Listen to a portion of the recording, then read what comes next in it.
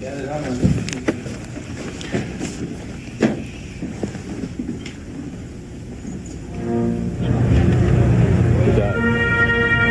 capital of the United States of America, Washington, D.C., on this very frosty but historic Monday morning, January 20th. I'm not hearing anything. This is the morning when William Jefferson Clinton will be sworn in for a second term of office, only the first Democrat in 60 years to win re-election. You're looking at the Hampton University Choir. This is one of the 5 choirs we'll hear from this morning, Bernie. Choirs and bands and spectators and well-wishers, members of the 105th Congress, the justices of the Supreme Court, all here. And right now, the Hampton University Choir is center stage.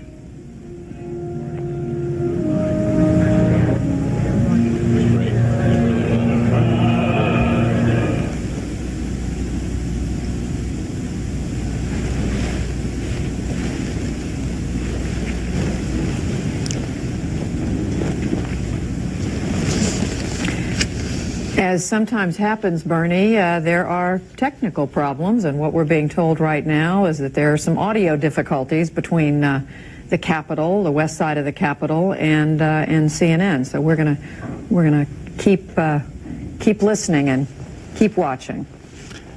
As we look at the western side of the Capitol and then west down the Mall, ceremony and substance on this Inauguration Day. The president turns the page from the past 4 to the next 4 years. As the president renews his oath of office, he sets out his goals for the years ahead.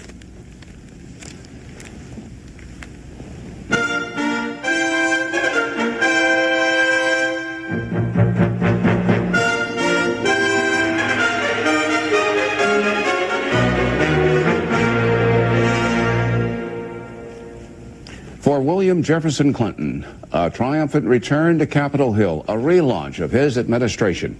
Welcome to our inauguration coverage. I'm Bernard Shaw in Washington. And I'm Judy Woodruff. The man who promised change 4 years ago will see changes among the people around him, in the crowd now gathered, as we said, on the west front of the Capitol.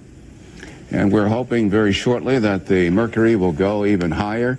It's freezing now still in Washington as we look at the west side of the Capitol, but we're told that it might even get to 40, maybe 41. A modest heat wave here. That's right, Bernie. We've had a very cold weekend. It's been down in the teens and the 20s, and all those tourists who came from all over the United States have been bundling up. We've seen pictures of them with their ski masks and thick gloves on. And you know things are getting close because that was the North Portico, the presidential limousines waiting to take the dignitaries up to the Hill. And right there on the west side of this beautiful Capitol building is our man, Charles Bierbauer. Bernie, good morning. The president due here, of course, shortly, and the program already beginning as the crowd fills in. But, Bernie, you know the president has been out once already this morning, as what has become a tradition with inaugurals is to have a national prayer service. He went to the Metropolitan AME, African Methodist Episcopal Church here in Washington, to take part in, to listen to that service, a fairly lengthy and at times exceedingly exuberant and joyful service, but also one with a very somber message. This is also Martin Luther King Day, a holiday being celebrated across the nation in addition to it being Inauguration Day. And it was the Reverend Jesse Jackson, who had been a disciple of Martin Luther King Jr., who spoke at the church service this morning with a moral lesson about character. So let us see the conjunction of the inaugural and Dr. King's birth date as a call to conscience or call to character.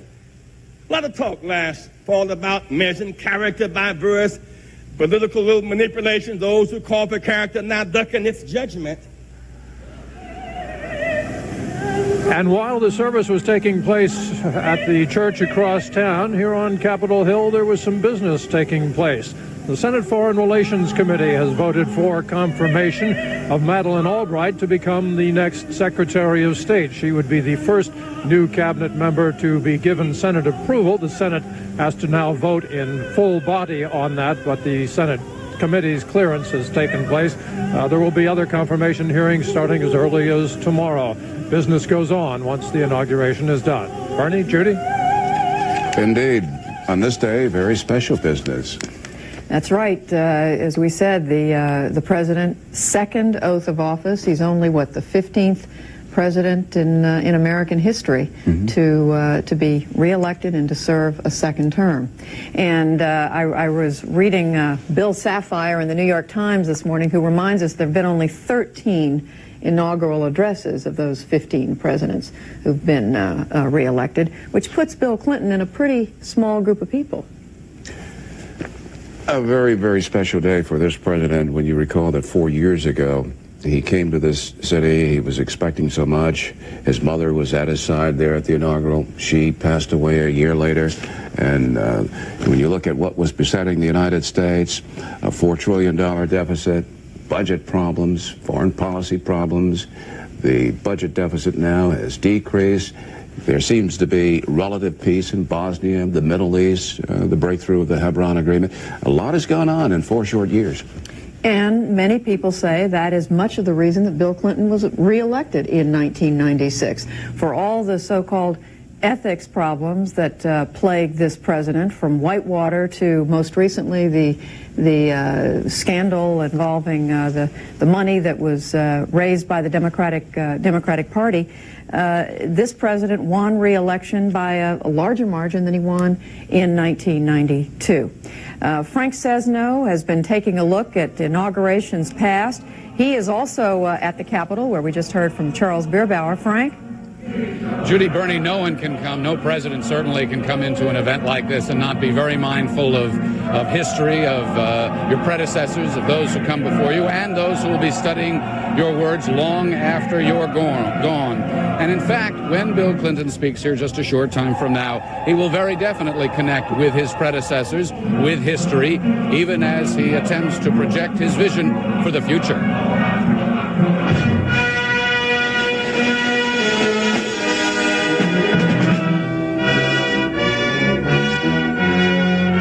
If Bill Clinton looks over his shoulder as he takes the oath of office, he may sense the ghost of presidents past, from George Washington and Thomas Jefferson to Harry Truman and JFK. These inaugural ceremonies and speeches mark America's place in time. Ronald Reagan's lavish inaugural ushered in the booming 80s. Long before Bill Clinton, he proclaimed the era of big government over. Government is not the solution to our problem. Government is the problem. Some inaugurals are especially vivid reminders of where and what we were. In the early 60s, young, idealistic, locked in epic Cold War struggle. Ask not what your country can do for you. Ask what you can do for your country. In the Depression, in need of reassurance, more than 13 million Americans out of work, factories idle. The only thing we have to fear is fear itself. 12 years later, the world was at war. FDR, less than 4 months from death. This inaugural, held at the White House, was somber, and reassurance had turned to admonition. We have learned that we cannot live alone, Roosevelt said. We must live as men, not as ostriches. In the final days of another terrible war, a great civil war that would claim 500,000 American lives, Abraham Lincoln gave what many consider to be the greatest inaugural speech ever. Here, in his own handwriting, an eloquent plea. With malice toward none, with charity for all, let us strive to finish the work we are in, to bind up the nation's wounds. With malice toward none, indicates not only a greatness of character, but also expressed his hopes for a time of reconciliation. Not all inaugurals were somber. Popular hero Andrew Jackson invited the common folk back to the White House. So many came that Jackson had to climb out a window. The partying lasted for weeks. Teddy Roosevelt sought diversity. Cowboys, coal miners, soldiers, and Native Americans were among those who heard him from the bully pulpit. Passed as prologue. President Clinton has a great sense of his predecessors and a desire to have an important place in history.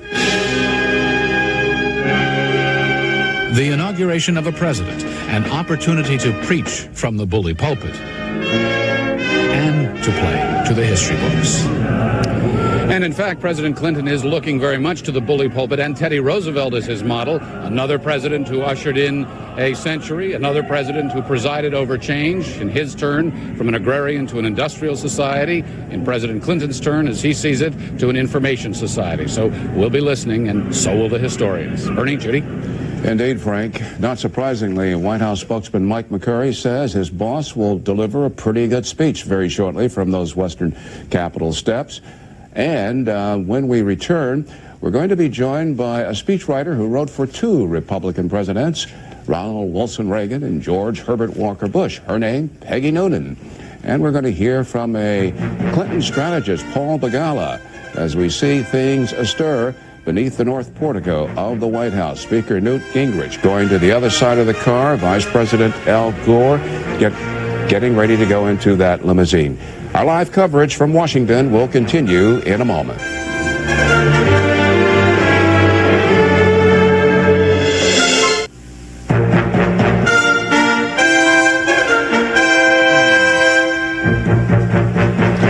A motorcade swinging around the Treasury Department here in Washington. In a moment, it'll make a left turn and head up to Capitol Hill. In that motorcade, among the many important personages on this historic day in the United States, the President of the United States, William Jefferson Clinton, going for a second term constitutionally to and out due to the 22nd Amendment. Also in that motorcade, Vice President and Mrs. Gore. We are told that this president will deliver a very good speech. A quote from Mike McCurry, the spokesman for the White House. Joining us now, Peggy Noonan. She wrote speeches for Presidents Reagan and Bush, and Paul Begala, a Democratic strategist and an intimate of President Clinton. Paul, this president is known as a tinkerer. He will work on a speech up until the last moment. We know that he ad-libbed part of a speech once before a joint session of Congress in the State of the Union address. What are you expecting from the president on these West steps today? Well, I think he's going to look to both to history of the country and to the future. That is, looking back at the other great times of change, particularly when centuries have changed, when Jefferson led us into the 19th century and Teddy Roosevelt led us into the 20th. I think it will be, as it was his first, briefer than folks might have come to expect from this president. I think it'll be quite lifting and focused on the history. Peggy Noonan, how do you get a president not to get overcome by history? William Harrison, 10,000 words, he catches pneumonia, but et cetera, et cetera. But how do you get a president to be concise? They know they can only speak for so long. Even President Clinton, who's probably still tinkering and probably still adding things, is probably also cutting. These fellows know, particularly in a second inaugural, you are speaking to history. And you have a little window of about 20 minutes or a half an hour to do it, and you don't go over, and you sort of slide it in pretty direct. Well, they've already been talking about, of course, on background. They don't want to be quoted at the White House, but they're saying things like, we've heard the president talk about a bridge to the 21st century. Now he's going to talk in so many words about what's at the other end of that bridge. What is it that he expects, what the American people should expect of themselves and of their country as we go into the next century? Paul Begala, is that a theme that was successful for Bill Clinton during the last year? It has been, Judy. He's talked very much about how we need to prepare to move into this new century and the things that each of us can do and must do. Those things that government can help us with and the things we have to do for ourselves. It's classic Clinton, and I think that that's certainly what we can fairly expect this morning. But Peggy, there was much, to put it politely, there was light made of this bridge. I mean, there were jokes made about it by the Republicans. Sure. Was it overdone? Was it overused by the president? Oh, gosh, you know, as a metaphor, I suppose it was okay. The not wonderful part of A Bridge to the 21st Century was that it's rather banal as a metaphor. But the real good part is that everybody understands it. Even the dullest person in America sort of has a sense of what he's talking about. So it's not so bad, and he's already on that horse, and he ought to keep riding it, I think. That's a pure rhetorical decision, but Well, right now, the president is riding in his limousine, as is the vice president. Their entourages making their way up to this Capitol. Paul Begala, can you overuse a metaphor in your inauguration speech when the American people know it's your day? I certainly think things can be overused. A lot of pundits thought that the bridge was overused, but it was a pretty sturdy bridge in terms of communicating in the ways that the American people can understand. I think an inaugural address is time for a little more loft, a little more lift, and I think the president will probably be somewhat more elegant and a little less mechanical today. Well, if you let's put ourselves in President Clinton's shoes. Here you are. It's your second inauguration. You're looking out over this beautiful expanse. You're looking all the way west. You see the Lincoln Memorial. You see the Washington Monument. And you have all of these thousands of people at your feet, literally. Yeah. You know you're being seen and heard around the world. And this is a beautiful view. How can you not get caught up in what you're saying? Well, look, you have a lot on your mind. One of the things you're worried about is the teleprompter working. You know, apart from the moving, you know, it's very moving and lovely to be surrounded by all the symbols of American history. But you also got TV directors in the corner saying, all right, cut it out, he's on. You know what I mean? You're overhearing things. Yeah. So it's a very odd mixture of the symbols of the oldest, deepest, most rooted parts of our democracy surrounded by the most nerve-jangling technology that you can possibly have. So it's an odd experience for a president. We were told that the president not only read speeches of his predecessors, surely he didn't read all of them, but he read the ones that he thought would be most inspirational to him, but he also read books about presidential speeches. We're told he read books of poetry. Yeah. We are going to hear from a poet today, Miller Williams, who's from Arkansas, is going to speak and deliver an original poem that the president asked him to deliver.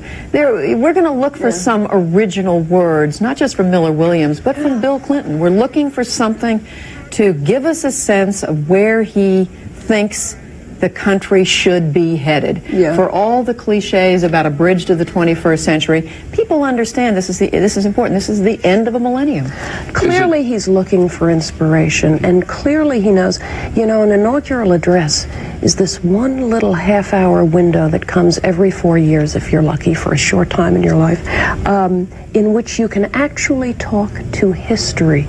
You're really talking to the history books. It's not small, it's big, and it's supposed to be high-minded, so I'm sure he's looking for all sorts of inspiration there. Peggy and Paul, is it a mistake to try to come up with that one phrase that you hope will be burnished into the minds of historians for time immemorial? Yeah. Is it a mistake, or should you write and think from the heart and the mind and just try to communicate? Yes, if you actually have something to say and you say to yourself, I'm going to sit down and say this, as you say it, if you've got the heat going and if indeed you are inspired, you'll do just fine, and something will come out of that process that is memorable. But if you strain for the wonderful line, the memorable soundbite or whatever, you will wind up like Clinton in 1992 saying things like, let us force the spring. And he made a lot of attempts at poetry that in fact were false poetry. I think this time may be a little bit different because this time he's more confident. Paul Begala, does this president feel competition with his predecessors, competition to rise to the heights of a John Kennedy in 1961? Paul Begala, we're told, is not at the other end of this listening device right now. We'll come back to him in a minute. Peggy, what about that? Do you think he feels competition with his predecessors? Oh, all these guys are competitive. You know, you never run for president. You don't go into politics unless you're a fairly competitive fellow. So sure, part of the reason he's reading the previous inaugural addresses is he's sitting back with an unlit cigar upstairs in the White House and he's saying, I'm better than Coolidge. You know?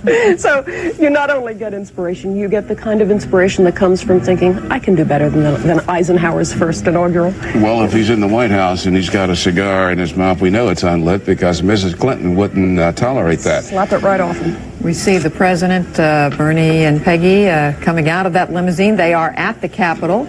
Yep. We might point out they're running late. They were supposed to leave the White House at 10:45 Eastern Time. They didn't leave until almost 10 after 11.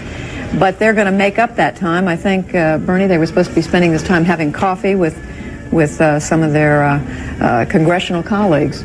As the Presidential Escort Committee accompanies the president into the halls of Congress, CNN will be right back with more of Inauguration Day 19 97.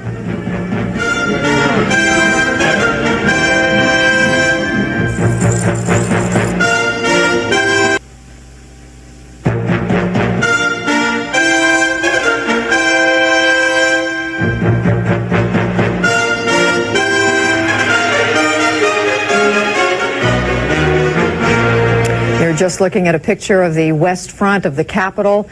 In 8 minutes, the ceremony gets underway at the Capitol with the official ceremony, which in 30 minutes after that leads to the swearing in. It has to take place at 12 o'clock on the dot or else. But by tradition and by history, that is when it happens.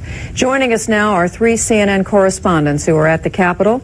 Wolf Blitzer, our senior White House correspondent, is on the podium, that area where the president will be shortly. CNN's Frank Sesno and CNN's Candy Crowley are there also on the west front of the Capitol. Wolf, we were just talking a moment ago with Peggy Noonan about how much competition this president feels with his predecessors. We heard the White House tell us the other day that this is going to be sort of a mission statement for America. What do they mean by that? Well, what they mean is that the president hopes to lay out his vision for the future in his speech today, albeit very briefly. In his State of the Union address in early February, he's hoping to then get into the specifics, what they call the so-called roadmap into the future. So we're not going to hear any great surprises today about new legislative initiatives, new legislative priorities, any specific new policies. What the president will try to do is get the American people excited. He was asked the other day, what do you hope to achieve? How do you hope the American people will feel after this speech? And he said, I hope the American people will be excited about the future and eager to build it. So those kinds of lofty tones can be expected in the president's remarks. CNN's Candy Crowley normally covers the United States Senate. Candy, does a speech, an inaugural speech, matter really to members of Congress?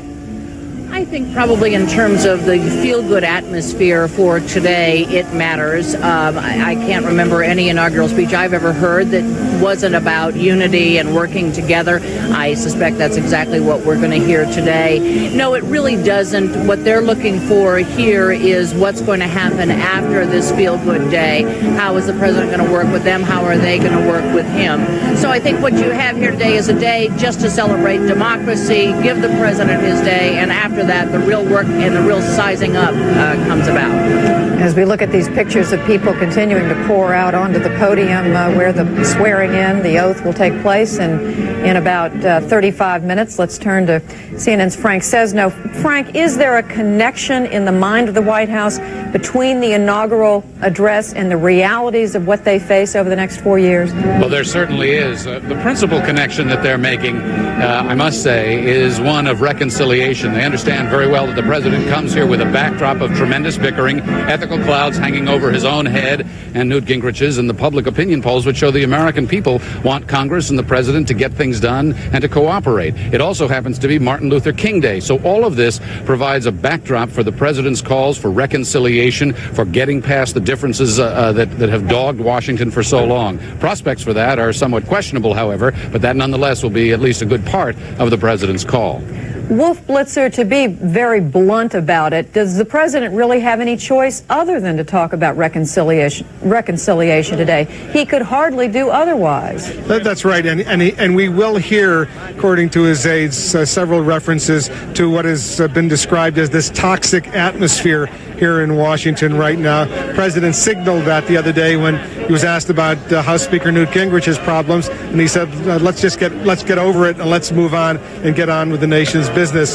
So the president will speak about that political reconciliation, compromise, working together with the Republicans to follow through on some of the initiatives of the first administration. His first priority, and I think we will hear this stressed today in his inaugural address, will be to balance the budget, and it will be followed up tomorrow, we're told, with a specific new initiative in the sense of reinforcing that priority. The president will make a major pitch tomorrow for how important it is to balance the budget. The Republicans will then follow up with a call for a balanced budget amendment to the Constitution, which the president says he will oppose. So there will still be some bickering despite all of the talk of reconciliation and bipartisanship today. All right, CNN's Wolf Blitzer, Candy Crowley, and Frank Sesno will be coming back to all three of you throughout this day. Bernie? Thanks, Judy. A familiar face in CNN's political coverage. Farai Shadea joins us. Farai, the president will be taking the oath of office for the second and last term, because of the constitutional mandate, in an atmosphere in which there's a feel-good electorate. Here's a man who's riding very high in the polls. He won not a majority, but a plurality. Does he have much to work with, given that both houses of the 105th Congress are controlled by the opposition? Well, you've got control of Congress by the Republicans, but at the same time, especially given the ethics violation by House Speaker Newt Gingrich, you have a somewhat wounded leadership on the Republican side.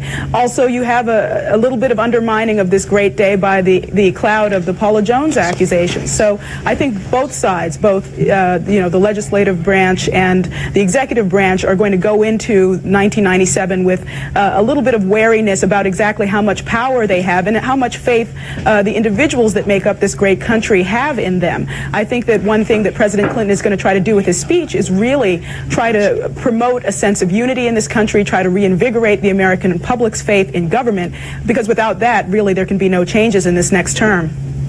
Bill Schneider, how does it look for President Clinton, second term, given what we know is a raid up there in the Hill? It looks like he's going to have a tough time establishing his own legacy. I mean, he may want to extend the Democratic agenda, which is what he tried to do in his first term, but there really aren't any resources. He tried that with health care reform, and it didn't work. He may try to protect and preserve the Democratic Party's legacy, Medicare and Social Security, but that's going to involve some very tough choices, and in any case, that's someone else's legacy. Medicare was Lyndon Johnson's program, and Social Security was Franklin Roosevelt's. He could try to keep the Democratic Party competitive. He's talked about that, but that would mean balancing the budget, welfare reform. You don't become a hero to the Democratic Party for doing things like that. When they talk about their biggest ambition being balancing the budget, I can't imagine anyone tearing your cufflinks off because you were the president who balanced the budget. Maybe he'll turn to foreign policy, to international affairs, but even that's harder because the Cold War is over, and it's harder to rally a skeptical Congress and an indifferent public to great international causes. At what point in a president's second term, 4 years, at what point does what he's trying to do become eroded by his being a lame duck president? That usually happens in the midterm of the second term. That's when the president has an enormous setback historically. We call it the 6-year itch in political analysis. He loses lots of seats. The president's party loses lots of seats in Congress. Remember, Ronald Reagan, in the middle of his second term, lost control of the United States Senate. And after that, he really can't get much done. But, you know, there's something interesting about Bill Clinton. The 6-year itch happened to him already. It happened after 2 years. He had that huge setback. The Democrats lost both houses of Congress. And a lot of analysis suggests he's not likely to have nearly as big a setback in 1998 as he had in 1994. And it happened early for him, and he learned how to live with a Republican Congress, how to compromise. To CNN viewers around the world, welcome to our live coverage from the United States Capitol, Washington, D.C. We're only moments away from President William Jefferson Clinton taking the oath of office for the second term. Joining us along with Bill Schneider, Peggy Noonan, and others, Farai Shadea in New York. Are young people more expectant this time around than the first time? Well, you have a couple of interesting mixed signals. Throughout the campaign, all of the indicators were that young Americans didn't really care what was going on. You had a situation, for example, where only 15% of adults under 30 were paying close attention to the campaign. But conversely, this generation voted in William Jefferson Clinton overwhelmingly. They gave him a huge margin of victory in their age category, an even bigger margin of victory than they did in 1992. I think that the underlying issue, not just for young Americans, but for all Americans, is one of idealism. How much idealism do you have about the process of government, given the campaign finance improprieties, given the ethical violations? I think that this generation needs to be reassured by Clinton that there is honor in government. 16-year-old Chelsea Clinton being escorted by a military escort. Tipper Gore coming down the corridors. The president, the vice president standing right behind Mr. Clinton. Trent Lott, the Senate Majority Leader, Republican from Mississippi to the right. Judy, Al Gore's in the shadows today, but everybody knows this man will be coming on very strongly as the weeks unwind and the months unwind in this second administration. They're coming on strongly, and Bernie, you see him inching ever closer in the photographs and in the television coverage. I think virtually every time we see the president now, you see Vice President Gore close by his side. And it is very clear that this is a vice president who is positioning himself to run for president himself in 4 years. President Clinton was quoted, has been quoted on numerous times as saying he's going to do everything he can to see Vice President Gore elected in 4 years. And Dick Morris, the disgraced former White House aide, at one point in the book he's written that just came out, said, this president said at one point, I'm going to work ceaselessly to see Al Gore succeed me. And I think enjoying his creativity in Leslie is fashion designer Oscar de la Renta, Mrs. Clinton, wearing his creations today, as she will be tonight.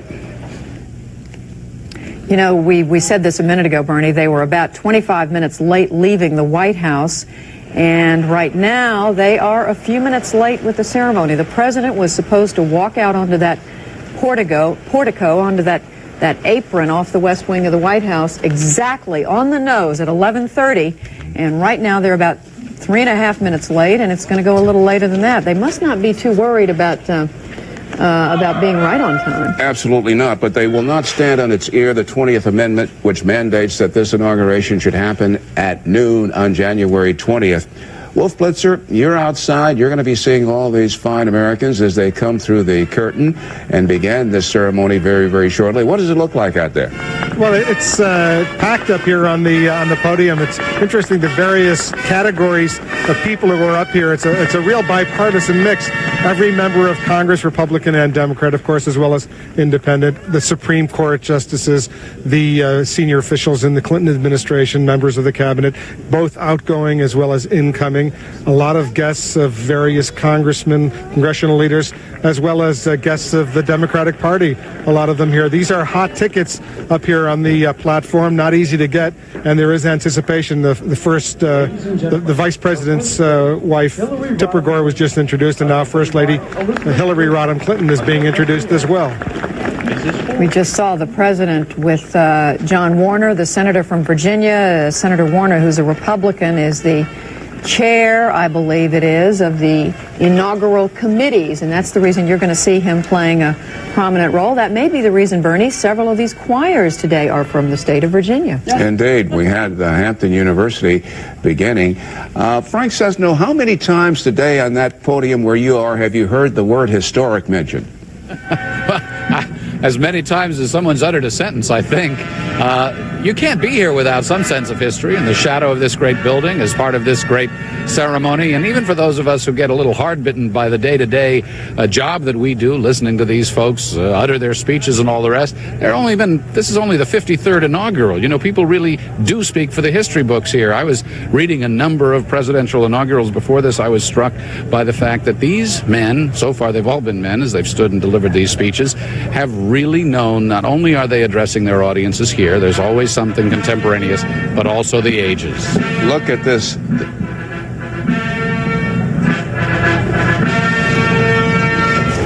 Ladies and gentlemen, the Vice President of the United States, the Honorable Albert Gore Jr., accompanied by John Chambers, Loretta Sims, Jim Berry, Senator Locke, Representative Gephardt, and Representative Army.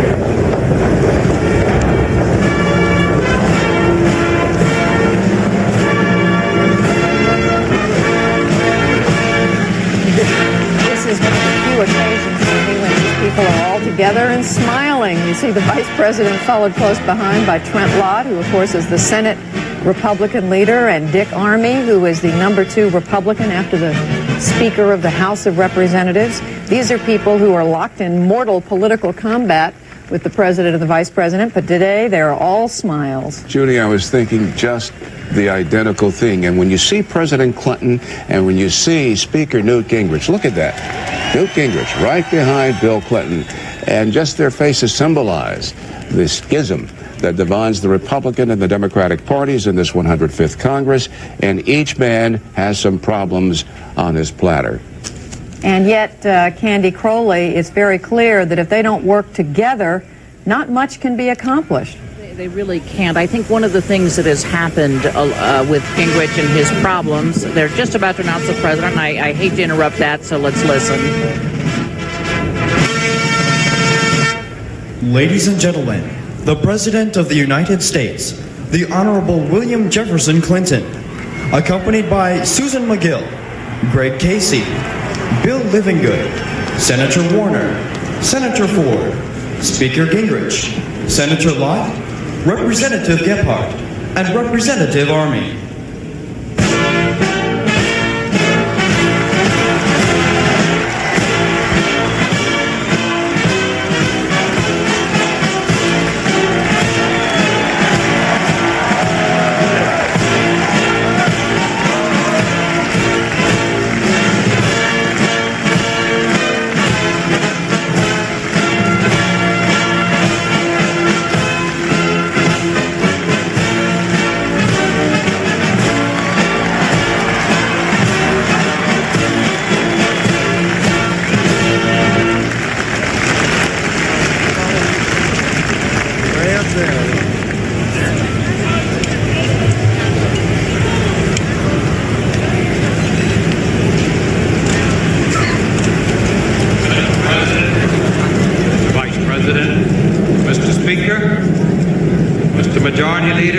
Chief Justice, members of the United States Congress, their family, and guests, all 250,000 who have joined here today on the grounds of their capital. Welcome to the 53rd inauguration of the President and the Vice President of the United States of America.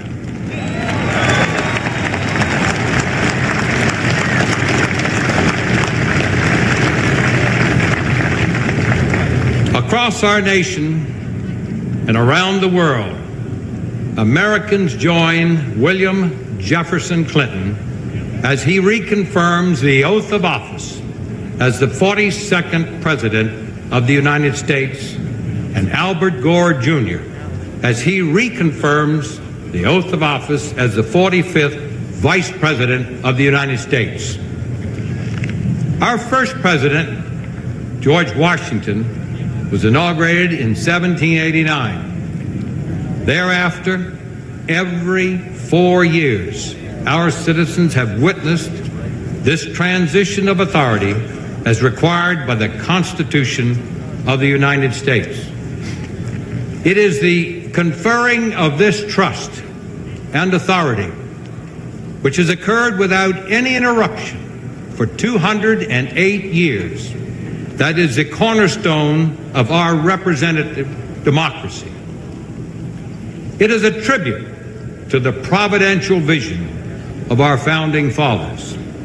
It is a tribute to the strength of the character of the American people and the endurance of their institutions. It is a tribute to successive generations of Americans who have guarded our most valuable heritage, our freedom. And Mr. President, may I say, on behalf of the millions and millions of Americans, we express to you our gratitude for this past week have invited to the White House a true man who fought for freedom, and you presented him with the Presidential Medal of Freedom, Senator Dole. Thank you.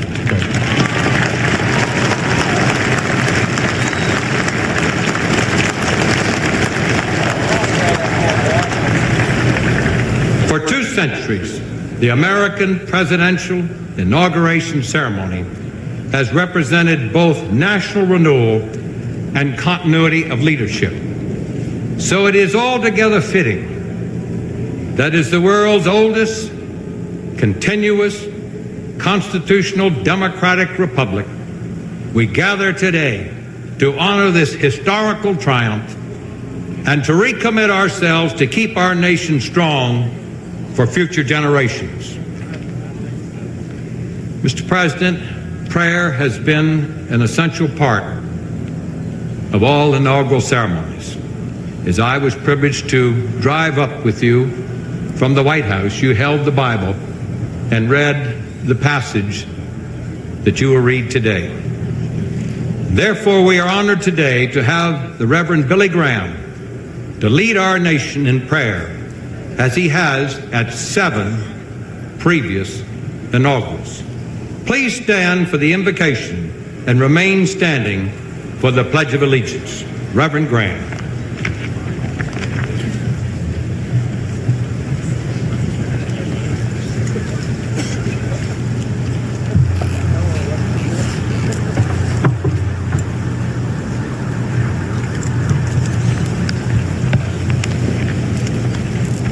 President Clinton, Mrs. Clinton, Vice President Gore, Mrs. Gore,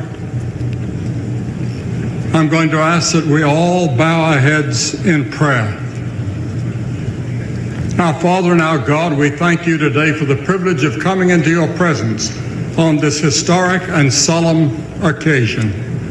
We thank you for your gracious hand, which has preserved us as a nation. We praise you for the peaceful continuity of government that this inauguration represents. We recall that the Bible says, except the Lord build a house, they labor in vain that build it. You also said that to whom much has been given, much shall be required. We look gratefully to the past and thank you that from the very foundations of America, you granted our forefathers courage and wisdom as they trusted in you. So we ask today that you would inspire us by their example. Where there's been failure, forgive us. Where there's been progress, confirm. Where there's been success, give us humility and teach us to follow your instructions more closely as we enter the next century. Give to all those to whom you have entrusted leadership today a desire to seek your will and to do it. So today, we ask your blessing on President Clinton and his wife Hillary and their daughter Chelsea, and upon Vice President Gore and his wife Tipper and their children. Give to all our leaders the vision of what you desire America to become, and the wisdom to accomplish it and the strength to cross the bridges into the 21st century. We pray also for the members of the House and the Senate, for the Supreme Court, and for all who bear responsibility of leadership in this nation, which is blessed with such ethnic diversity. We've not solved all the social problems of our time, such as drugs and racism. Technology and social engineering have not solved the basic problems of human greed, pride, intolerance, and selfishness. We need your insight. We need your compassion. We need your strength. As both President Clinton and Senator Dole urged us in the recent presidential campaign, may this be a time of coming together to help us deal with the problems we face.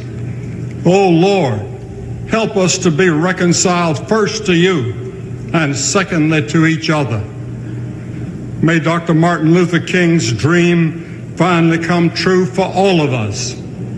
Help us to learn our courtesy to our fellow countrymen that comes from the one who taught us that whatever you want me to do to you, do also to them. Remind us today that you have shown us what is good and what you require of us, to do justly, to love mercy, and to walk humbly with our God.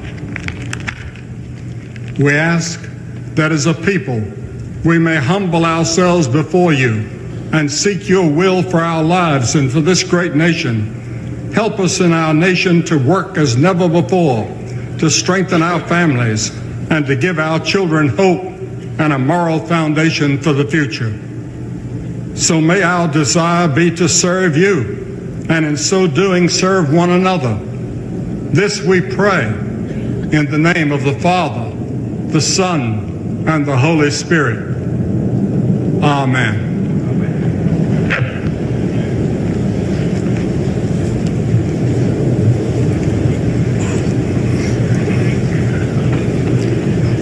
you, Reverend Graham. The Pledge of Allegiance will be led by Eagle Scout David Morales, Boy Scout Troop 152, Vienna, Virginia.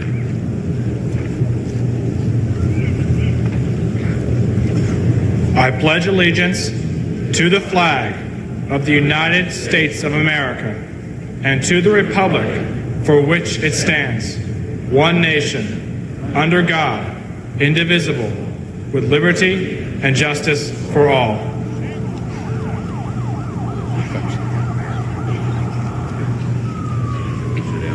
Ladies and gentlemen, it is now my privilege to present the children of the Gospel Mass Choir under the auspices of the Washington Performing Arts Society. More than 100 voices from the Washington metropolitan area make up this unique choir. Accompanied by the United States Marine Band, the choir will perform an original composition by its director, Mr. Ricky Payton, entitled, "Let's Build a Bridge Across America."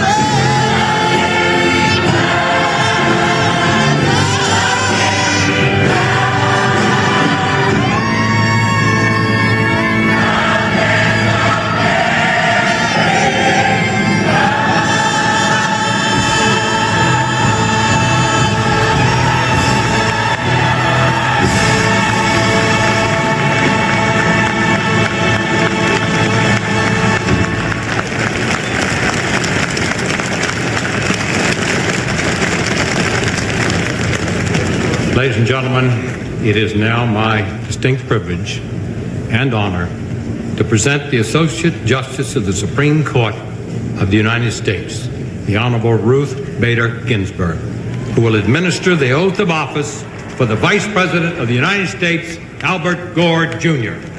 Madam Judge.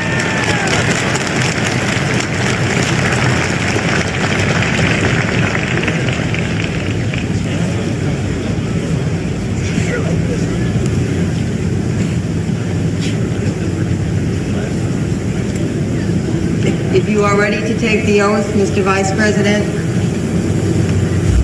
please repeat after me. I, Albert Gore, Jr., do solemnly swear. I, Albert Gore, Jr., do solemnly swear That I will support and defend the Constitution of the United States. that I will support and defend the Constitution of the United States Against all enemies, foreign and domestic.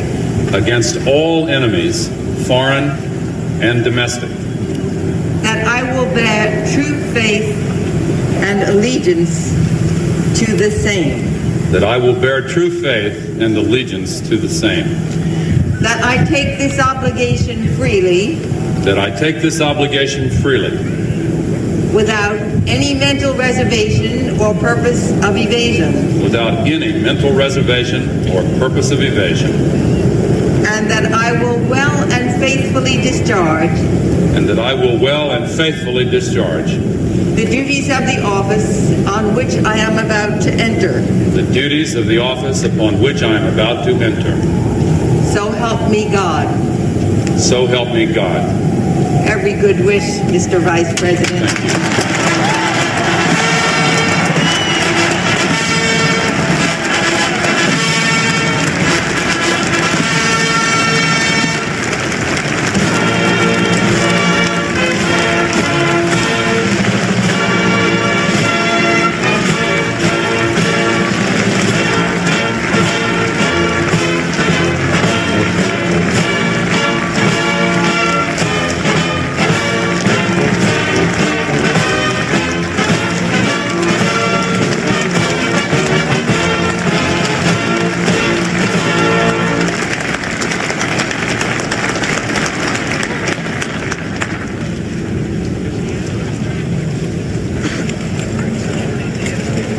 Ladies and gentlemen, participating in today's program is a person with talent described by music critics as a catalog of all that is virtuous in singing.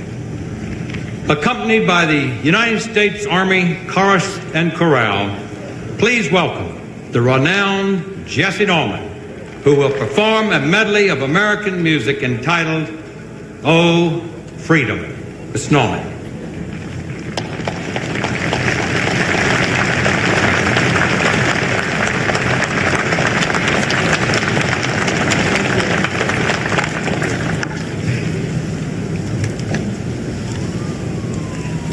Freedom!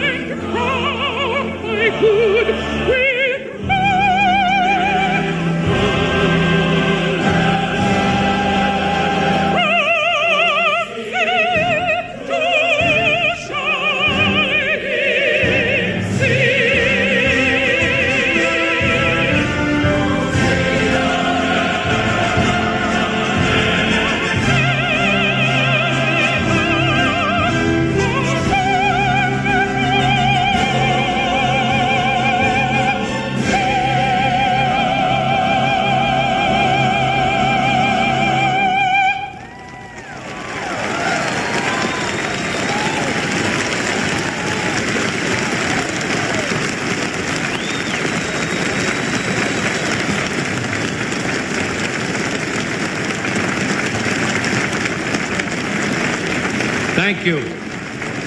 Thank you very much.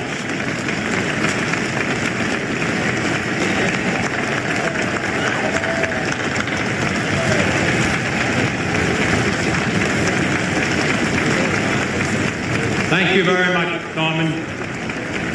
Ladies and gentlemen, as chairman of the Joint Inaugural Committee, it is now my privilege to introduce my co-chairman, Senator Wendell Ford of Kentucky, who will introduce the Chief Justice of the United States.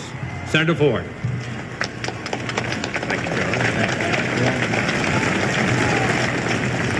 Thank you, my friend John Warner, President Clinton, Mrs. Clinton, Vice President Gore, Mrs. Gore, and my fellow Americans and my colleagues. Hillary Rodham Clinton, wife of the President-elect, will hold the Clinton family Bible. They are joined by their daughter, Chelsea. It is now my great privilege and high honor to present the Chief Justice of the United States Supreme Court, the Honorable William Hobbs Rehnquist, who will administer the oath of office to the President and the President-elect of the United States, William Jefferson Clinton.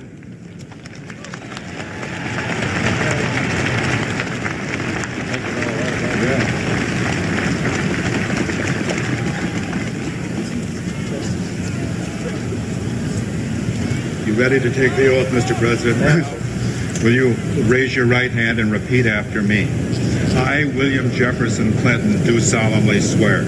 I, William Jefferson Clinton, do solemnly swear that I will faithfully execute the office of President of the United States. That I will faithfully execute the office of President of the United States. And will, to the best of my ability. And will, to the best of my ability. Preserve, protect, and defend the Constitution of the United States. Preserve, protect, and defend the Constitution of the United States. So help me God. So help me God. Good luck.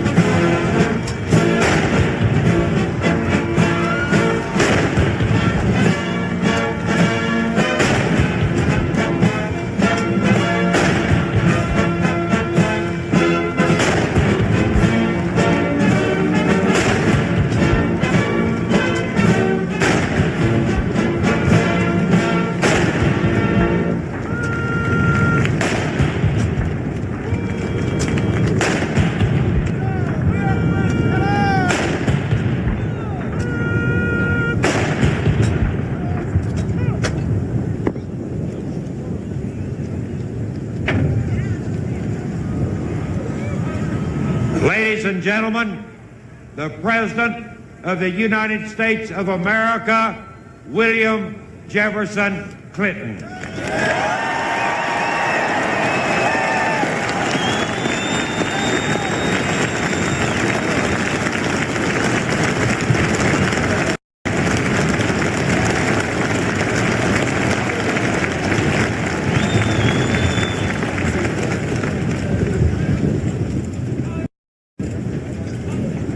My fellow citizens, at this last presidential inauguration of the 20th century, let us lift our eyes toward the challenges that await us in the next century.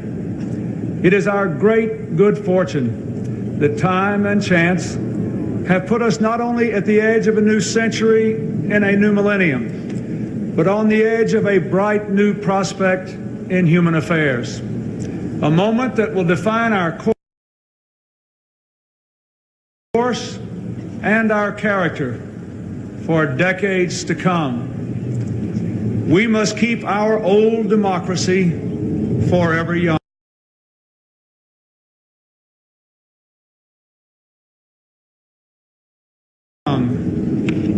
Guided by the ancient vision of a promised land, let us set our sights upon a land of new promise.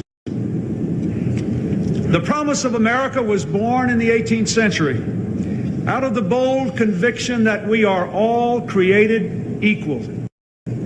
It was extended and preserved in the 19th century when our nation spread across the continent, saved the Union, and abolished the awful scourge of slavery. Then, in turmoil and triumph, that promise exploded onto the world stage to make this the American century. And what a century it has been. America became the world's mightiest industrial power, saved the world from tyranny in 2 world wars and a long Cold War, and time and again reached out across the globe to millions who, like us, long for the blessings of liberty. Along the way, Americans produced the great middle class and security in old age, built unrivaled centers of learning and open public schools to all.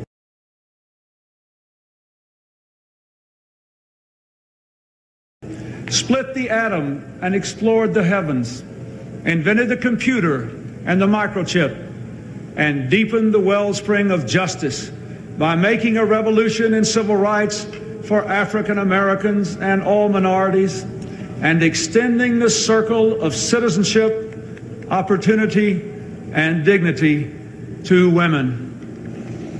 Now, for the third time, a new century is upon us, and another time to choose.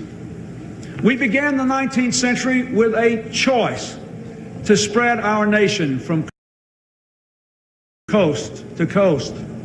We began the 20th century with a choice to harness the Industrial Revolution to our values of free enterprise, conservation, and human decency. Those choices made all the difference.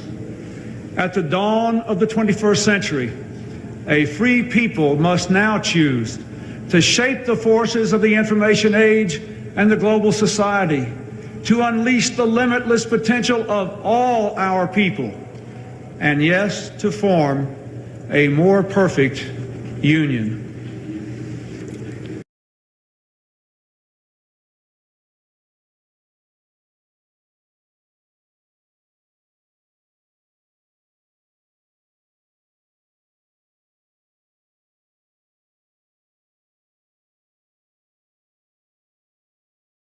When last we gathered, our march to this new future seemed less certain than it does today.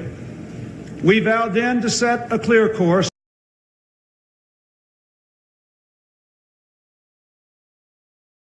to renew our nation. In these 4 years, we have been touched by tragedy, exhilarated by challenge, strengthened by achievement.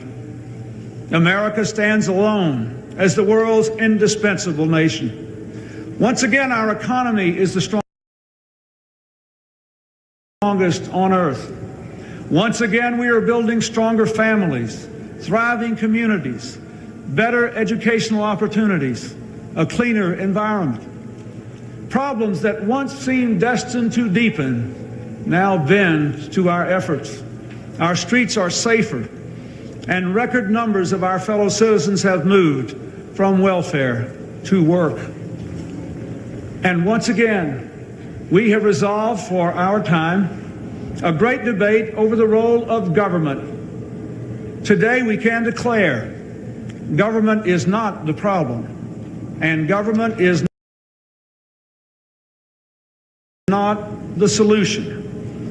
We, the American people, we are the solution.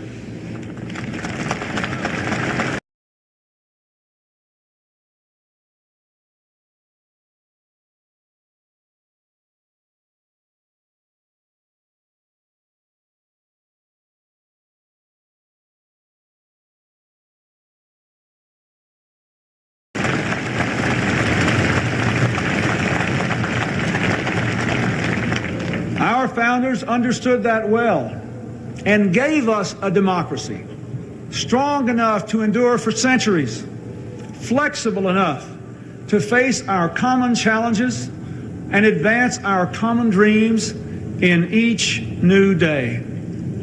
As times change, so government must change. We need a new government for a new century, humble enough not to try to solve all our problems for us, but strong enough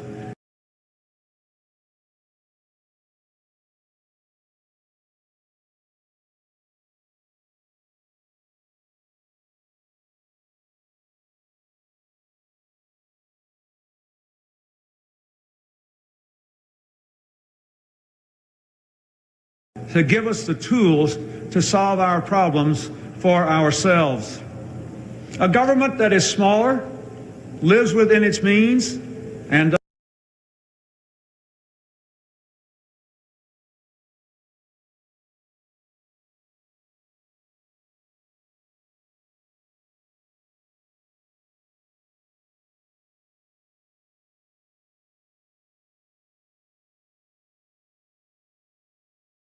does more with less. Yet where it can stand up for our values and interests around the world, and where it can give Americans the power to make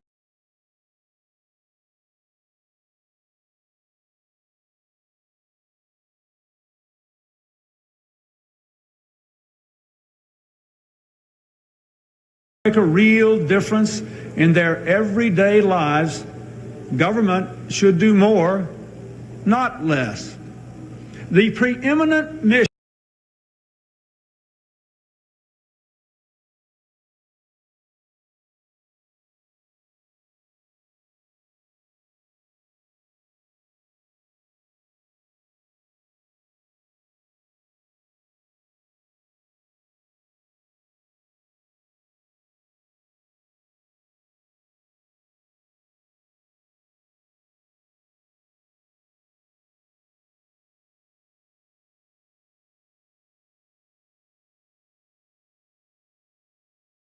of our new government is to give all Americans an opportunity, not a guarantee, but a real opportunity to build better lives.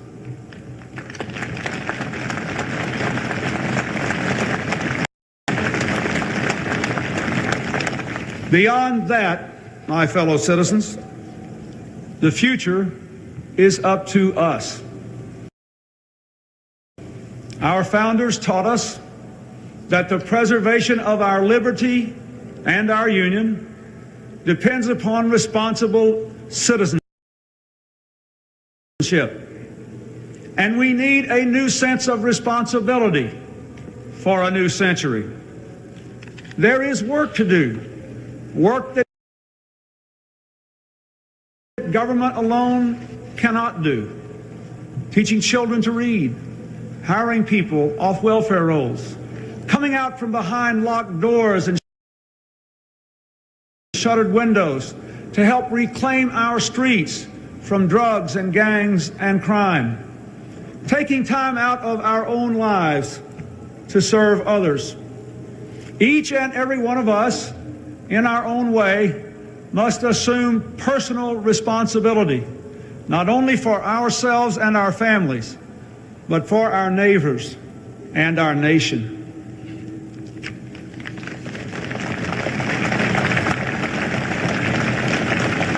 Our greatest responsibility is to embrace a new spirit of community for a new century.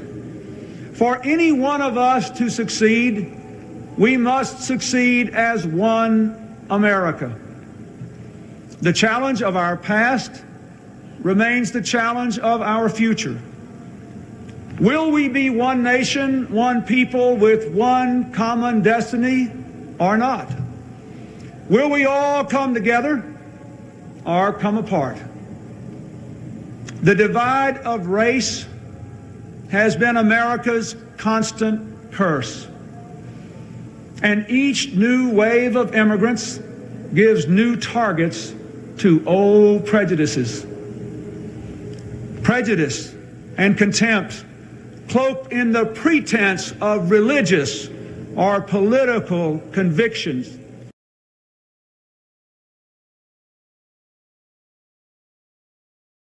are no different.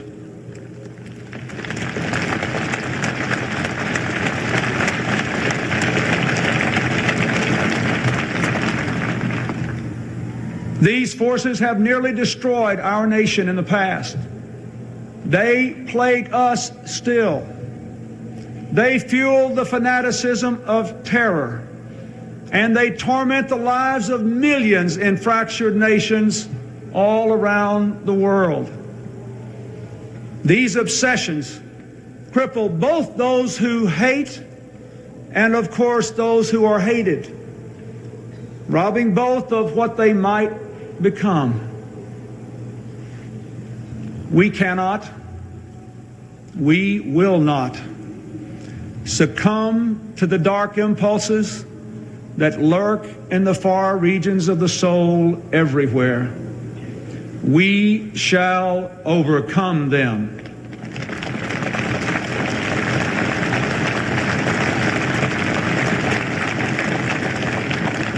And we shall replace them with the generous spirit of a people who feel at home with one another. Our rich texture of racial, religious, and political diversity will be a godsend in the 21st century. Great rewards will come to those who can live together, learn together, work together, forge new ties that bind together. As this new era approaches, we can already see its broad outlines. 10 years ago, the internet was the mystical province of physicists.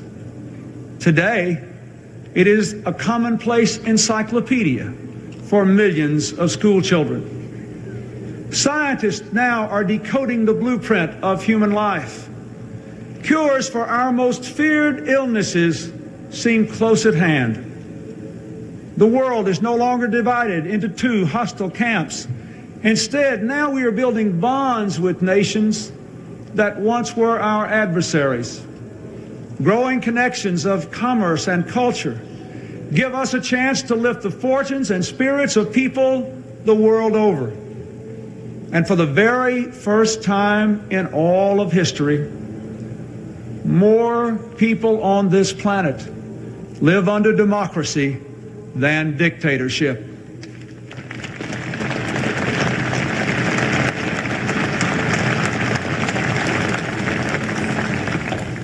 My fellow Americans, as we look back at this remarkable century, we may ask, can we hope not just to follow, but even to surpass the achievements of the 20th century in America, and to avoid the awful bloodshed that stained its legacy? To that question, every American here and every American in our land today must answer a resounding yes.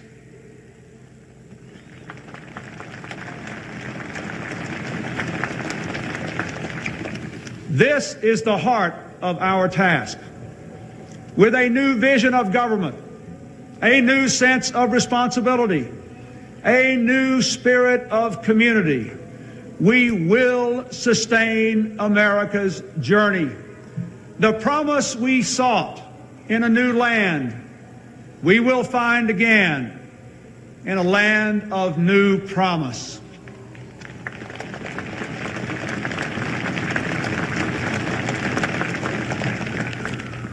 In this new land, education will be every citizen's most prized possession. Our schools will have the highest standards in the world, igniting the spark of possibility in the eyes of every girl and every boy. And the doors of higher education will be open to all. The knowledge and power of the information age will be within reach not just of the few, but of every classroom, every library, every child. Parents and children will have time not only to work, but to read and play together. And the plans they make at their kitchen table will be those of a better home, a better job, the certain chance to go to college.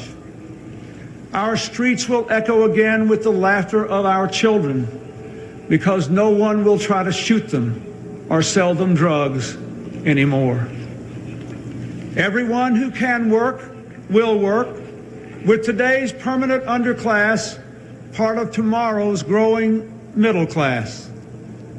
New miracles of medicine at last will reach not only those who can claim care now, but the children and hard-working families too long denied. We will stand mighty for peace and freedom and maintain a strong defense against terror and destruction. Our children will sleep free from the threat of nuclear, chemical, or biological weapons. Ports and airports, farms and factories will thrive with trade and innovation and ideas.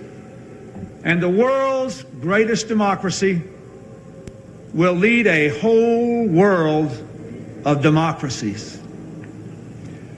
Our land of new promise will be a nation that meets its obligations, a nation that balances its budget but never loses the balance of its values, a nation where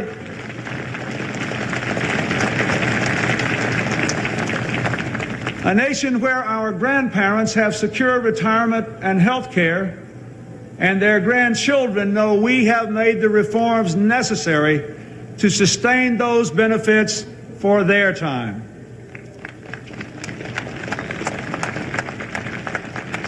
A nation that fortifies the world's most productive economy, even as it protects the great natural bounty of our water, air, and majestic land. And in this land of new promise, we will have reformed our politics so that the voice of the people will always speak louder than the din of narrow interests, regaining the participation and deserving the trust of all Americans.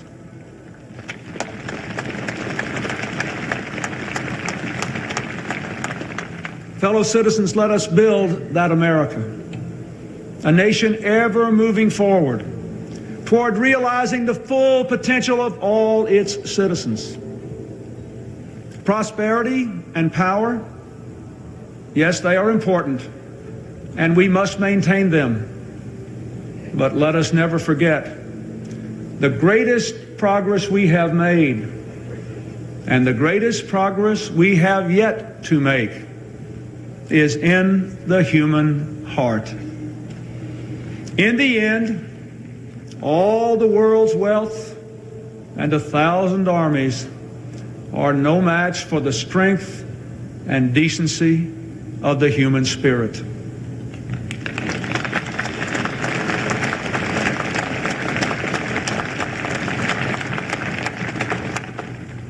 "34 years ago, the man whose life we celebrate today spoke to us down there at the other end of this mall in words that moved the conscience of a nation. Like a prophet of old, he told of his dream that one day America would rise up and treat all its citizens as equals before the law and in the heart. Martin Luther King's dream was the American dream. His quest is our quest, the ceaseless striving to live out our true creed.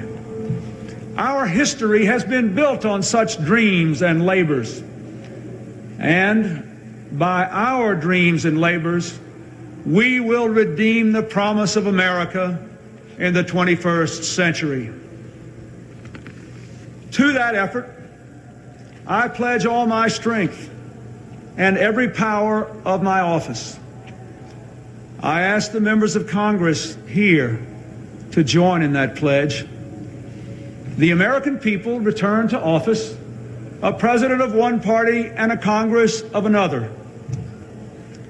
Surely they did not do this to advance the politics of petty bickering and extreme partisanship they plainly deplore.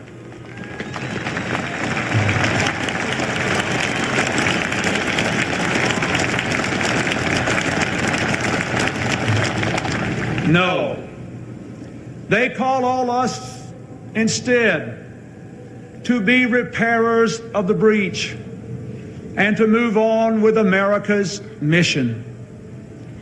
America demands and deserves big things from us, and nothing big ever came from being small.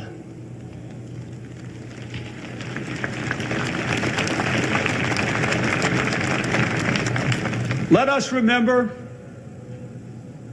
the timeless wisdom of Cardinal Bernardin when facing the end of his own life. He said, "It is wrong to waste the precious gift of time on acrimony and division." Fellow citizens, we must not waste the precious gift of this time. For all of us are on that same journey of our lives. And our journey, too, will come to an end. But the journey of our America must go on. And so, my fellow Americans, we must be strong, for there is much to dare. The demands of our time are great, and they are different. Let us meet them with faith and courage, with patience and a grateful, happy heart.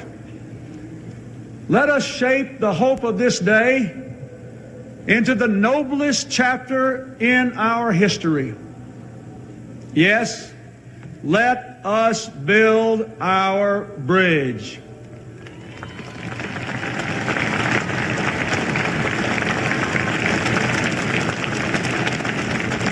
A bridge wide enough and strong enough for every American to cross over to a blessed land of new promise.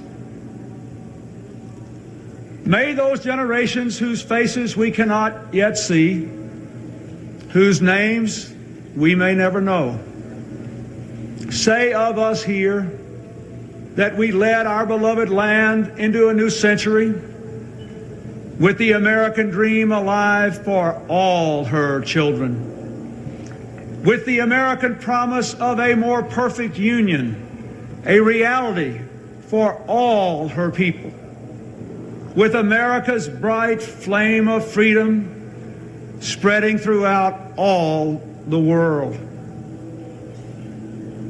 From the height of this place and the summit of this century, let us go forth. May God strengthen our hands for the good work ahead, and always, always bless our America.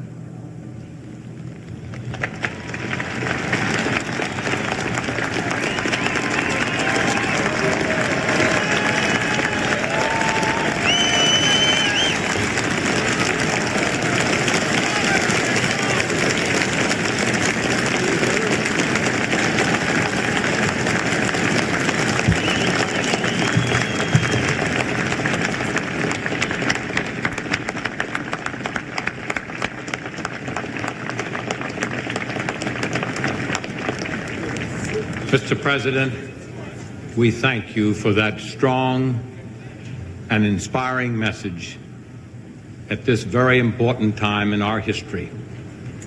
Now, ladies and gentlemen, it is my pleasure to introduce the Emmanuel Baptist Church Sanctuary Choir and Orchestra of Little Rock. The choir and orchestra, under the direction of Reverend Lynn Madden, will present the Battle Hymn of the Republic.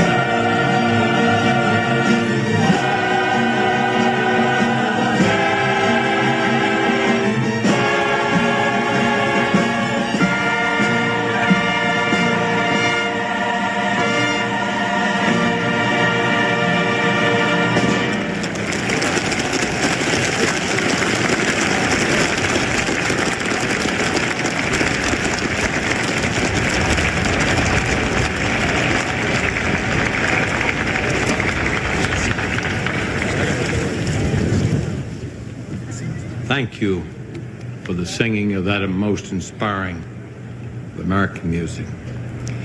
As he did for his first inauguration in 1993, President Clinton has asked a distinguished American scholar to compose a poem for this historic day. Please welcome writer, editor, poet, Mr. Milner Williams. Mr. Williams.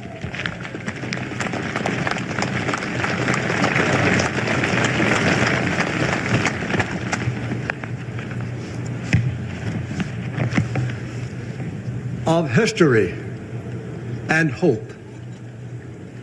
We have memorized America, how it was born and who we have been and where.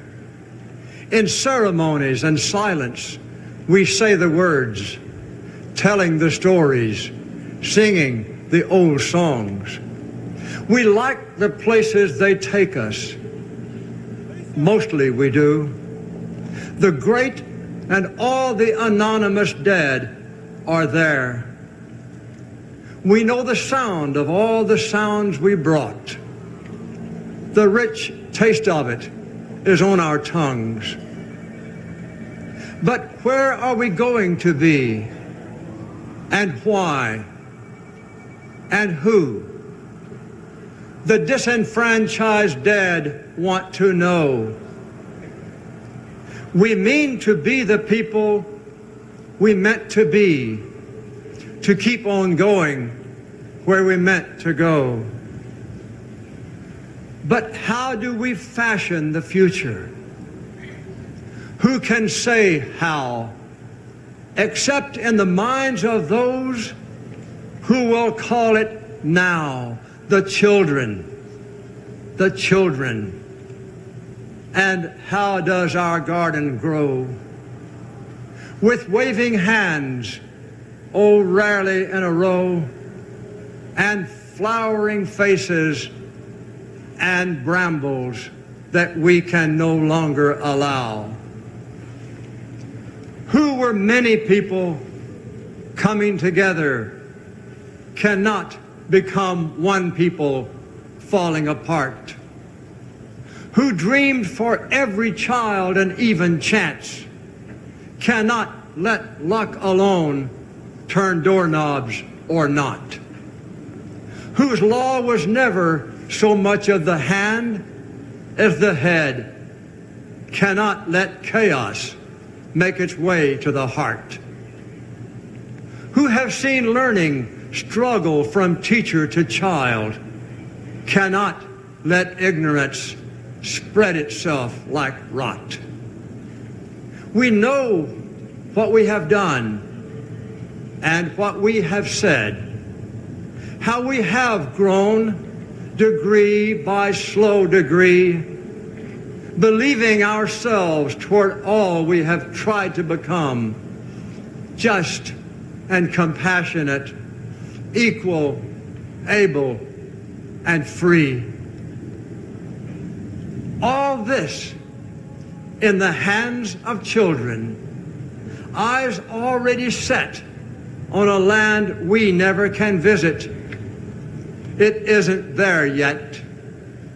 But looking through their eyes, we can see what our long gift to them may come to be. If we can truly remember, they will not forget. Thank you.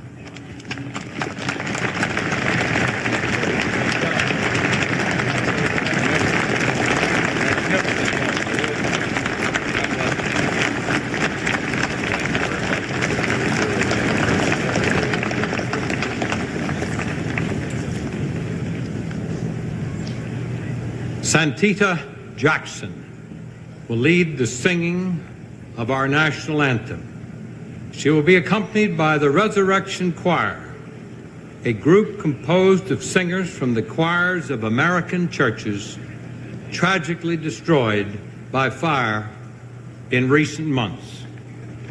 This choir's performance is a befitting commemoration of this day on which we honor also Reverend Martin Luther King, Jr.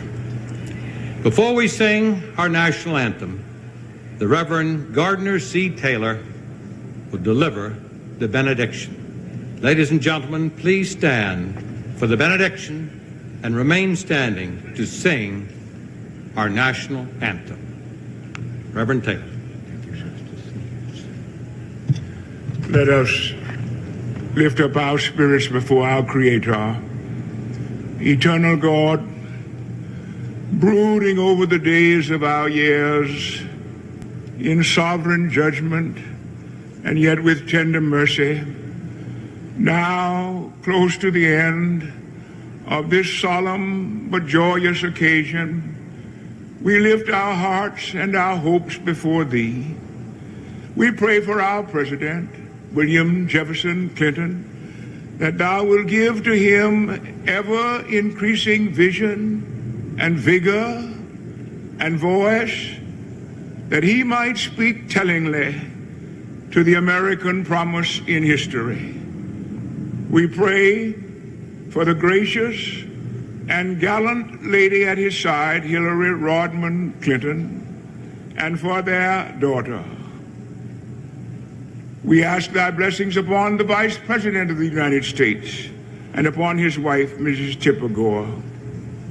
Grant, we pray, that he may ever be more a partisan of what is best in our American tradition. And now, our God, we hold before Thee this nation so richly endowed, so greatly blessed, and yet imperiled apparently often by the very richness of its diversity. Deliver us from pettiness of thought, from harshness of speech, and from violence of action. Make us worthy of our history, of patriots, sacrifice, and martyrs' blood, in the vanguard of which stand Lincoln and King, Thy servants Abraham and Martin. Give us ever a greater dedication and commitment to the great defining words of our democracy, liberty, justice, equality, opportunity. And now, let the words of our mouths, all of our mouths, and the meditations of our hearts, all of our hearts, be acceptable in Thy sight, O Lord, our strength and our Redeemer. And now unto the only wise God, our deliverer, be glory and majesty, dominion and power, both now and evermore. Amen.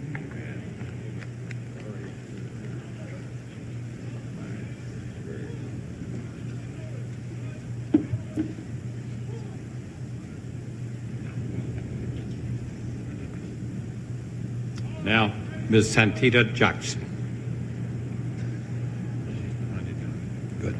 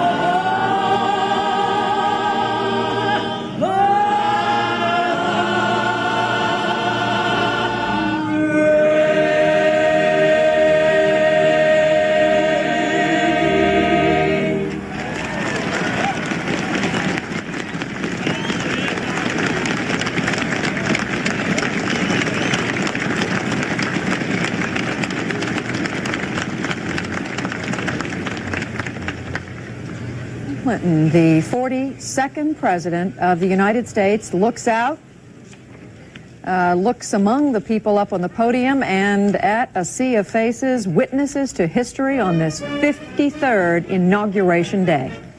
As the Marine Band sounds, President Clinton beginning his second term with a message of hope and a message of renewal for the United States of America.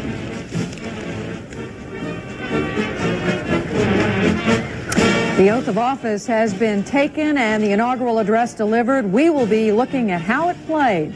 Welcome to our inauguration coverage. I'm Judy Woodruff in Washington. And I'm Bernard Shaw. President Clinton and his family are moving inside the Capitol building.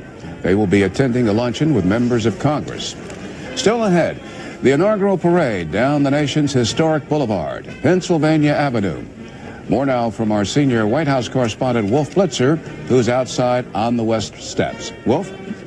Well, Bernie, the people here on the podium are about to get ready to leave. Everyone is very attentively listening, of course, to the president's remarks. The president made a pointed appeal to end what he described as the petty bickering, the politics of Washington. He appealed to the American people, and he appealed to everyone in Washington to get on with the real serious business of government. As expected, this theme of reconciliation and bipartisanship was hit hard by the president, as was his other theme, a theme that he enunciated over the past year or two, theme that worked well during his comeback since the '94 election, a theme necessarily, of course, that the era of big government is over, and he expanded on that theme today.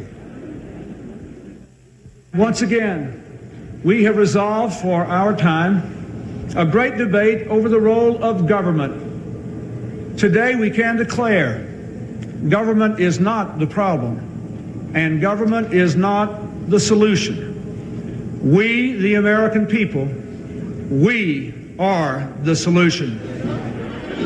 As expected, the president did make an appeal for a balanced budget, saying that would be his priority, but he also coupled that with an appeal to balance the values of the American people. On this Martin Luther King Day, he spoke of Martin Luther King's dream as the American dream. He also said that it was important, it was imperative that he and all members of Congress here work to achieve that dream by ending the divisions of race and intolerance that still exist in this country. This toxic, though, atmosphere in Washington, this appeal to end the political bickering, probably will be the headline out of this speech, Bernie. In a sense, the president wasn't only appealing to end the bickering up here on the Hill, he was, of course, appealing to end all the political sniping that's been going on as him as well. Bernie? Thank you, Wolf Blitzer. That's right. It's no doubt that the line about ending division, ending the bickering may well be one of those lines that is most talked about. Let's go now to some of our CNN correspondents who are arrayed around the west side of the Capitol. CNN's Frank Sesno, CNN's Candy Crowley, and let's hear again from Wolf Blitzer. Candy, will the president's remark about the people didn't send us here, Republicans and Democrats, to keep on fighting, will that have an effect on the members of Congress?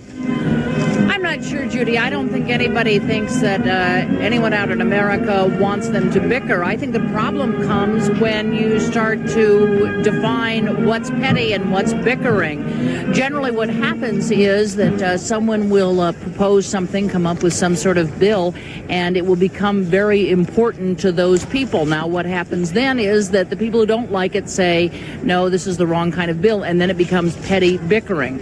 The problem, therefore, is how are we going to define what's too petty to argue over and what we must all get together. It seems to me the president clearly was talking about some of these ethical problems on both sides of the aisle that have come up. I'm not sure those will go away either. We have the hearings that are coming up on some of the fundraising in the Democratic Party, the Newt Gingrich vote we have tomorrow in the House for a reprimand. So I don't think that they were surprised by this. We've been hearing for weeks that he was going to go ahead and call for reconciliation. Whether or not we'll have it, I think very much depends on the timing of the various proposals that come up and how close it gets to the next election season. All right, Candy Crowley, we're looking at, we see on another screen here a picture inside the Capitol. This looks like the rotunda. The president, we're told, is making his way to the president's room.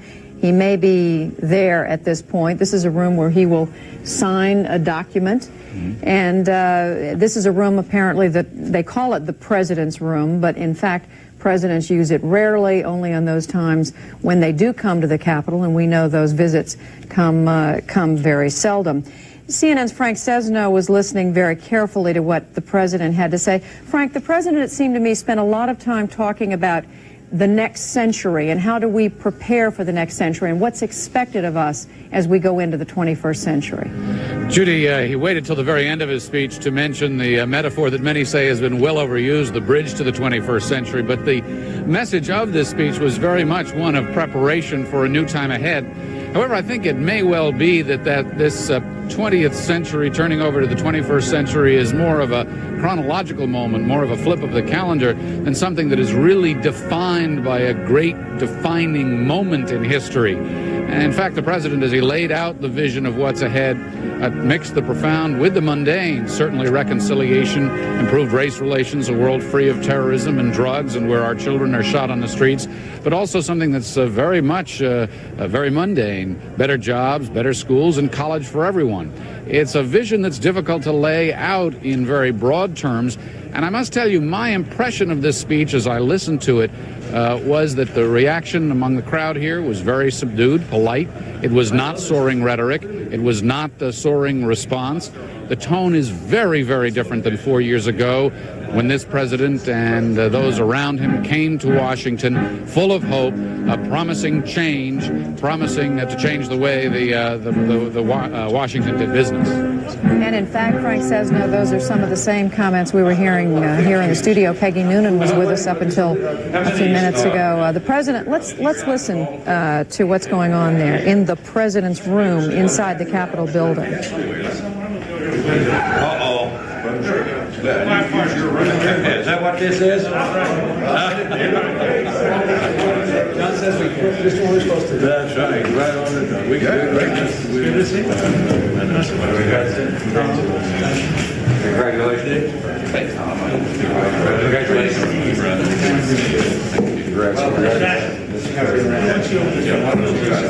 Damn right I feel insecure. But he's smarter and bigger than I am. The president talking to some of his political nemeses, if there is such a word.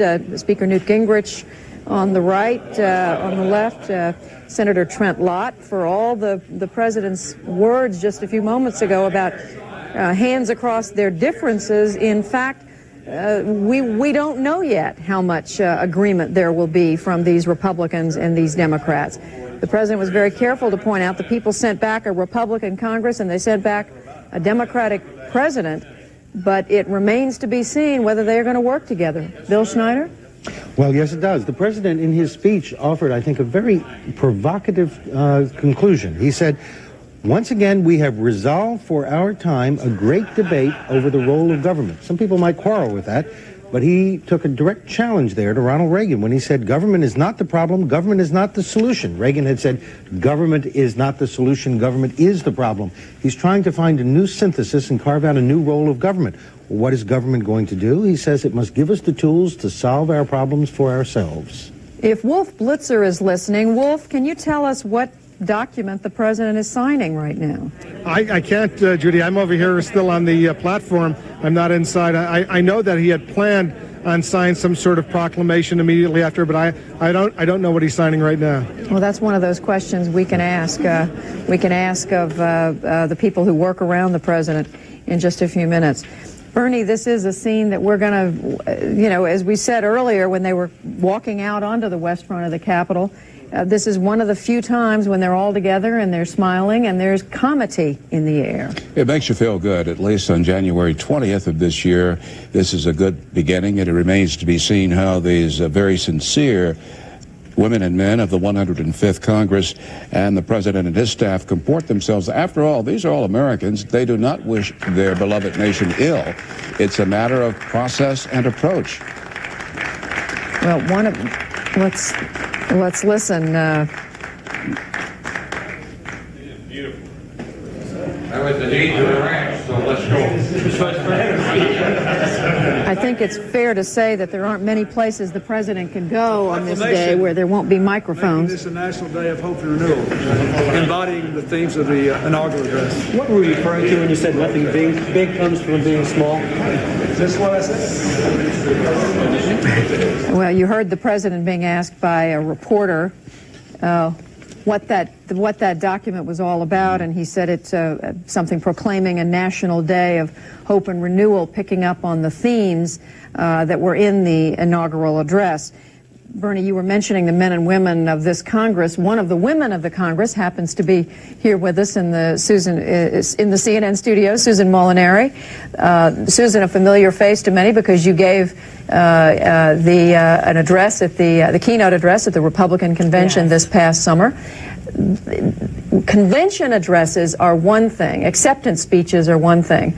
Inaugural addresses are something different altogether. Well, listen, after going through the experience that I went through, I would never seek to critique anyone's speaking skills, particularly on such a special day. And I think the president, while he didn't reach the lofty goals that many people expect in an inaugural speech, he really sounded, I think, a message that goes to the heart and soul of all that we agree upon on Capitol Hill and, frankly, throughout this country. He talked about smaller government, government living within its means, giving all Americans an opportunity, not a guarantee, to build better lives, personal responsibility, balancing the budget.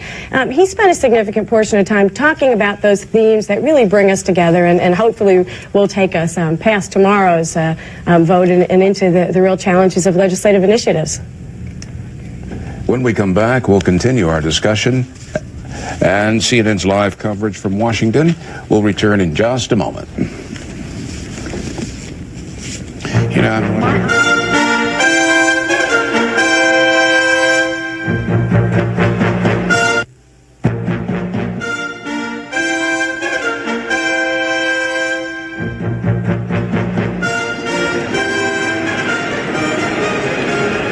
A very pleased President Clinton, having been inaugurated for a second and constitutionally final term, is inside the Capitol. They're going to be having lunch very, very shortly. They are in the rotunda, and he is speaking to members of the choir who sang out there.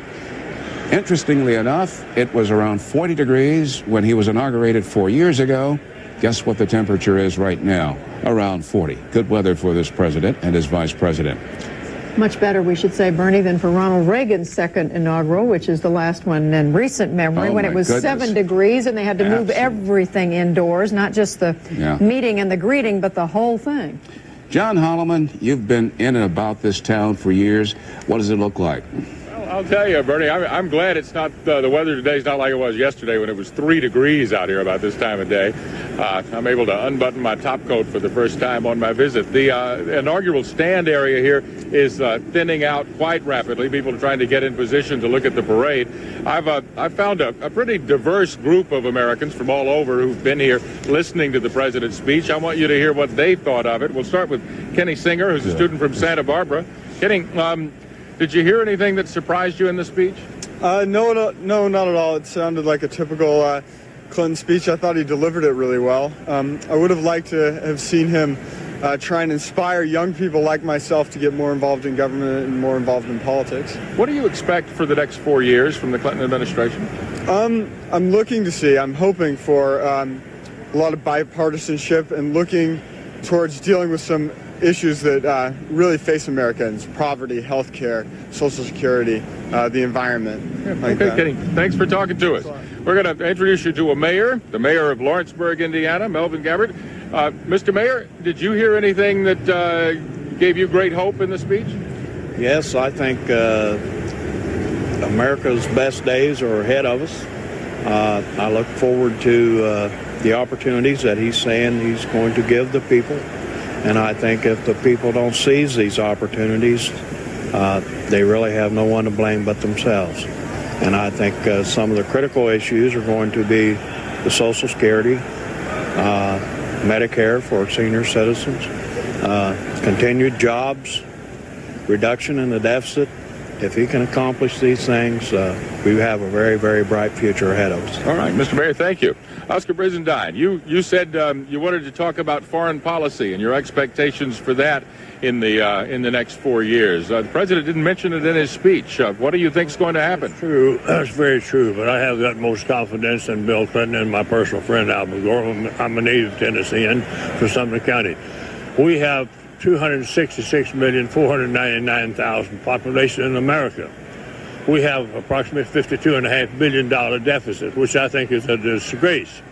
Not only do I expect and will receive from Bill Clinton and Albert Gore good service, we have 435 congressmen, we have 100 United States senators. We expect them to do something. All right, thank you very much. Paul Tremaine, you're a police officer in Indiana. What about law and order? Did you hear it mentioned in the speech?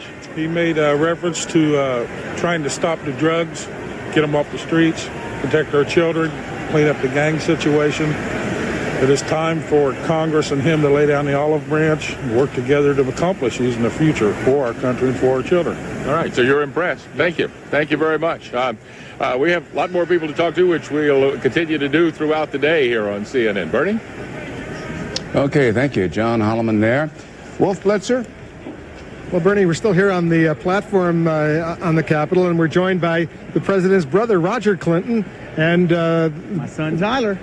Hi, Wolf. And Mrs. Clinton. And my wife, Molly. The other Mrs. Clinton. Yes. Roger Clinton, your thoughts on this day? This is the second time you've been here for your brother's inauguration. A little bittersweet. Certainly it's wonderfully emotional, but a couple of things weighing heavily, and that's the absence of Mother being here. Her spirit's here, certainly with us, and her strength, her heart, but her presence is missed, her physical presence. And also the fact that this is, I guess, basically the last hurrah, our last go-around. And after so many years in politics and in the public light, it's really going to be strange to not see Big Brother's name on the next ballot. The fact that your mother is not here, there have been so many other personal tragedies that have affected your brother and his family over these past 4 years. Some of his best friends who came in from Arkansas to Washington, some of them going back in disgrace, Vince Foster's suicide. All of that is part of this bittersweet notion that you're feeling right now? Absolutely, Wolf. Absolutely. And it's just certainly magnified inside of Big Brother. Sometimes he's so amazing to me how he can keep his composure and maintain it. The strength and his heart. I guess, again, we'll have to tribute our mother to that, to leaving. That's her legacy, is her heart that she left and her strength. But, I was speaking with Michael Brown, and, things like that. We're a very emotional family, and when things like that happen, it's so tough to continue. But you have to stay the course, and my brother is a great teacher for us all to be able to handle adversity and maintain the strength. Okay, Roger Clinton, thank you so much. Congratulations to you, Molly Clinton, Tyler Clinton. Thanks again. A lot of excitement here, Bernie. People are beginning to leave, but the parade will be beginning shortly. Indeed, thank you, Wolf, and we'll be covering it, of course, when it gets underway. I like what that man said to John Holloman.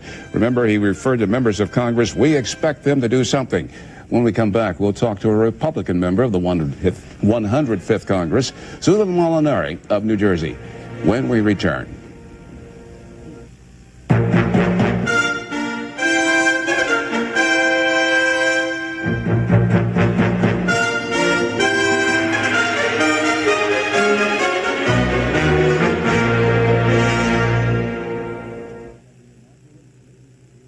CNN's coverage of the inauguration is brought to you by Budweiser, who salutes America's responsible drinkers. You may think that your kid's brain is so crammed with other stuff that an idea from you couldn't possibly fit into his head. But guess what? When it comes to making tough decisions like whether or not to drink, kids say parents have more influence than anyone else. So get into your kid's head. Believe it or not, he'll make room for you.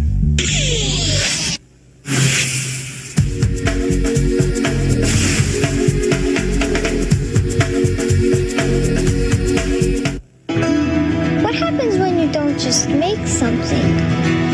You invent something. The Chrysler Cirrus, Concorde, and LHS. Cab forward design. Speed sensitive steering. Driver adaptive transmission. independent suspension. The Chrysler Cirrus, Concorde, and LHS. The difference between just making something and inventing something. What's new in your world? When Sam was hurting, he'd take Tylenol. But hours later, he'd have to take more. Then he discovered Aleve. He could take just 2 all day. Tylenol was taking up to 8. Aleve works up to 12 hours. Aleve, all day strong, all day long.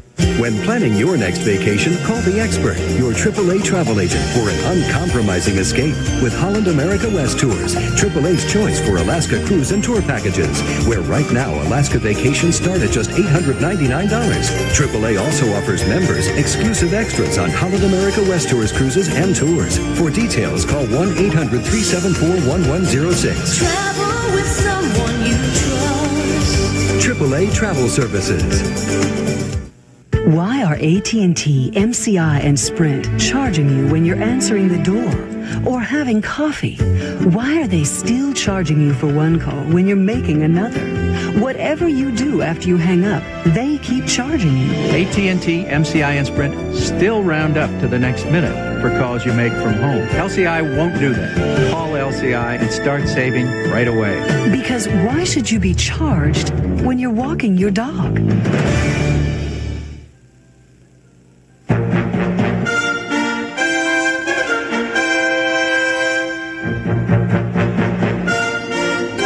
Republican Congresswoman Susan Molinari of New York, Staten Island, continues with us in our live coverage of the inaugural festivities.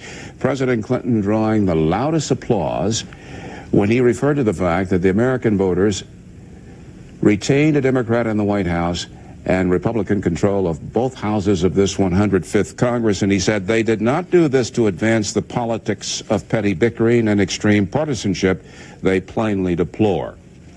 And you know what, and I think it was a great line. I think those of us throughout this country applauded in our hearts at that line. I was surprised he didn't spend more time in his speech talking about that, because it's something that has taken over the coverage of the news and I think invaded everybody's discussion as we begin this next Congress.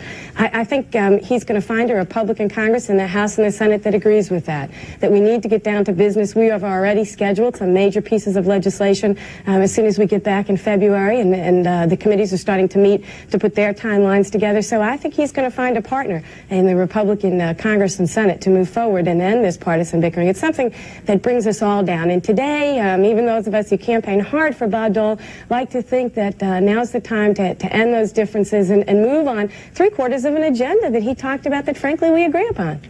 But Representative Molinari, what about some of the other things he talked about in the speech? Educating our children, making sure that American children are ready for the next century, that they know how to use the technology that we are so fortunate to have, and those sorts of great things. Challenges. He laid down great challenges that I think we all talked about throughout our campaigns. They were messages that were sounded basically by Newt Gingrich when he got renominated and reelected as Speaker last week. So I think that, again, he sounded a message that got him elected, that frankly got us all elected, that returned us to the majority, and he continues to walk that line of making the changes and pointing out the changes that Americans want so desperately in their hearts. And if we as legislators can't overcome our partisan differences to get that done, then shame on all of us. Okay, let's take one that's controversial. He promised that he would, quote, fix what was done in his signing the welfare reform, historic legislation. What's going to happen with that? Is that doable? Well, it all depends on how far he wants to go. Obviously, how far is too far? Well, not too far. Obviously, we thought we'd put together a good bill. Bill Clinton thought before the election it was a good bill. He signed it. He went to the American people. He talked about it throughout his campaign. He talked about it at the convention as one of his major achievements. So now, look, we all understand that this is a great experiment in human behavior, the welfare reform bill. We saw a system that's so broken that we need to fix it, and we will fix it. We've done a lot to make important changes. Nobody wants to not stop and look to say, can we do things better? Can we make some changes a little bit better? We'll fix it. What does that mean? Well, we don't know. We're going to stop now as the states begin to implement some of the national decisions we made last year, and to see if there's better ways of doing things, if there's things that need to be tightened, if there's loopholes that we inadvertently created. I don't think anybody would suggest to any president or any legislature that we shouldn't look at legislation as it gets implemented to see if it's working. Well, the Democrats had said that 1 million children would starve. Was that rhetoric, Of course it was rhetoric. I think any Democrat who voted for Bill Clinton as he signed it couldn't really believe that they would vote for a president who signed a bill that would allow 1 million children to starve. I mean, that's the kind of rhetoric that gets us into partisan petty bickering, because that's rather cruel. It's an inaccurate target, and frankly, we wouldn't have passed welfare reform without a significant portion of Democrats helping us to make those changes that the American people said were number one on their priority list. Good point. Do you take the president at his word when he said, this is near the beginning of the speech, today we can declare government is not the problem, government is not the solution, we the American people are the solution? Do you take him at his word when he says this, when he said in his last State of the Union, the era of big government is over? I'm going to start today taking him at his word. He said it twice now. Look, you know, I actually think that he may mean it this time, because he doesn't have a next election coming up.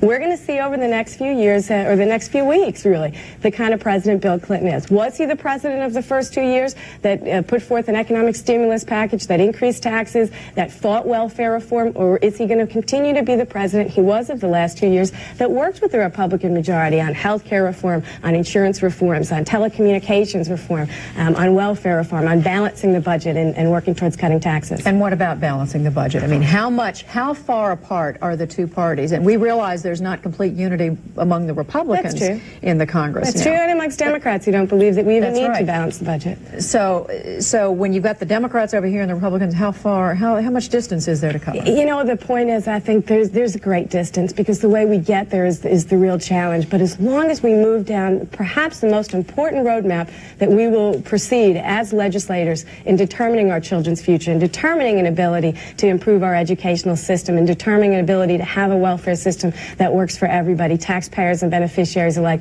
if we don't balance the budget, none of it is going to have any meaning into that next century. All right. New York Republican Representative Susan Molinari, we thank you for being part of this discussion. Bernie. Well, in inaugurations past, remember this quote from Abraham Lincoln, 1865, with malice toward none, with charity for all. The only thing we have to fear is fear itself. Franklin Delano Roosevelt in 1933. And how about this one? John Fitzgerald Kennedy, 1961. Ask not what your country can do for you. Ask what you can do for your country. Wolf Blitzer is with a man who's hoping that you will find in the president's just delivered speech something as memorable. Wolf? Bernie, I'm joined by Don Baer, the Director of Communications at the White House, who was in charge of the team that helped the president draft this speech. Were these the president's words, or Don Baer, or somebody else's words? Well, these were very much the president's words. I can assure you, anyone who's ever worked with the president on a written product knows how much he goes and puts these things down on paper himself. And in this case, because he felt so strongly about the speech, this was very much his speech. All right, so what were the sentences, the most important sentences that he hopes will be part of his legacy from this speech? In all honesty, the portion of the speech that he labored over the most is the part about race and the divisions between Americans and among Americans, and how he wants people to come together as one country and move forward together. So what's the line he wants to be remembered from this second inaugural address? There are many lines in this speech that I know he hopes to be remembered for. I think the line, there are two lines in there. The American people expect big things of us, and nothing big ever came from being small. He felt very good about those lines. Okay, Don Baer, thanks again for joining us. Thanks, back to you, Bernie. I thank you, Wolf Blitzer, and CNN's live coverage of this inaugural day, parades and all, will continue in just a moment.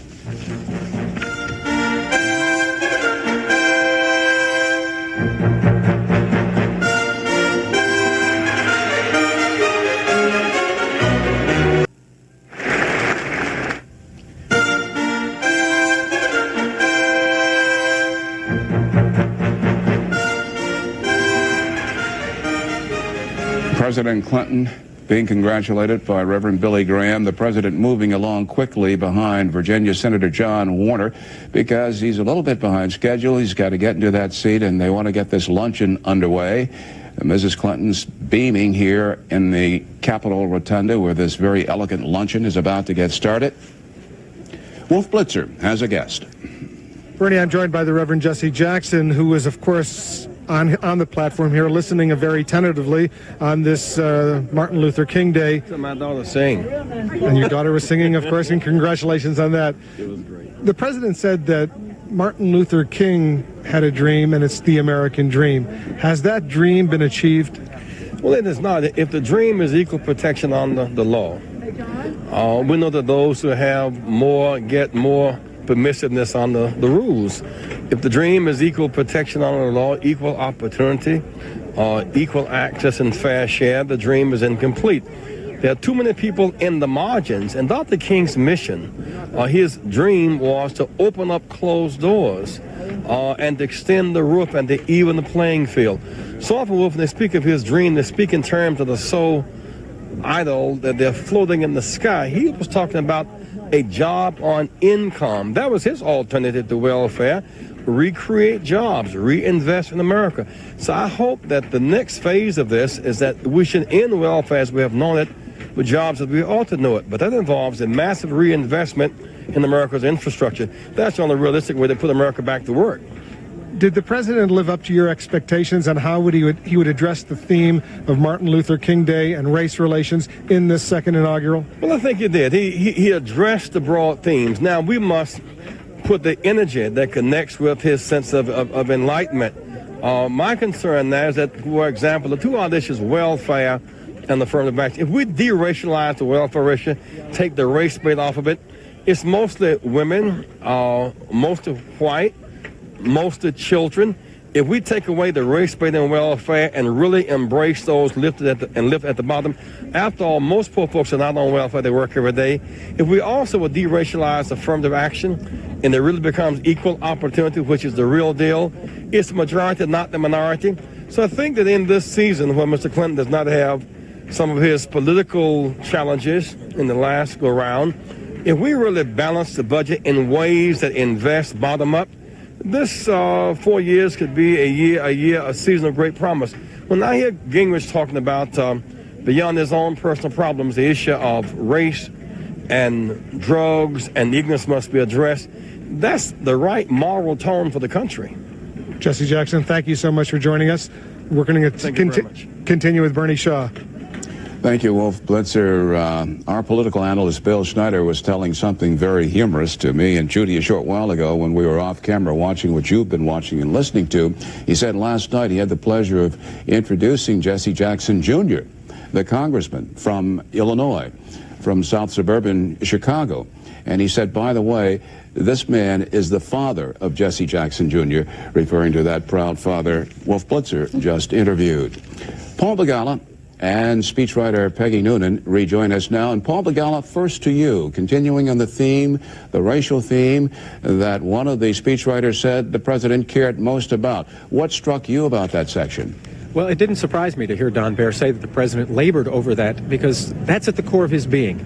He grew up in the segregated South. His entire life has been committed to trying to live out the dream, as he said, that we celebrate today of Dr. King. And that means real things, and it means something very important to this president, which is reaching across the divide and trying to live out the creed that our founders gave us. That's been the most central thing in his life, and it means that we need to have the sort of energy and activism that he talked about today to accomplish it.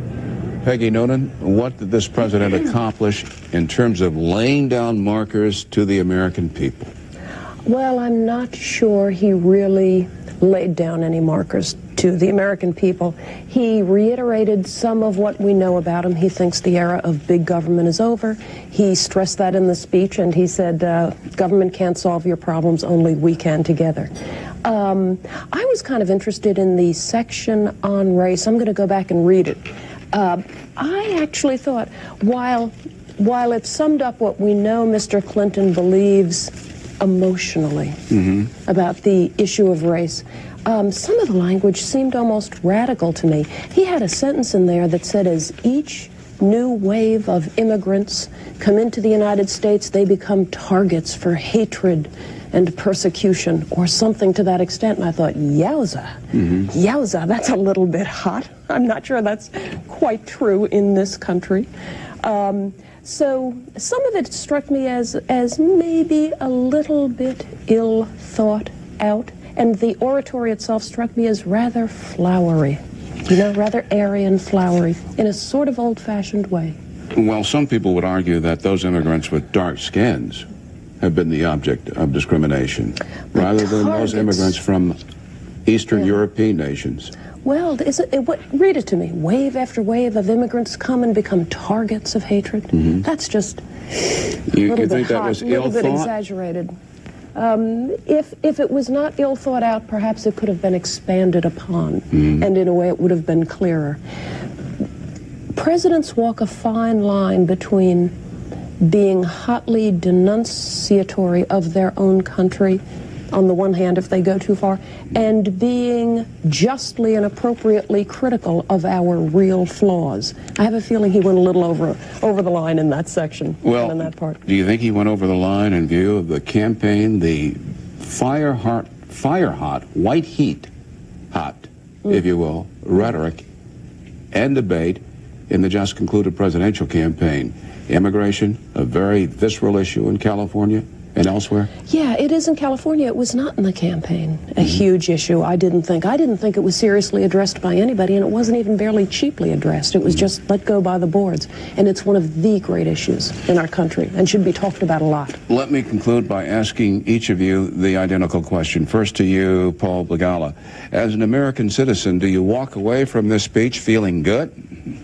Yes, very much so. One of the great things about all of these inaugurals, particularly this one, is the sense of unity and community. And this president went beyond the rhetoric, and it was heartfelt. It was not hot. It was heartfelt that this president wants us to be truly one nation under God. And the unity that we feel that can transcend partisanship, as he called for us to do, and even transcend race, which has been our most difficult challenge, I think is truly inspirational to everyone, irrespective of their partisan leanings.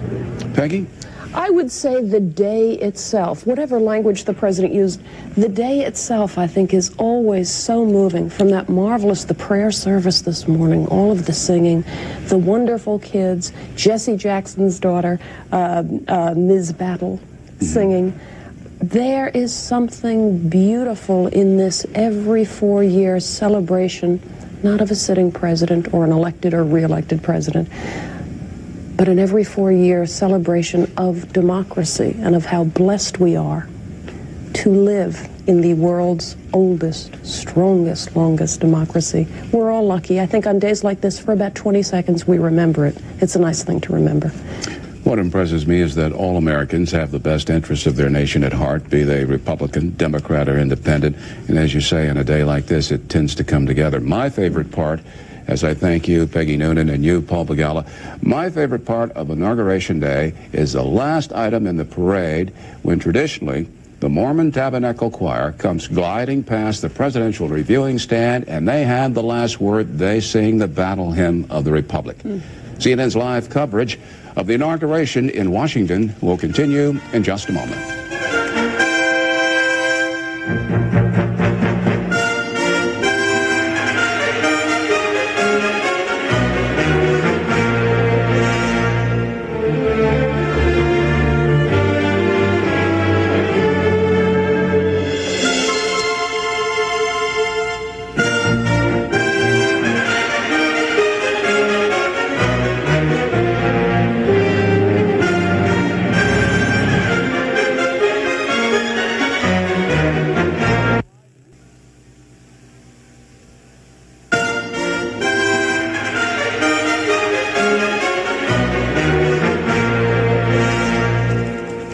President Clinton has called for Americans to set their sights on a land of new promise, in his words, a land built on responsible citizenship and personal responsibility. Mr. Clinton has pledged to build on the American century, outlining in broad terms the thrust of his second term, a balanced budget, reforms of Medicare and Social Security, and campaign finance reform. The challenge for Mr. Clinton is to navigate the nation to what he called a land of new promise through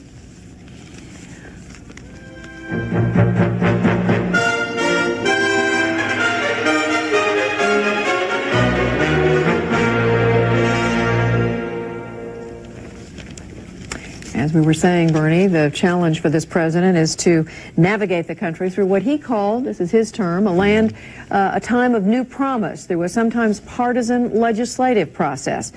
Reporting from Washington, I'm Judy Woodruff. And I'm Bernard Shaw.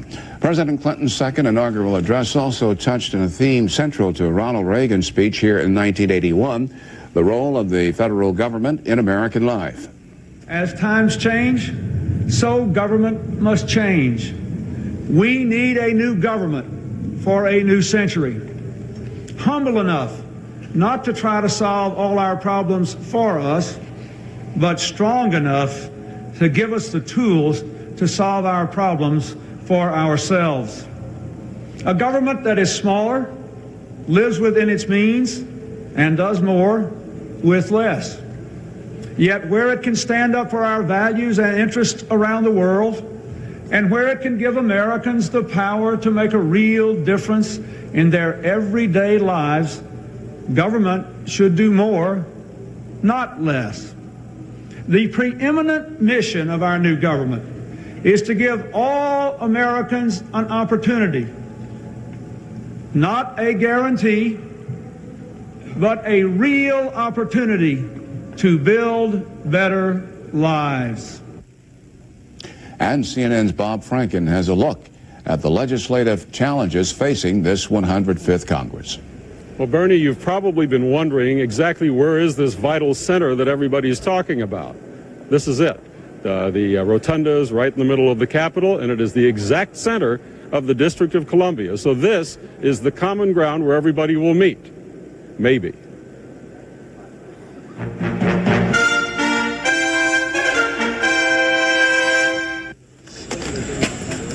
In the midst of his re-election campaign, President Clinton fulfills a promise he made the first time around. Welfare as we know it is history, angering liberal Democrats and not quite satisfying conservative Republicans. President Clinton plans to try and soften some of the reform, while still claiming the center.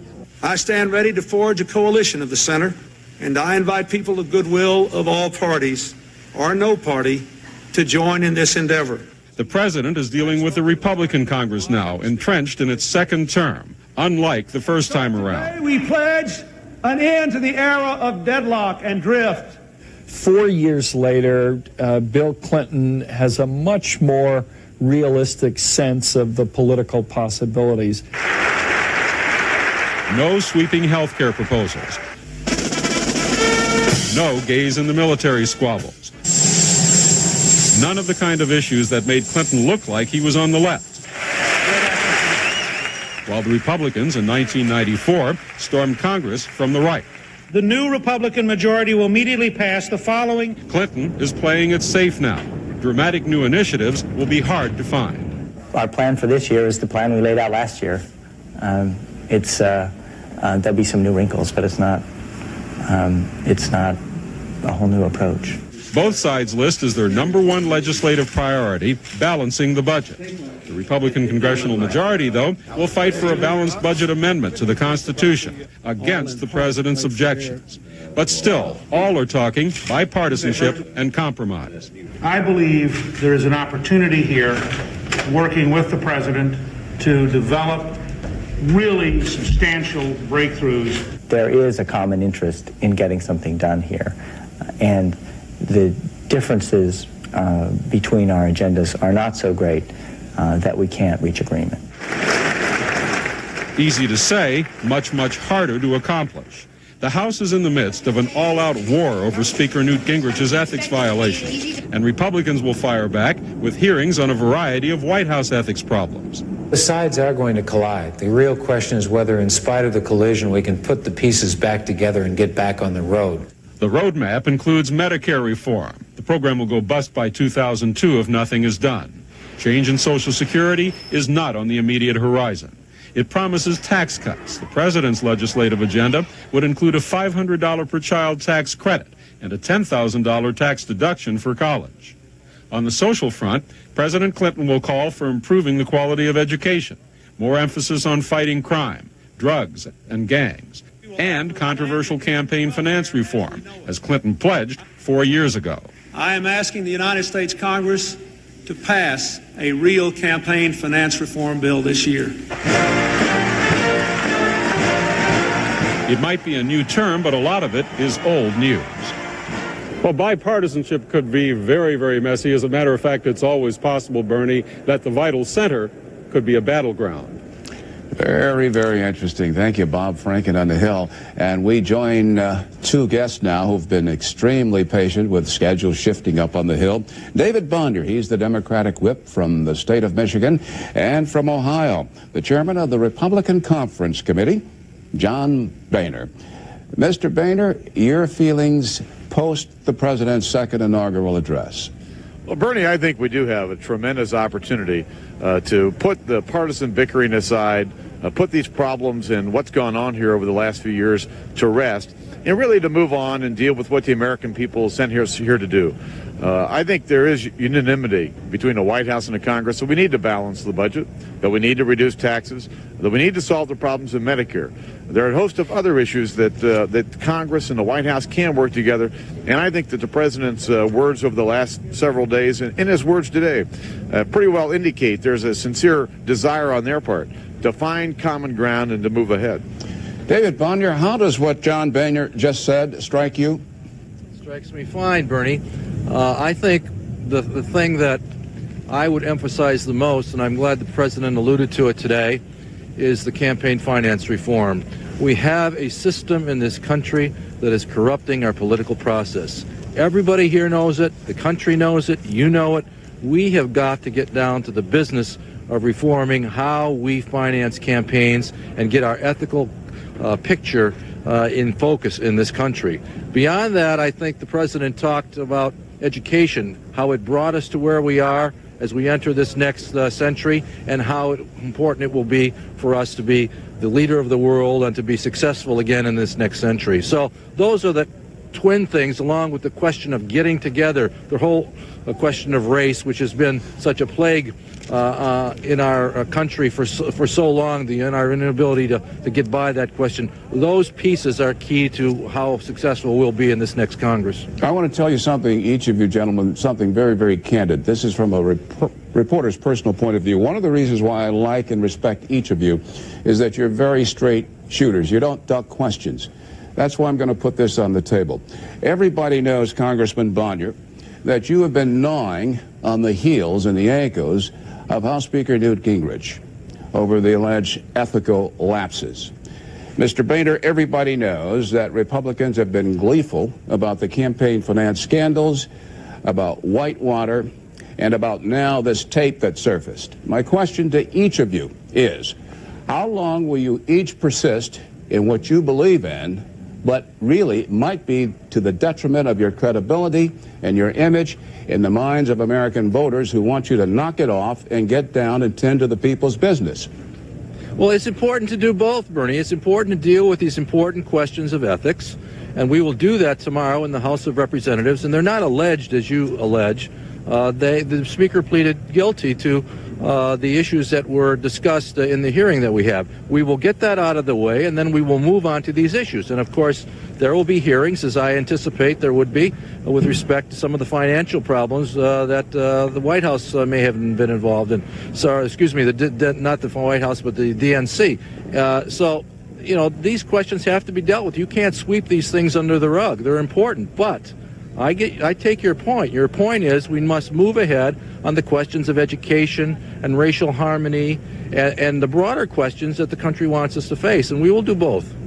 Well, Bernie, I think that if we're truly going to find some bipartisan ground, truly find an effort to work together sincerely, you can't do that while you're lobbing bombs at each other.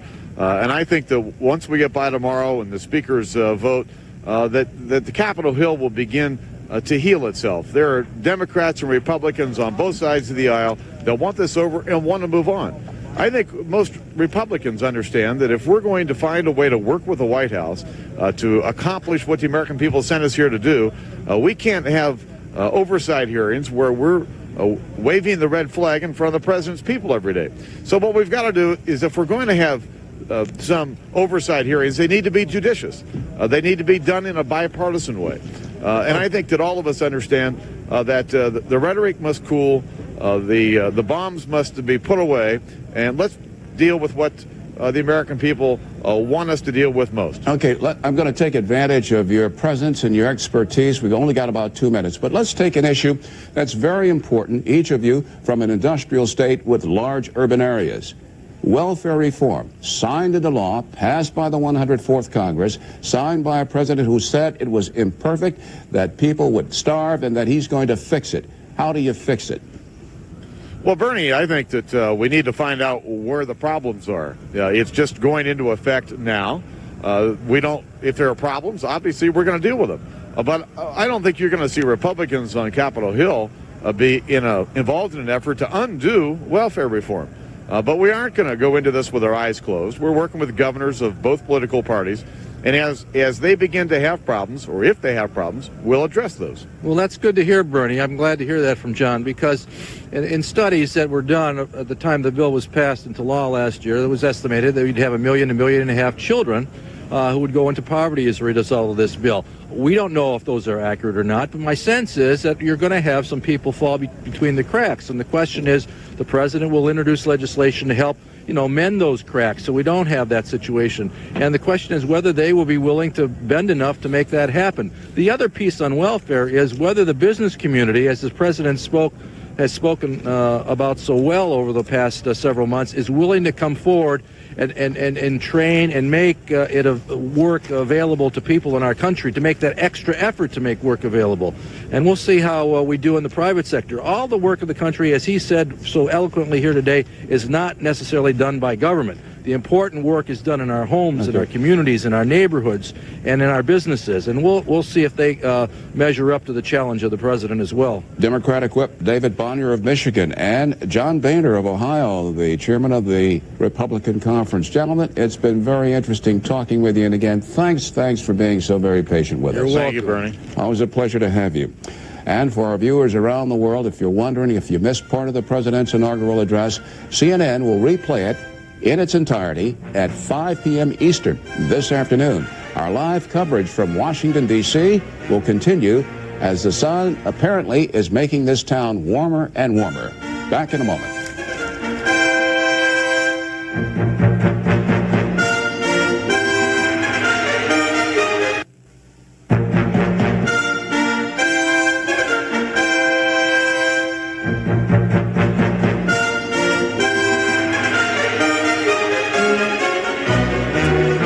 With our coverage of this 53rd inaugural. It was just a little over an hour ago that we heard, or actually almost 2 hours ago now, that we heard President Clinton give his inaugural address. Joining us now to talk about what we heard the president say and about what it portends for this coming session of Congress. Two of CNN's correspondents who spend most of their time observing what the Congress does and reporting on it. Candy Crowley, who covers the Senate, Bob Franken, who covers the House for us, and CNN's Frank Sesno, our bureau chief and correspondent, as well as, I misspoke, Wolf Blitzer, who, of course, is our senior White House correspondent.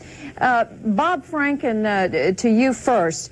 Is this a session that will be different from the last session? Well, it's going to be different in that the Republicans have now taken hold. They're entrenched. The question is whether it's going to be different also in ending that bickering and partisanship that the president talked about. I've always considered that a fat chance possibility and would make the point that the two concepts of achieving things and a lot of bickering are not mutually exclusive. I think we can expect both. Candy Crowley, same question. What's going to be different about this session? I think from the Republican point of view, you're going to see them take on some of these issues that killed them, frankly, in the last election. I think you will see a more family-friendly, a more female-friendly Republican Party. They will try and do some things that would appeal to those groups. As you know, there was a huge gender gap, certainly in the presidential race. Republicans know that they have a problem with the sensitivity issue, so they want to be on board on some of those issues. But the bickering, I agree with Bob. Take the balanced budget amendment. Everybody says they want a balanced budget, but the White House at this point is against a balanced budget amendment to the Constitution. The Republicans say that's their number one priority. So when it all gets down to it, they're going to bicker about this. Now, is that bickering over great constitutional questions, or is that partisan bickering? I think really the translation of what that all means, we're going to have to wait and see, but we'll certainly still see some more battles. Wolf Blitzer, how badly does this president want agreement with Congress? How much is he willing to give up? And obviously the question depends on the subject at hand and the legislation at hand. I think this president would very much like to see some serious accomplishments over the next year. There is an opportunity over this first year of a new administration. Congressional elections are 2 years down the road. Another presidential election is 4 years down the road, and he can't run in any case. And he thinks that there is some opportunity, especially in the area of a balanced budget. He's going to tomorrow begin that campaign to lay out his agenda for a balanced budget. He'll submit his own recommendations for a balanced budget in early February, and of course he'll have his own State of the Union address, which will go into a lot of the details that he avoided today. But the president will try to reach out, and in his own budget, we're told, he will make some gestures to the Republicans, especially in the area of Medicare savings. The Republicans were burned by the so-called Democrats' Mediscare tactics during this most recent campaign. So he's going to try to reach some sort of compromise on not necessarily cuts, but savings in Medicare over these next 5 years.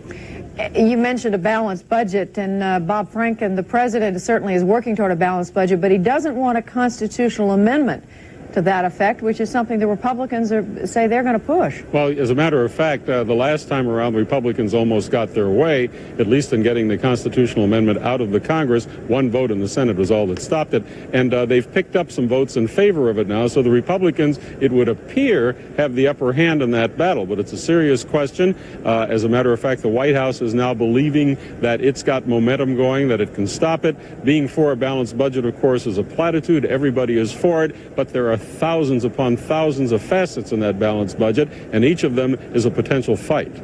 Candy, is there a downside for the president politically to be supporting, to say, yes, I'm for a balanced budget in the year 2002, but I don't support language in the United States Constitution? I think it depends on how he explains it. Basically, the White House position is that there are not sufficient safety nets if the country goes into recession. The government needs to be able to spend money, perhaps more money than it has, to pump some money into the economy, and that's their argument. My guess is that they will try to find some sort of language where the president can sign on to this. It has been an issue that's played well in the countryside. A number of the polls have showed that most people want a constitutional amendment to balance the budget. My guess is they will get that with a lot of caveats. Well, but we can break this deal if the following 12 things happen. So I think they'll get it, but I'm not sure how long it's going to take. And Candy, another question about the fact that Speaker Gingrich has been hurt to some extent by the ethical charges against him, the fact that he will evidently receive a reprimand from the House of Representatives. Power shift to the Senate somewhat? I think it definitely does. I think that Speaker Gingrich has been, they didn't take him down, but they winged him pretty good with this reprimand.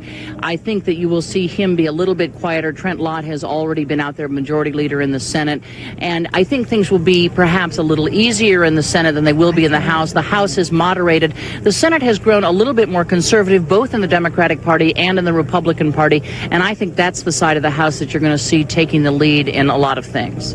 All right, CNN's Candy Crowley, Bob Franken, and Wolf Blitzer, all of them at the Capitol. Thank you all three. Now let's go to someone who's been talking to some real people, we like to call them, real people who have been watching and listening to all this. CNN's John Holloman out at Freedom Plaza. John? Hi, Judy. I just walked down here from the United States Capitol, distance of about 15 blocks, and I saw a lot of the parade units getting prepared to come down here. I'm told one of the largest marching bands in the world, if not the largest in the world, is going to be here in the parade. But as you say, what I'm going to try to bring to our viewers is some conversation with real Americans, people who came here, sometimes at some distance. We've got pictures of the parade we can show you as it begins over my shoulder. Crowds here all waiting, gathering to be in, to get a glimpse of the president, vice president, and all the bands. There are marching units from 37 of the 50 states, plus the District of Columbia. At any rate, Leon Tucker came all the way from St. Petersburg, Florida, to be here today. Mr. Tucker, you got to listen to the president's speech. How did it impress you? Yeah, I mean, it did a lot for me. I mean, being a young person, a young African-American in, the society of the United States, I must say that it's been a challenge. And to have a president like Bill Clinton, who really, seems to put a lot of emphasis on unity in this nation, which is something that we really, really need today, because we have a lot of young people who are really looking to do the right thing in the world. and it really helps them to know that they have someone like President Clinton that's going to be able to like steer them in the right direction in terms of being good American citizens. Do you see the next 4 years being better than the last 4 years because the president and the vice president have been reelected? Definitely. I mean, Bill Clinton and Al Gore, I mean, I've seen them for the last, 4 years, and I think they did a tremendous job in making sure that people in the country know where their place is, know what they have to do to be successful. They take time out to really talk to the little people because the little people do make up a great deal of importance in this country, and I think he does a lot to like make them and their voices heard. What do you expect to be different for you? For me as a student, I go to Florida A&M University. I heard you mention that one of the largest marching bands is here. They're participating. Mrs. Clinton came to our school and she invited us here, which is a great honor in itself. For me, I really expect as an individual that there'll be a lot more opportunities for me because, I mean, someone like Clinton, who's really looking out for the people who want to do a lot for themselves and their families. He's really on the same page, and that's something that I can find a lot of comfort in. A lot of these politicians around, I mean, I have to say that, they scare me. They really do. But, Bill Clinton's somebody that I actually feel comfortable with. All right. Leon Tucker, thank you very much for joining us today. It's going to be a very interesting afternoon here as the parade gets underway in just a few minutes. And Judy and Bernie, as you pointed out, things have been behind all day. We'll see. The steel band that's over my shoulder here is certainly right on schedule. Bernie, Judy? John Holloman. Some of our stations will be taking a break now as CNN's live coverage of the inauguration in the capital of the United States resumes in a moment.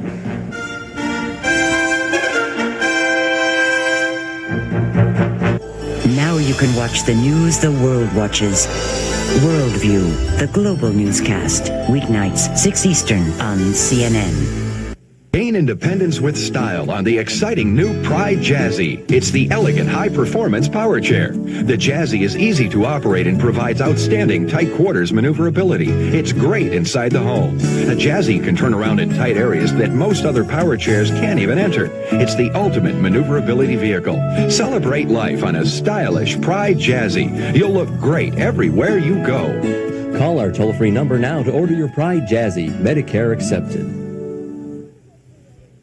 Hi, folks. I'm Dan Walters. And I'm Ava Harvey at Rivergate Toyota in Madison, where every day's a sale day. That's right. We're excited. In fact, right now we got a big sale on our hottest selling new car, the 97 Toyota Camry. Choose a fun-to-drive 97 Camry like this one with air, stereo, and power everything, all for just $199 a month. So even if you're watching us right now in Franklin, Brentwood, Bellevue, make that short drive and we'll save you money, folks. For hot Camry deals, volume selling. That's the key. And that's Rivergate Toyota. Employees at our Smyrna plant have helped create more than 3 million happy Nissan customers. And we know for a fact that TVA and Middle Tennessee Electric have created at least one. They've helped us with low electricity prices, reliable power, and quick response. So next time you see a Nissan driving down the road, sure, it runs on gas, but it's powered by electricity. Experience. That's what sets B.F. Myers apart from the rest. One of the things you can count on when buying your furniture here is establishing a relationship with one of our salespeople. Someone you can count on to help you with the right styles, colors, and fabrics every time you come into B.F. Myers. We've got some of Nashville's most experienced salespeople, and they're ready to help you. Come see us at B.F. Myers and let our experience work for you. B.F. Myers, let our family serve yours. This is CNN.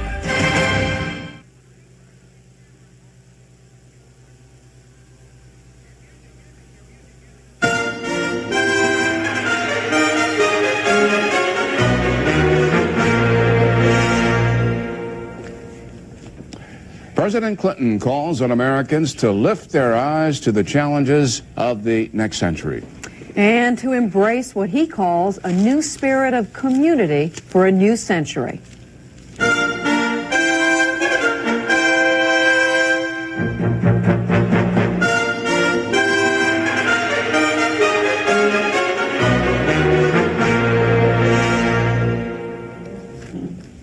And welcome again to CNN's continuing coverage of Inauguration Day 1997. Reporting from Washington, I'm Bernard Shaw. And I'm Judy Woodruff. Saying that it is wrong to waste time on acrimony and division, President Clinton is playing down the ongoing controversies that divide Democrats and Republicans these days. Instead, he used his inaugural address to call for reconciliation and bipartisan cooperation.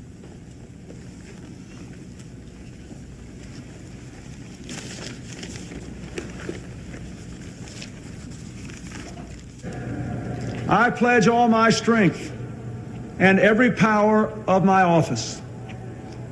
I ask the members of Congress here to join in that pledge. The American people return to office a president of one party and a Congress of another. Surely they did not do this to advance the politics of petty bickering and extreme partisanship they plainly deplore.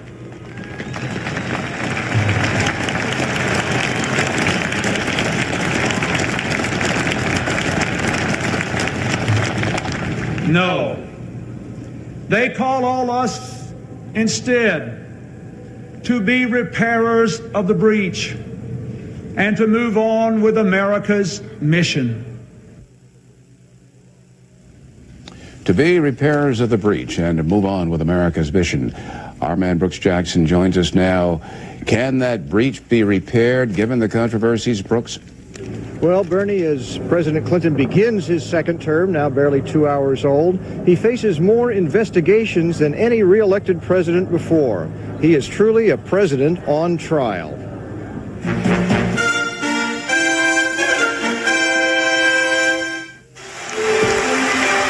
Flush with victory, Bill Clinton is reaching for a place in history.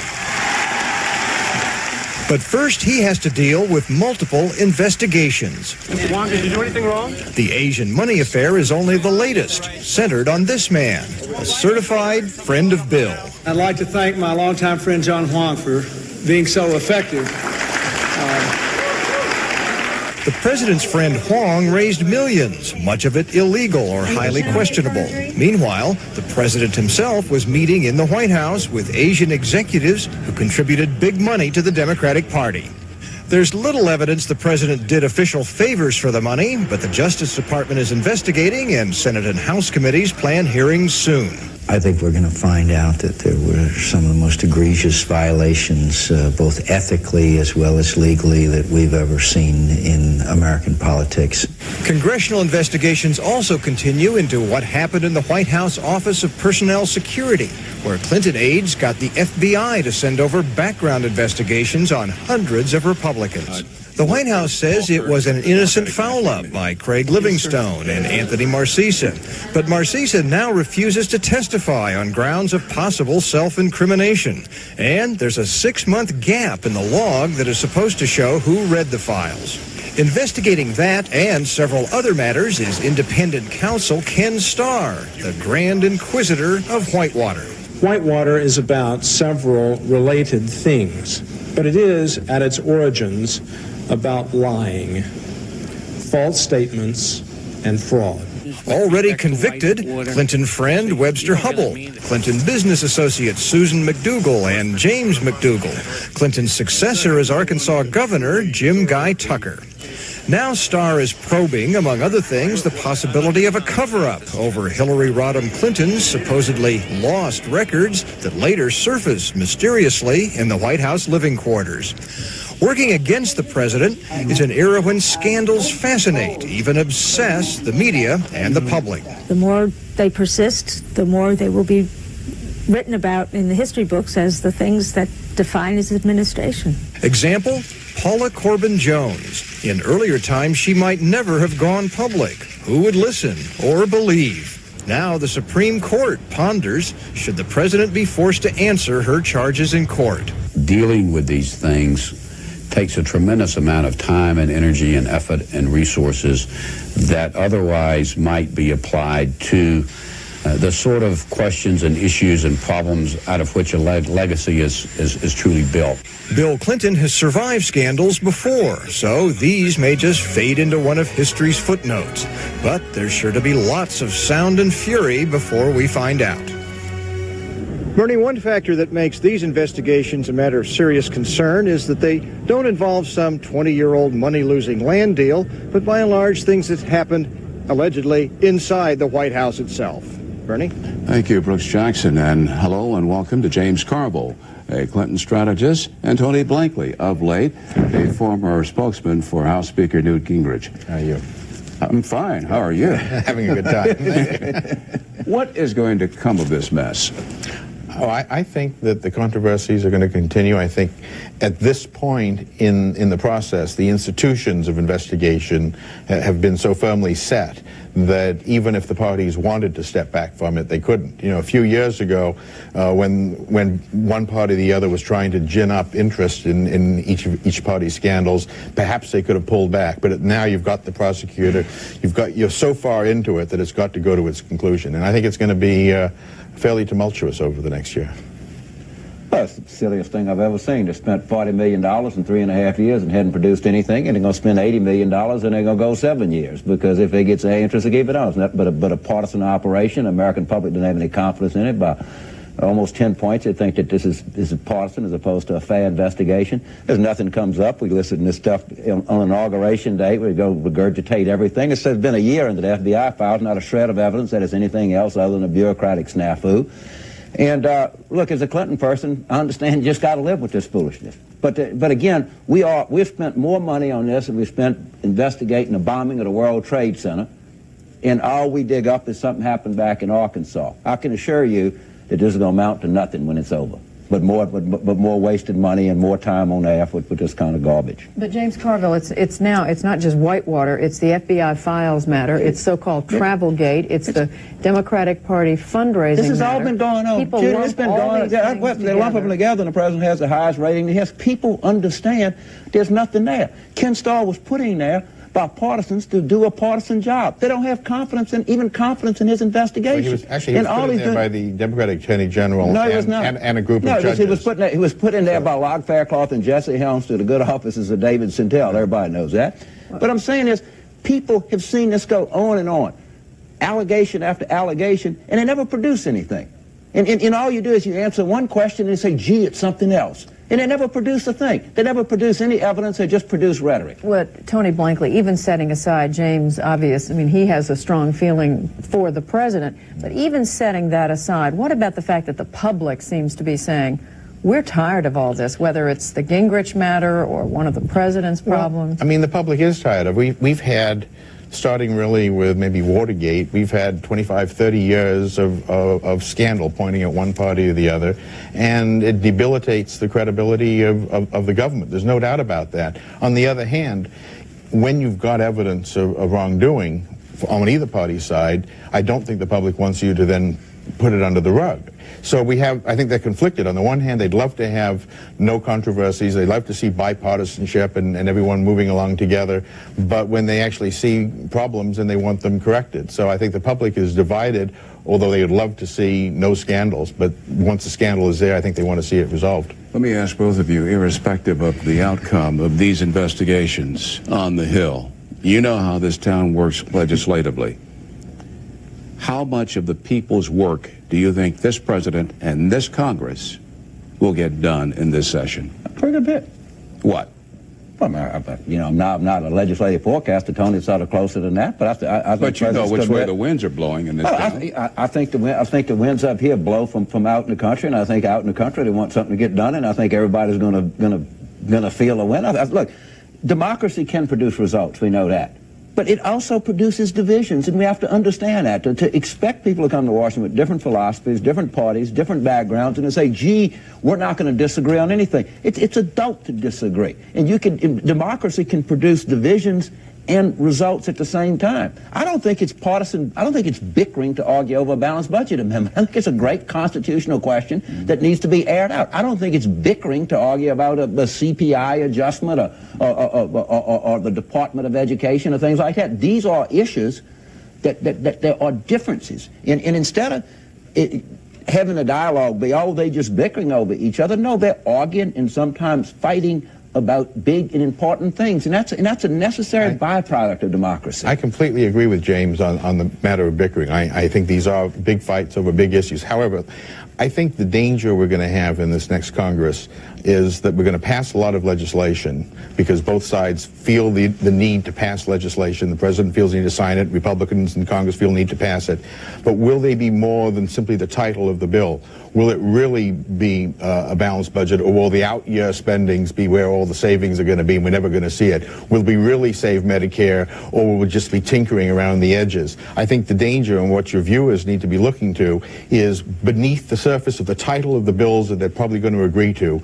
Are they really solving problems, or are they just having good photo ops where they can all stand together and smile as they pass a bill? That, I think, is a great danger of the next 2 years. That's a legitimate Is that a observation. legitimate concern that they just, just to get something out there and say we did it, that they may do something that doesn't really mean anything? Sure, it's legitimate. You've asked, the great such and such and such and such a reform act of such and such. Do they think the people are fools out there? No, they don't think the people are fools. But I mean, there's a necessary thing to make. Do I think it's going to happen? No. Do I think it's a danger? Yes. I think you have people like you guys to say, what is this? But somebody, you take campaign finance reform. Well, everybody's for campaign finance reform. Every editorialist, every columnist, everybody. The problem is every politician, of course, who's not? I'm for even it. the president claims to be for it. What is campaign finance reform in the face of Buckley versus Vail? How do you get around that?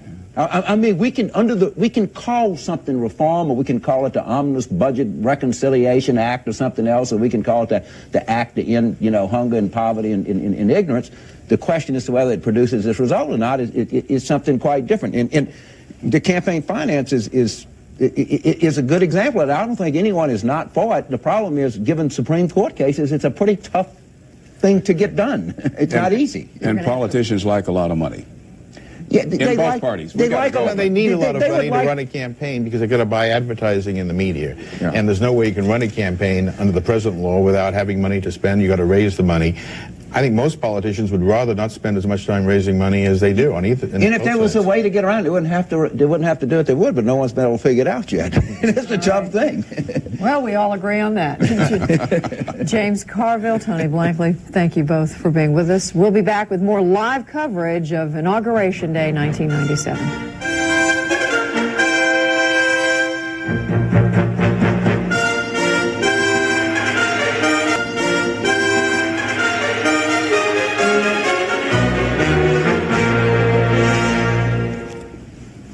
You're looking at a stretch of Pennsylvania Avenue in Washington, D.C., the nation's capital, where along that avenue are people who are waiting excitedly with anticipation for the parade that is going to start a little while from now.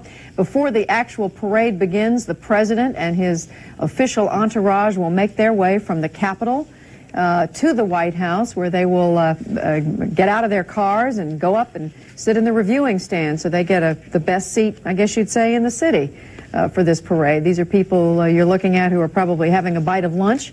The president himself is having a bite of lunch, but it's a bit more formal setting, you might say, in the rotunda of the Capitol. Bernie, this is very much a part of tradition to remain behind at the Capitol, have lunch with the congressional leadership, and then make his way back to the White House, which is and what a lunch it is, Judy. As you were mentioning lunch, I was thinking here at CNN in the Washington Bureau, we've got a taco salad and lettuce greens, but listen to this, my goodness. This meal that they're having in the Capitol Rotunda is based on a meal that would have been served during the Adams-Jefferson era. Seafood pie with shrimp, oyster, and scallop. They've got beef a la mode, marinated roasted tenderloin with barley and caramelized onions and Madeira mushroom sauce. Yummy. Timbali of macaroni and cheese, cornbread, and they've got a beggar's pudding, which is bread pudding. And they've got two different wines. And now Speaker Gingrich, as the toast began. On behalf of the House, first of all, that this is a joyous occasion.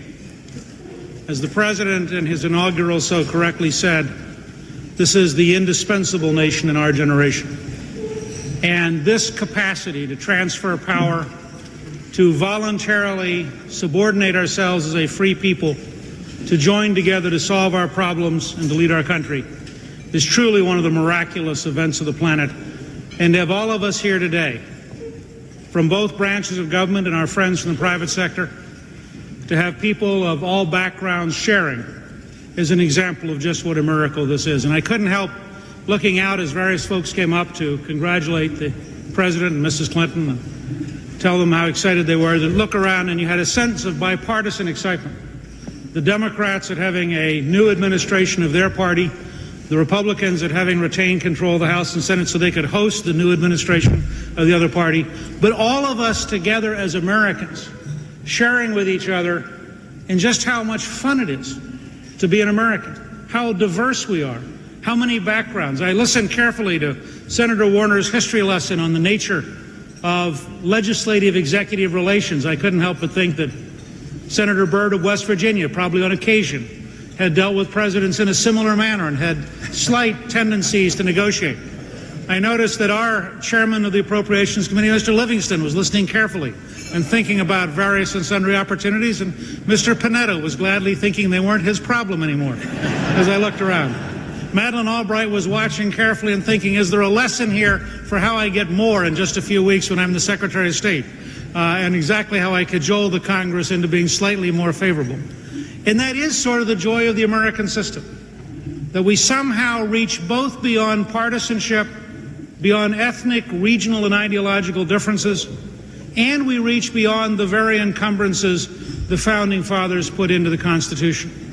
And so as we thought, Mr. President and Mr. Vice President, how we might honor this day for you in a way that would truly remind you of the People's House, we decided that something that you could take back to help cross this gap down Pennsylvania Avenue was a flag which we had specially flown on behalf of each of you about 7 o'clock this morning to mark this day at your U.S. Capitol. And we want each of you to on occasion look and remember that while we may disagree about some things, here you're among friends, and as Americans we cherish and wish you Godspeed in your administration. Well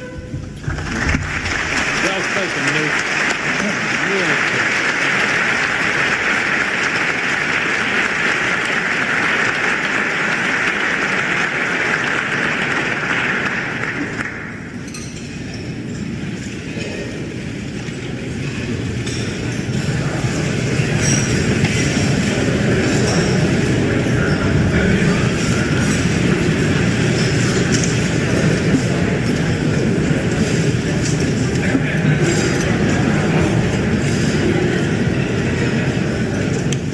There's been a long-standing tradition at these luncheons that the first picture of the taking of the oath of office by the President of the United States is given to him at this luncheon following a very rapid process of transfer of film and production. Mr. President, on behalf of all of us here today in the Congress, I'm happy to present you the first photograph of your second presidency. Wendell, come on up.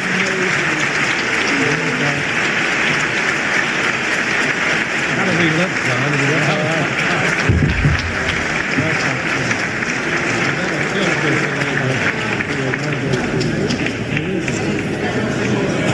Did we make it, Wendell? We made it all.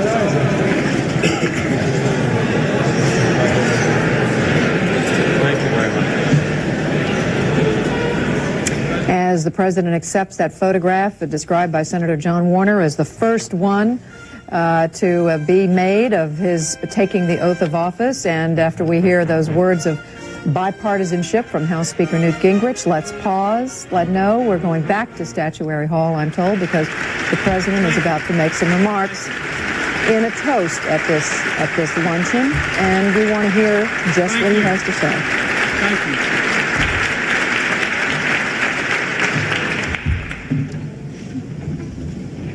Thank you very much. First, let me thank Senator Warner and Senator Ford, Speaker Gingrich, Leader Gebhardt, Senator Lott, Senator Daschle, the inaugural committee for the wonderful job they did with the morning ceremony. I thank all the participants, My good friend Jesse Norman, thank you. You were magnificent. And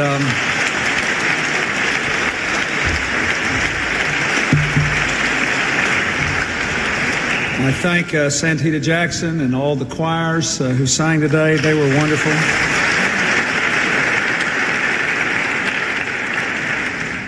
And I thank my friend of nearly 25 years, Miller Williams, for that wonderful poem. I will take it as an admonition and keep it close to my heart. Thank you. Hillary and Chelsea and I have had a wonderful day. We got up early and went to a church service, and it ran a little late. Reverend Jackson was speaking. It wasn't his fault. We all were carried away. And it put us all in the right frame of mind for this happy moment. I feel a great deal of gratitude for many things, but Senator, when I heard you telling that fascinating story of the fight between President Roosevelt and Harry Byrd Sr., I felt an enormous amount of gratitude that, at least so far, you have not released the letter you made me write you to make sure we could hold this ceremony today. And I thank you for that.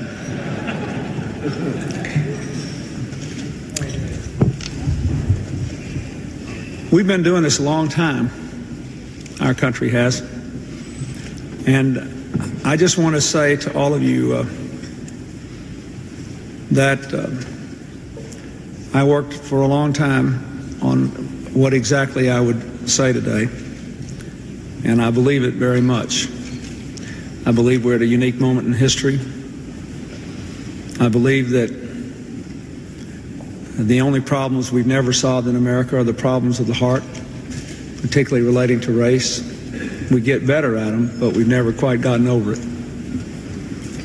I believe that it is more possible to imagine our future and shape it now than at any time in the history of the country, with the exception of our entry into the industrial age, when we also had peace and prosperity, and our entry into the 19th century when Thomas Jefferson decided to buy Louisiana, a decision that Senator Lott and I especially appreciate, and a lot of others.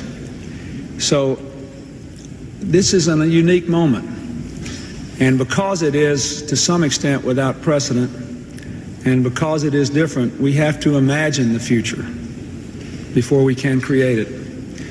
And when you do something like that, it requires you to make alliances and get outside of barriers that normally govern your lives. So I meant very much what I said about the bipartisan nature of our common task. And tomorrow we will start to work on it. For today, I think we should all, as the previous speakers have said, enjoy being Americans. Enjoy the parade, enjoy the balls, but most of all, enjoy the great gift of our citizenship. Thank you, and God bless you all.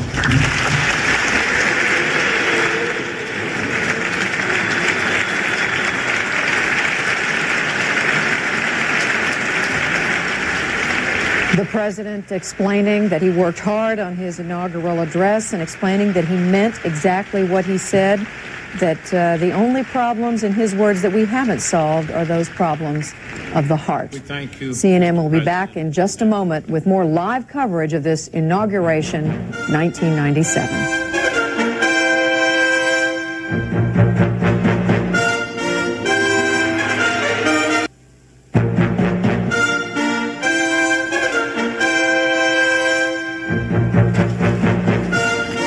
Summoning a new government for a new century, William Jefferson Clinton has taken his oath of office.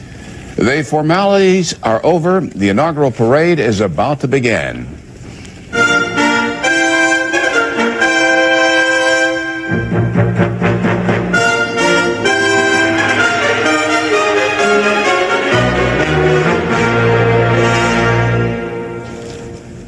Welcome back to our inauguration coverage. I'm Judy Woodruff in Washington. And I'm Bernard Shaw. Hundreds of thousands of Americans bundled up and braved the cold in the mall as President Clinton took the oath and delivered his message of hope and renewal. The world is no longer divided into two hostile camps. Instead, now we are building bonds with nations that once were our adversaries. growing connections of commerce and culture give us a chance to lift the fortunes and spirits of people the world over. And for the very first time in all of history, more people on this planet live under democracy than dictatorship. Now we go on the subject of the world, and all the world is a stage for this president, to a report from CNN's Ralph Begleiter. Let's listen. Ralph? The history of the end of this century, they'll read that Bill Clinton was the first president of the United States in the post-Cold War period. Judy, that means Mr. Clinton is the first modern American president who does not face the pressures of a major outside threat. And that means he's not backed by the political consensus here at home or abroad that the Cold War provided his predecessors. Within the next 6 months, Mr. Clinton will face world problems involving China, Ireland, North Korea, Latin America, and of course the Middle East.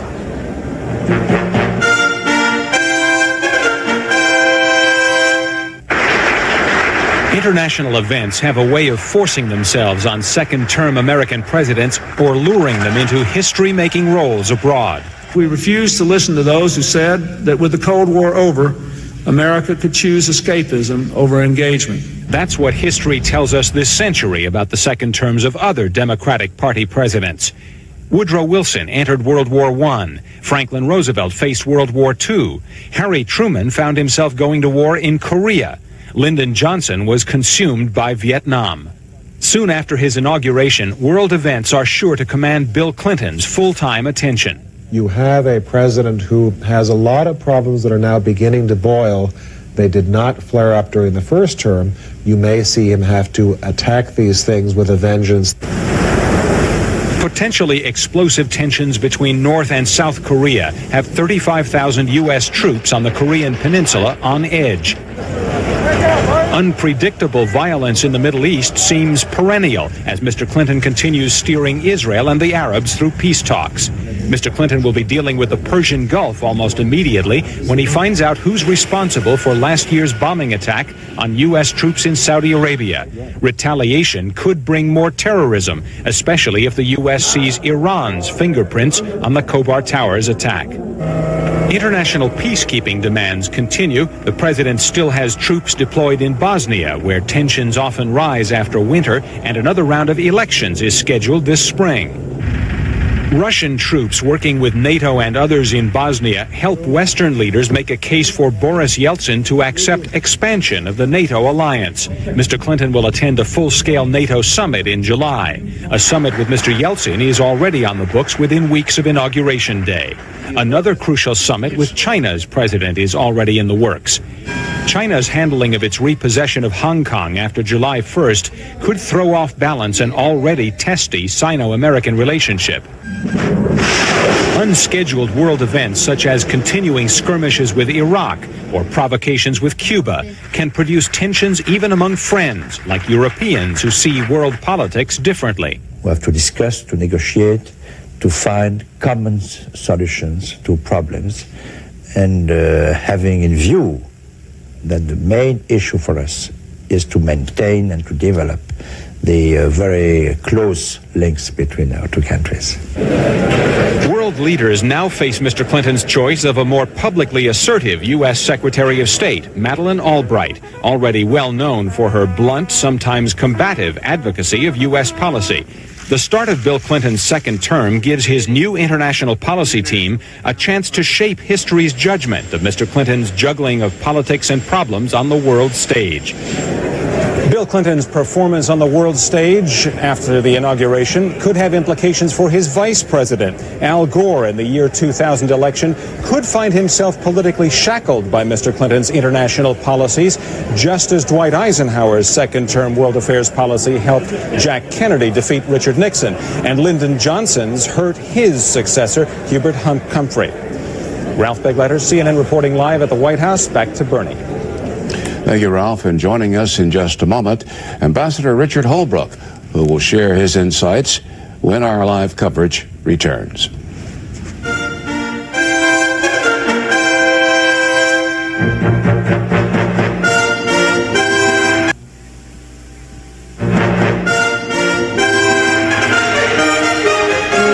the world is a stage, but the 42nd President of the United States of America has just finished the luncheon stage of this historic inaugural day in Washington, D.C. He'll be proceeding back down to the White House.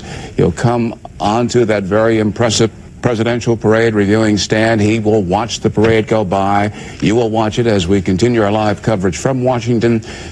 The world is a stage. Ambassador Richard Holbrooke knows that very, very well. He joins us now from New York. Mr. Ambassador, you've been here before.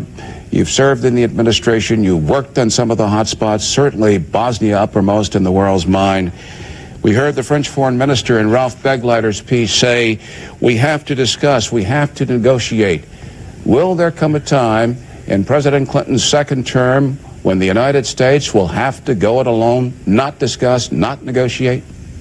I think the phrase "go it alone" is a little misleading.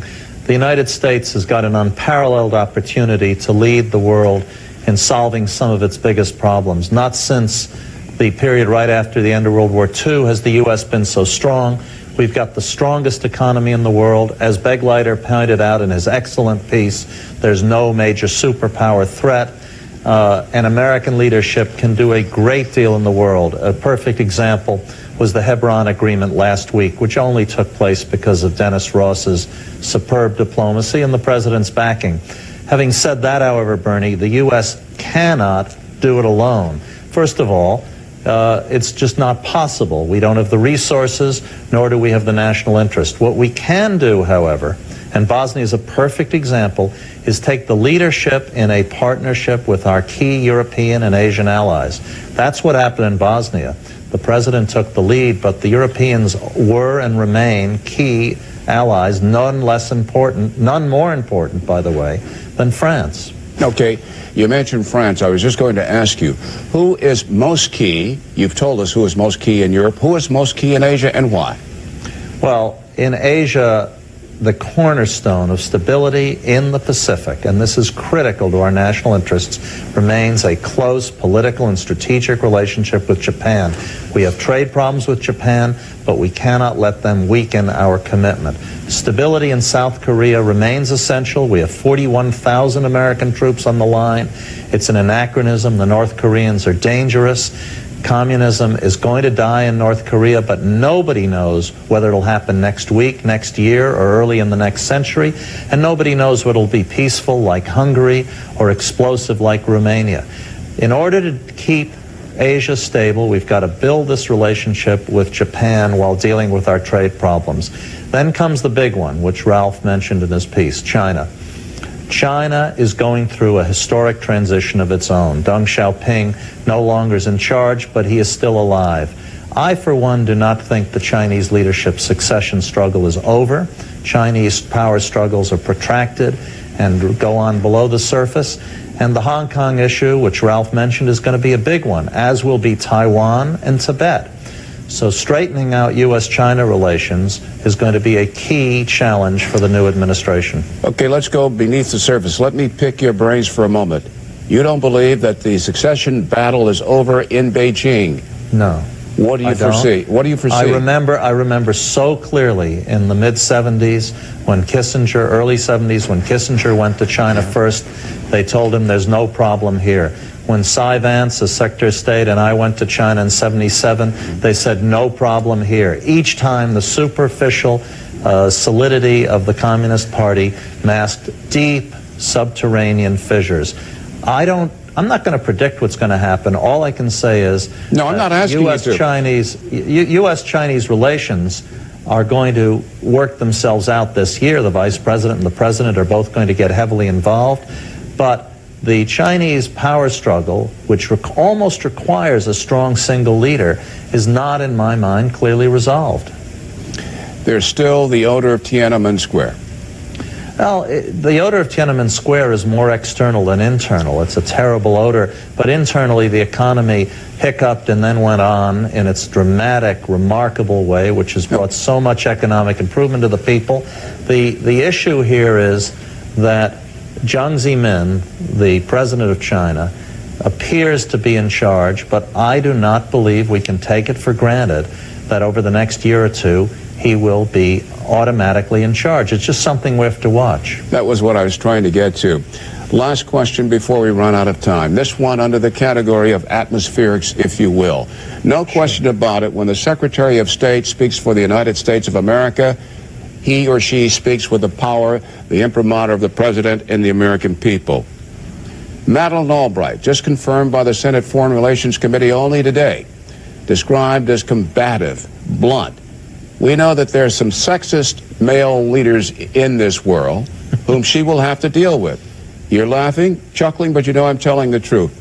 Will it be hard for some of these male leaders around the world who are not used to a woman of such authority and such power, will it be hard for them to deal with her?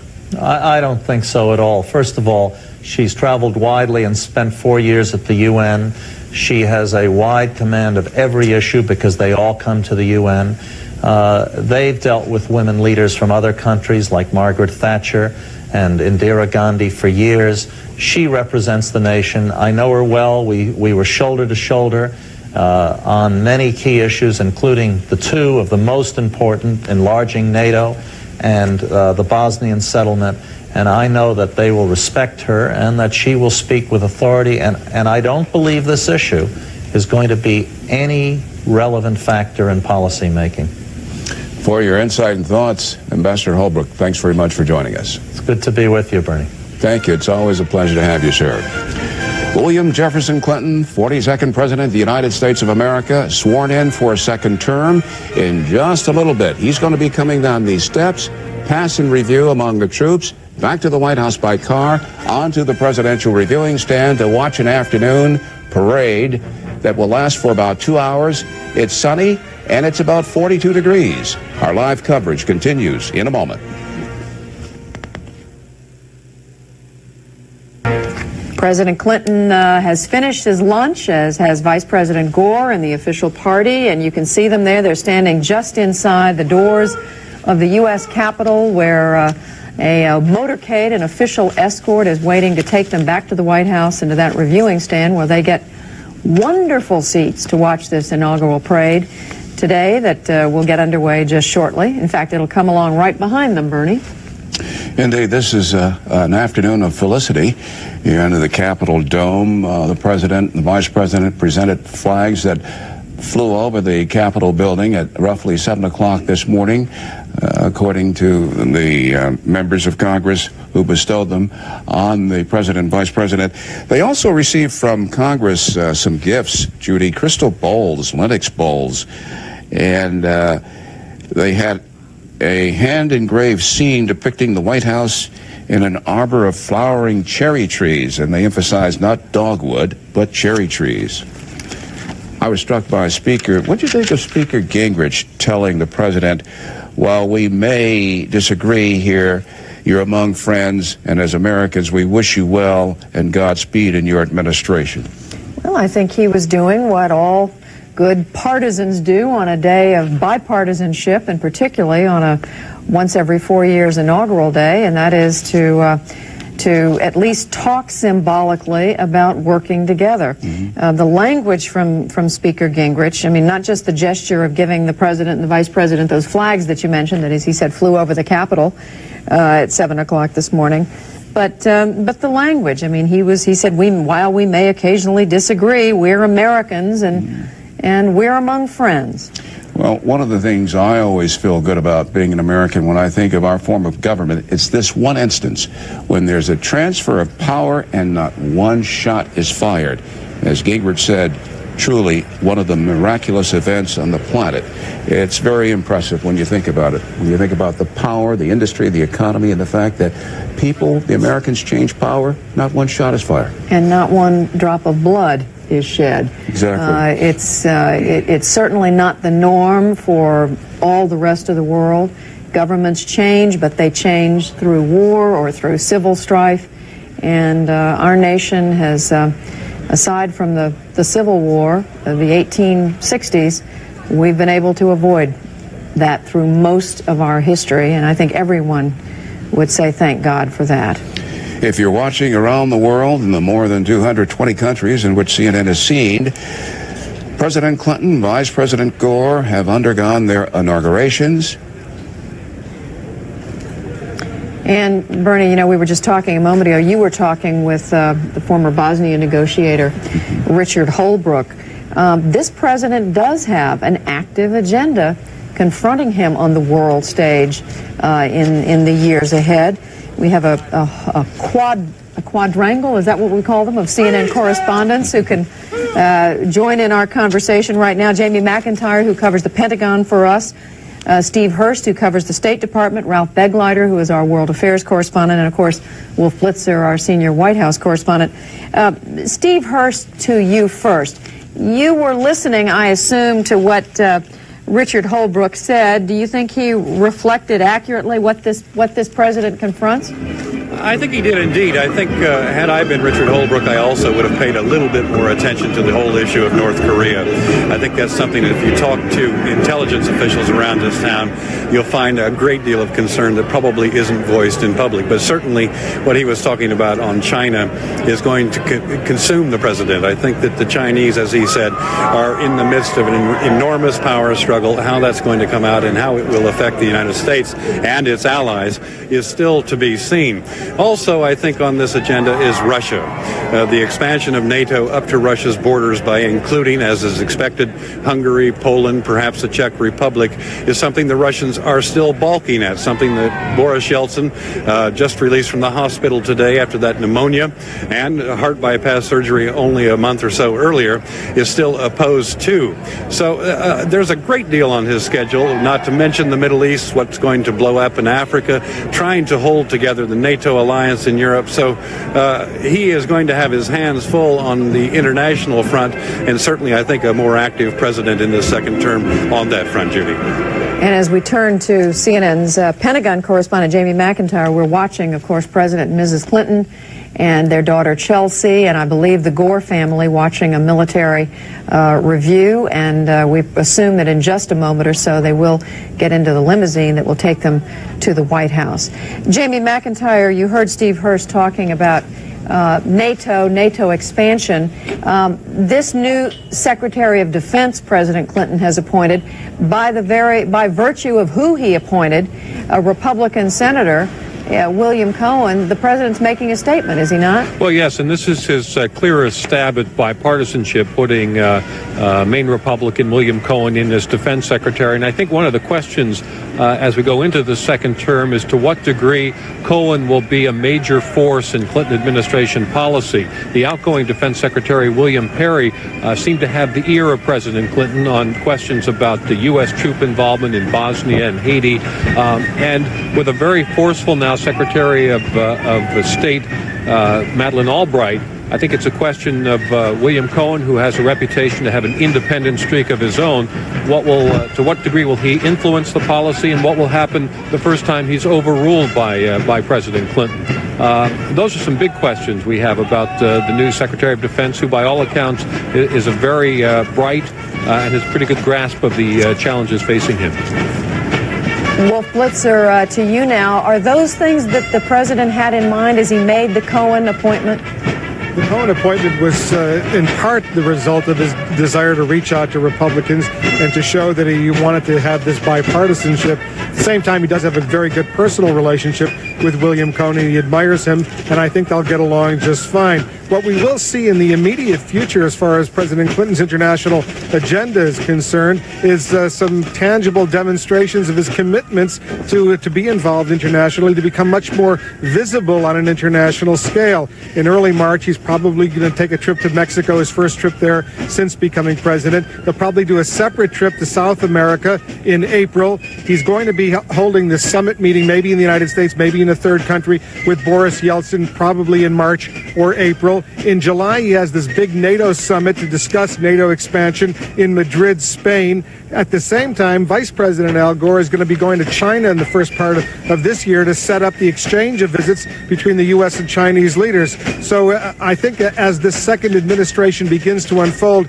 President Clinton will be seen, at least visibly, he'll be seen much more involved on the international scale. His first term, remember, he was going to focus on the domestic economy with a laser beam. I think he's going to be focusing more on the international situation in the second term, which, by the way, Judy, is much more common for a second-term president. And as we head to a break, a word from Ralph Begleiter, who gave us that wonderful report a few minutes ago. Ralph, there is no doubt that this president will have to pay more attention to international affairs, as you said yourself. And Judy, I think there's a direct connection to the American people who are watching the president now at the U.S. Capitol dealing with Congress, and as we watch him coming back to the White House, the connection is if what happens abroad has an effect on the United States, Americans are going to have to support their desire to have the United States be the world power. In the last 15 years, the amount of money the United States has spent on international affairs, broadly speaking, has dropped from about 2% to just 1% of the U.S. budget. Mr. Clinton is going to have to face with Congress in the next couple of months the question of whether that amount of money is enough to keep U.S. intelligence up to speed abroad, U.S. diplomatic relations up to speed abroad, and to keep the U.S. projection of military power abroad as strong as he feels it ought to be during the next 4 years of his term. So if China and Hong Kong go poorly, if China cracks down in Hong Kong, for example, and the American people see that and demand some action from the U.S. president, he's got to have the tools to be able to do that and the intelligence to be able to do that. And that means spending the money on international affairs. Much to think about there, Ralph Begleiter. We're watching the president get into, just about to get into the limousine, and we assume Vice President Gore will get into the second car there. You see Vice President Tipper Gore stooping down to get in. We want to thank our correspondents, Wolf Blitzer, Ralph Begleiter, Steve Hurst, and Jamie McIntyre. We'll be back in a moment with more live coverage of this Inauguration Day 1997. We're going to go to a break, but we'll be right back.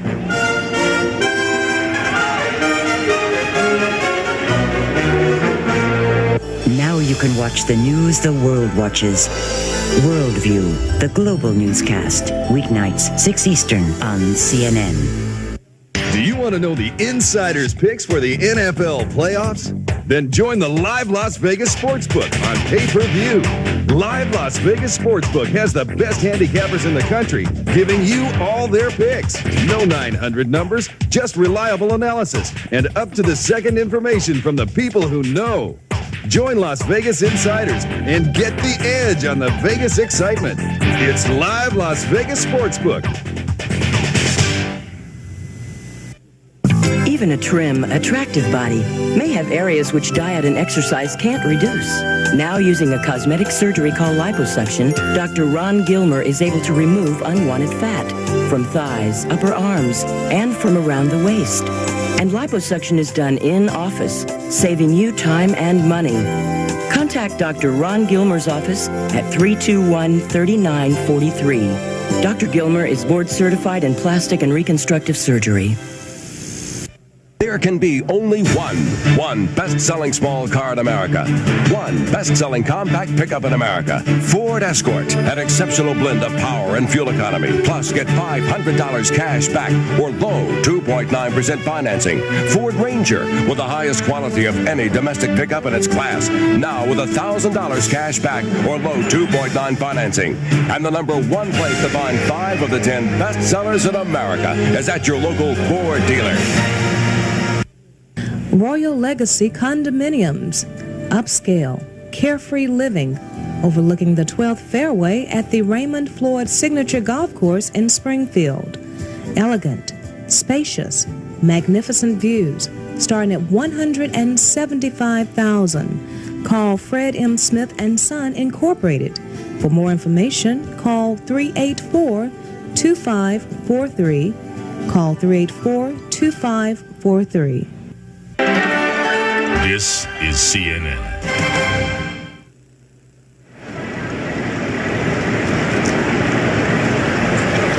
From the lofty language of the ceremony in front of the United States Capitol to the brass band celebrations of the parade we'll be hearing very shortly, this inauguration process is moving. President Clinton set out his vision of the future and what he called, quote, a blessed land of new promise.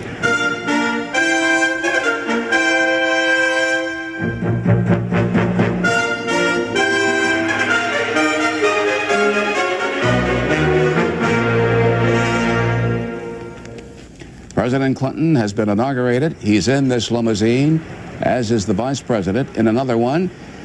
On this sunny, wintry day in Washington, D.C., the president took this as an opportunity to spell out his vision for the role of the federal government at home and abroad.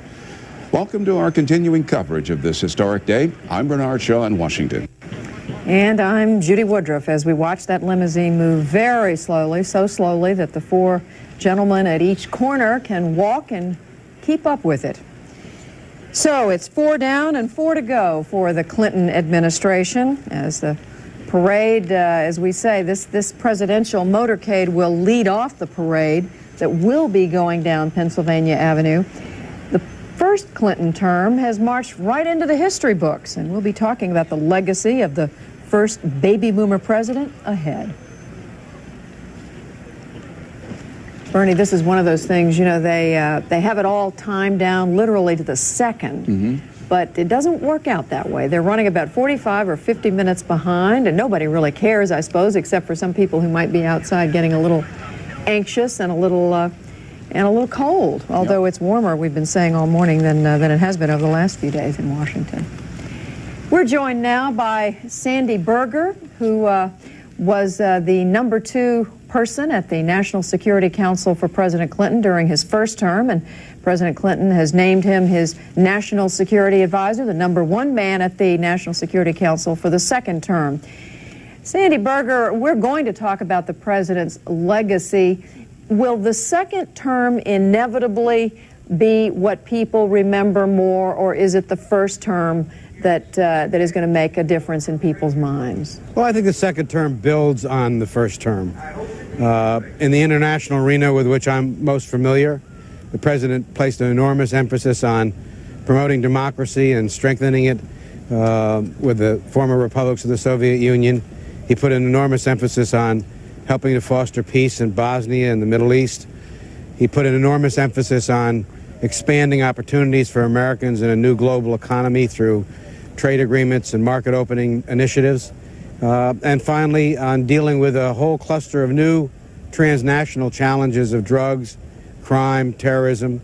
So the cornerstones have been laid, I believe, in the first term. But what the second term is about is making those arrangements enduring and significant in terms of the peace and prosperity and values of the American people. But it's fair to say that this is a president who's more seasoned when it comes to international affairs, is it not? Because there was so much made of the fact when he became president 4 years ago that he had no background to speak of in international affairs other than a few trade missions as governor of Arkansas. This is a very different time for him. Many of our very successful foreign policy presidents have come into office having been governors, not having previously dealt with foreign policy. Obviously, after 4 years, after looking these serious challenges in the eye of having to weigh the costs and benefits of American engagement in various places of the world, the president goes into the second term far more ready, far more prepared, I think far more confident in terms of the leadership role that America can play. You've watched him up close, Sandy Berger, over the last few years, and you've seen him change in some ways. How? Well, I think, again, let me stay on my turf here, which is the international arena. I think he's a commanding presence in the world. If you just take the last month, Judy, for example, as a result of the meeting that he had with President Kim back in Manila a month ago, we were able to break this very tense situation between North and South Korea, in which we got the North Koreans to apologize for the intrusion into the South. Because the president decided in September last year, in the midst of turmoil in the Middle East, to bring Arafat and bring Netanyahu here, a time that was, as you recall, quite highly criticized, that started a process that resulted over the last week in a very important agreement in Hebron. Because the president took risks when Mexico was about to go under financially with grave risks to the international financial system and to our own jobs. We saw last week the Mexicans repay that debt. So I think the president, after 4 years, having established a very close relationship with the leaders of the world, is a towering figure in the world today. How much of a learning curve was it for him? Well, I don't think anything prepares one for being president of the United States. Perhaps being vice president is the best preparation. But just as Governor Reagan and others have come into this office, having been governors, so did President Clinton. I think clearly the experience of the last 4 years, the personal relationships that he has developed with the leaders of the world, I think the sense of how important American leadership is to the peace and prosperity and values of the American people, all those things carry forward into the second term. All right, Sandy Berger, the National Security Advisor to President Clinton, thank you very much for joining us. And joining Bernie and me here in the studio, Michael Beschloss, presidential historian, a familiar face to CNN viewers.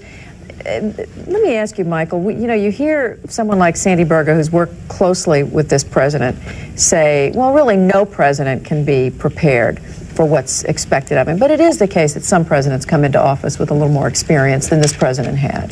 I think that's right, and that's one reason why during the 20th century you've seen a lot more senators become president than was the case earlier in history, because usually people who have served in Congress have had a little bit more exposure to the world than governors have, and that was more important really from the 1930s on. How much control, Michael Beschloss, does a president have over his own legacy?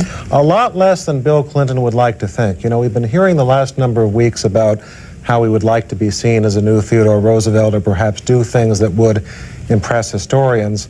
I can tell you the historians appreciate the effort, but the problem is that a president is very much bound by the era in which he serves. The 1920s and the 1950s, these were very placid eras in American life. Even if a Franklin Roosevelt had been president in the 1920s or a Lincoln in the 1950s, I think they would be seen by historians as rather minor presidents, because the conditions of international crisis and domestic opportunity just weren't there. So, relatively speaking, are we not in an era of a placid era, to use your adjective, in the United States? We are. A rather peaceful world, a time of domestic prosperity. And the other thing is we're in a period of post-Cold War and also after a strong presidency. That makes it very tough to have a president who's commanding in the manner of an FDR. So really what you're saying is, if we don't have great war that's broken out, if we have relative prosperity, relative calm in the United States, not to say we don't have problems, we certainly have the problems that the president talked about of race, discrimination. People would talk about the problems of the underclass in our nation, and certainly not everyone has realized the American dream. Still, we are not in a time of crisis, and therefore is it impossible for a president to have a great legacy when the times don't call for great leadership? It makes it very tough, and not every president has to bat 1,000. Oftentimes presidents do things that perhaps are not seen as great by their contemporaries, but 30 or 40 years later, scholars give them a lot more credit. One example would be Dwight Eisenhower in the 50s, was seen as someone who didn't do very much. Only many years later did we historians see that actually Eisenhower had devoted a lot of effort to keeping the defense budget down. That kept inflation down. And one other thing, the president has made much of the fact that he's the president at the dawn, or at least at the end of this century, and as we get ready for another century. Historically, we've only had 2 century transitions in this nation, but have those been times that called for great leadership? They have, and he was certainly setting himself up today to be like Theodore Roosevelt beginning of the 19th, or excuse me, Theodore Roosevelt at the beginning of the 20th, or Thomas Jefferson at the beginning of the 19th. Sometimes when a century changes, it doesn't cause all that much to change in the economy and world politics, but if it does happen, that could also happen to him. And he talked about the information age, the computer, the world of computers, trying to compare, of course, as you just say, with what Presidents Roosevelt and before him, President Jefferson dealt with. I think that's right, but whether future historians will see this as that kind of a period, I think, is open to some question. All right, Michael Beschloss, historian, we thank you very much for joining us. Judy. Thank you. And we'll be back with more live coverage of this inauguration in just a moment.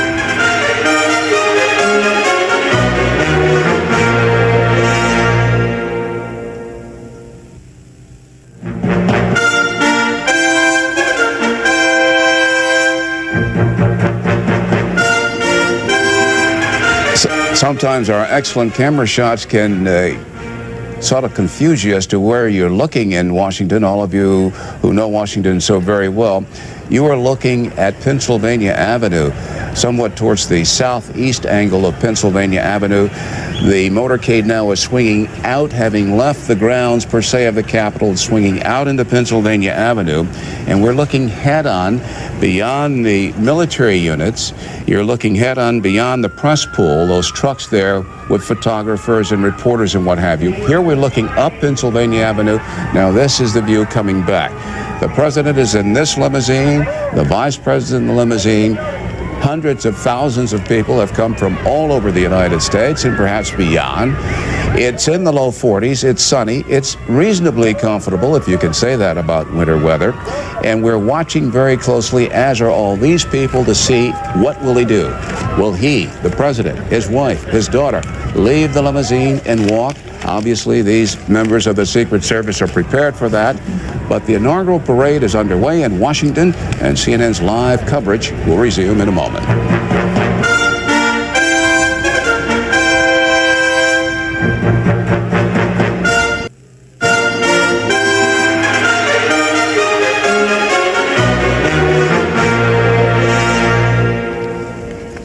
Making its way down Pennsylvania Avenue from the Capitol to the White House, this procession, this official procession of President Clinton, Mrs. Clinton, their daughter Chelsea, the Gores, Vice President Gore and his wife. And this is a very much tradition-steeped procession that you're watching. It's moving very slowly, almost at what you might call a snail's pace.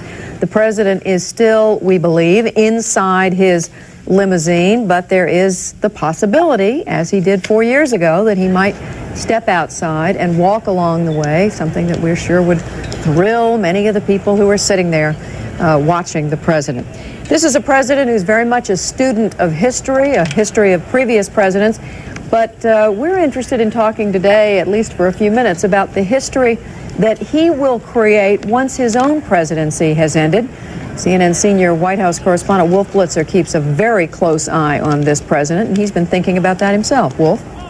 Judy, 4 years ago, President Clinton came into office hoping that one of his legacies would be guaranteed health care for all Americans. That effort, of course, failed, and there's no indication now he's going to try to revive that effort. Still, he does have another 4 years now to leave his mark on history.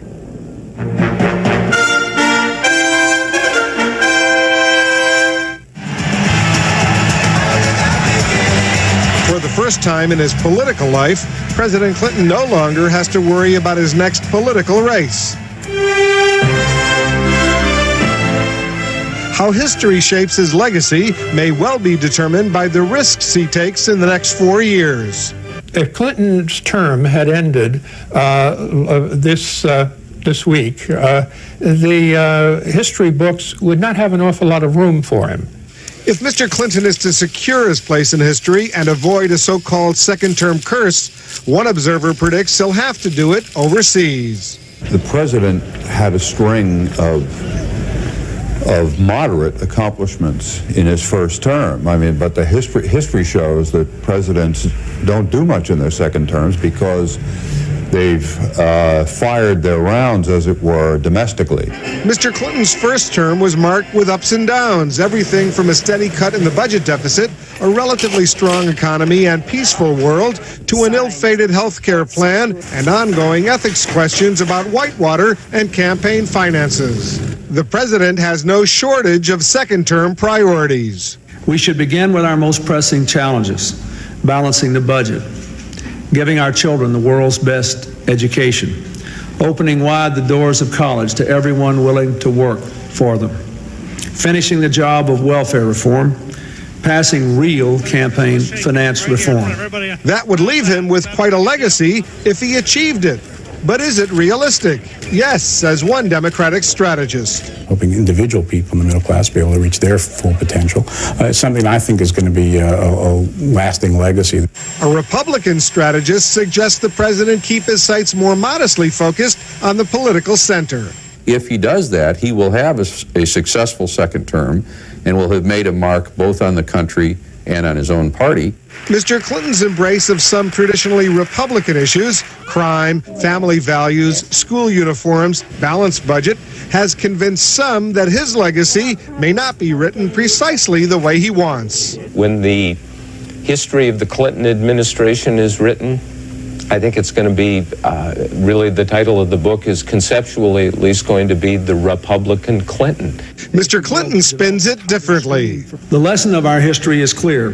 When we put aside partisanship, embrace the best ideas regardless of where they come from, and work for principled compromise, we can move America not left or right, but forward. Historians argue, and the polls show, that the middle of the road is a safe place politically. But to become a great president historically, Mr. Clinton knows his biggest challenge will be to take bold and creative steps for himself and for the country. And his aides do suggest he'll be more than prepared to take those steps if they become available without having to worry about getting reelected once again. He'll have that opportunity. And they say that with the president not necessarily focusing so much on politics right now, he'll be able to leave his mark and have a legacy that he'll be proud of. Judy? All right, Wolf Blitzer, thanks. And to continue the thoughts that Wolf just presented us with, we're joined in the studio by Bill Schneider, CNN's political analyst. We are also joined elsewhere in Washington by Bruce Morton, CNN correspondent, by Frank Sesno, who's our Washington bureau chief and longtime observer of the political scene in this city. And any minute now, we think Claire Shipman, our White House correspondent, will be joining us. Bruce Morton, to you first. You heard perhaps Michael Beschloss, the historian, say a few moments ago that this president doesn't have as much control over his legacy as he would like to think. Would you agree with that much of a president's legacy is really out of his hands? I think that's true. It's true in the first place, Judy, because presidents sometimes rise to great occasions. You think of Franklin Roosevelt, who came to power in the depths of the Great Depression, millions of Americans out of work. They needed to be rallied, and he rallied them. You think of Abraham Lincoln after the Civil War, his second inaugural, trying to bind up the nation's wounds. Those were great times, and they called forth greatness in the men who held this office. I think, as Michael said, if you come in calmer times, if you're Warren Harding, say, in the 20s, you don't need to do very much, perhaps. So it will be harder for this president to leave a mark. All right, Bruce Morton, we're talking about the president as he makes his way toward the White House along Pennsylvania Avenue. Let's go to CNN correspondent, White House correspondent Claire Shipman, who is on, I am told, a flatbed truck, which is making its way, is it, Claire, just ahead or just behind the president? Well, Judy, yes, we're here on the truck. The president, we're told, will be getting out at some point, probably on another couple of blocks. They're a little bit worried about security. The Secret Service is hoping he's not going to get out too early before they get to a point where he feels safe. But of course, you know, one of the things he loves the most is being in the crowds, being among the people. And it's going to be interesting to watch in these next 4 years because campaigns have largely driven his political life and the need to get out and connect with people. And without that now, that sort of structure of another campaign, how he's going to keep that connection with people is something that his administration's been thinking a lot about. They're planning to try to keep him out on the road, going out. He's going on Wednesday to Chicago to talk about education. So they're going to keep trying to push him out there because he's a president who really seems to draw energy from being out there with the American people. All right, we had a little sound difficulty with Claire. We'll try to come back to her in just a minute. Claire, did you finish your thought, Claire? I did, Judy. I'm sorry. I'm having a little trouble hearing you as well. This is one of those contraptions that we can't quite explain except when they work. We love it, and sometimes they don't work for a minute or two. Let's go to Frank Sesno now. Frank, you heard Claire talking about how this is a president who loves campaigning. He loves being out there connecting with the people. Without another election ahead of him, what is the incentive for him to do these things? Well, the incentive is his legacy. The incentive is the history books. And, of course, the incentive is Al Gore in the year 2000. We know from Dick Morris's book that the president would like to put Al Gore up over the top, see him get the Democratic nomination without having to face even a primary fight. That's not terribly likely, but it's the president's wish in any case. What's interesting is, as we ponder his legacy, Judy, is to talk about, just for a moment, the man that the president's aides talk a great deal about when they look for point of comparison. That is Teddy Roosevelt. These two men, Teddy Roosevelt and Bill Clinton, really bookend the century.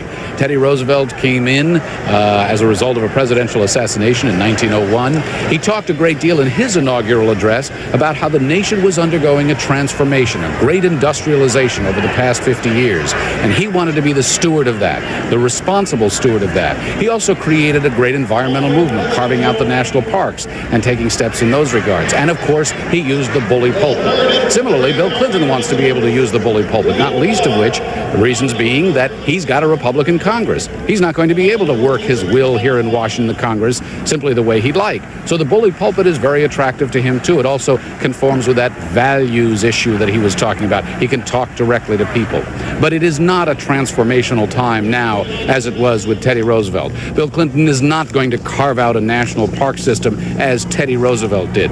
So it's going to be very much more difficult for the President of the United States, this president, to portray himself as that definitive bookend to the end of the century, as much more difficult than it was for Teddy Roosevelt to carve it out in the beginning of the century. Although, as they say, time will tell. We'll see if history pronounces a different guide. It's a bit early.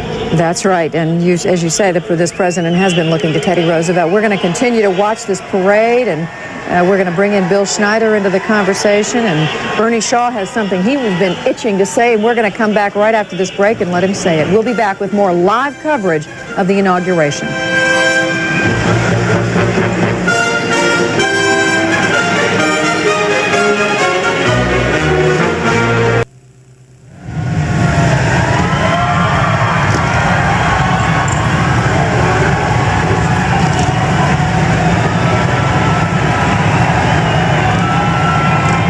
A little bit more than halfway through a public day that began with a gospel-singing church service and may end after midnight in a swirl of formal parties, President Clinton soon will be in the seat of honor viewing the parade passing in front of the White House.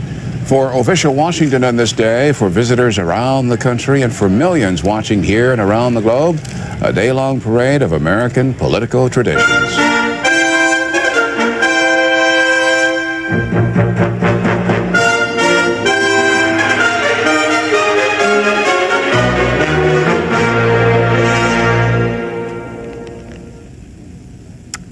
Well, it's part civics lesson, part political pep rally, part constitutional pageantry playing out today in the streets of Washington.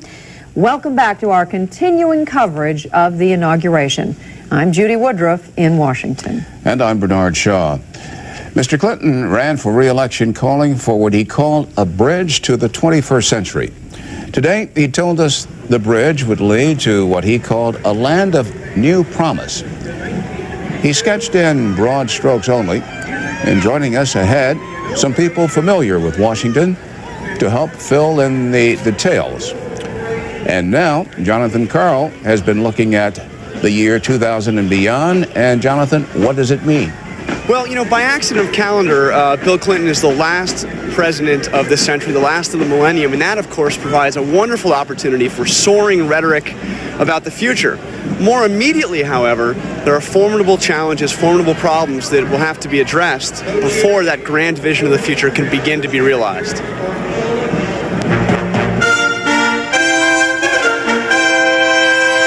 I want to build a bridge big enough and strong enough, big enough and wide enough for us to all walk across together to the 21st century. Enough about that bridge. What actually awaits the next generation in the 21st century? Who will save your souls if you won't sail on? If pop culture is any indication, the younger generation is hardly optimistic about the world they will inherit in the next century.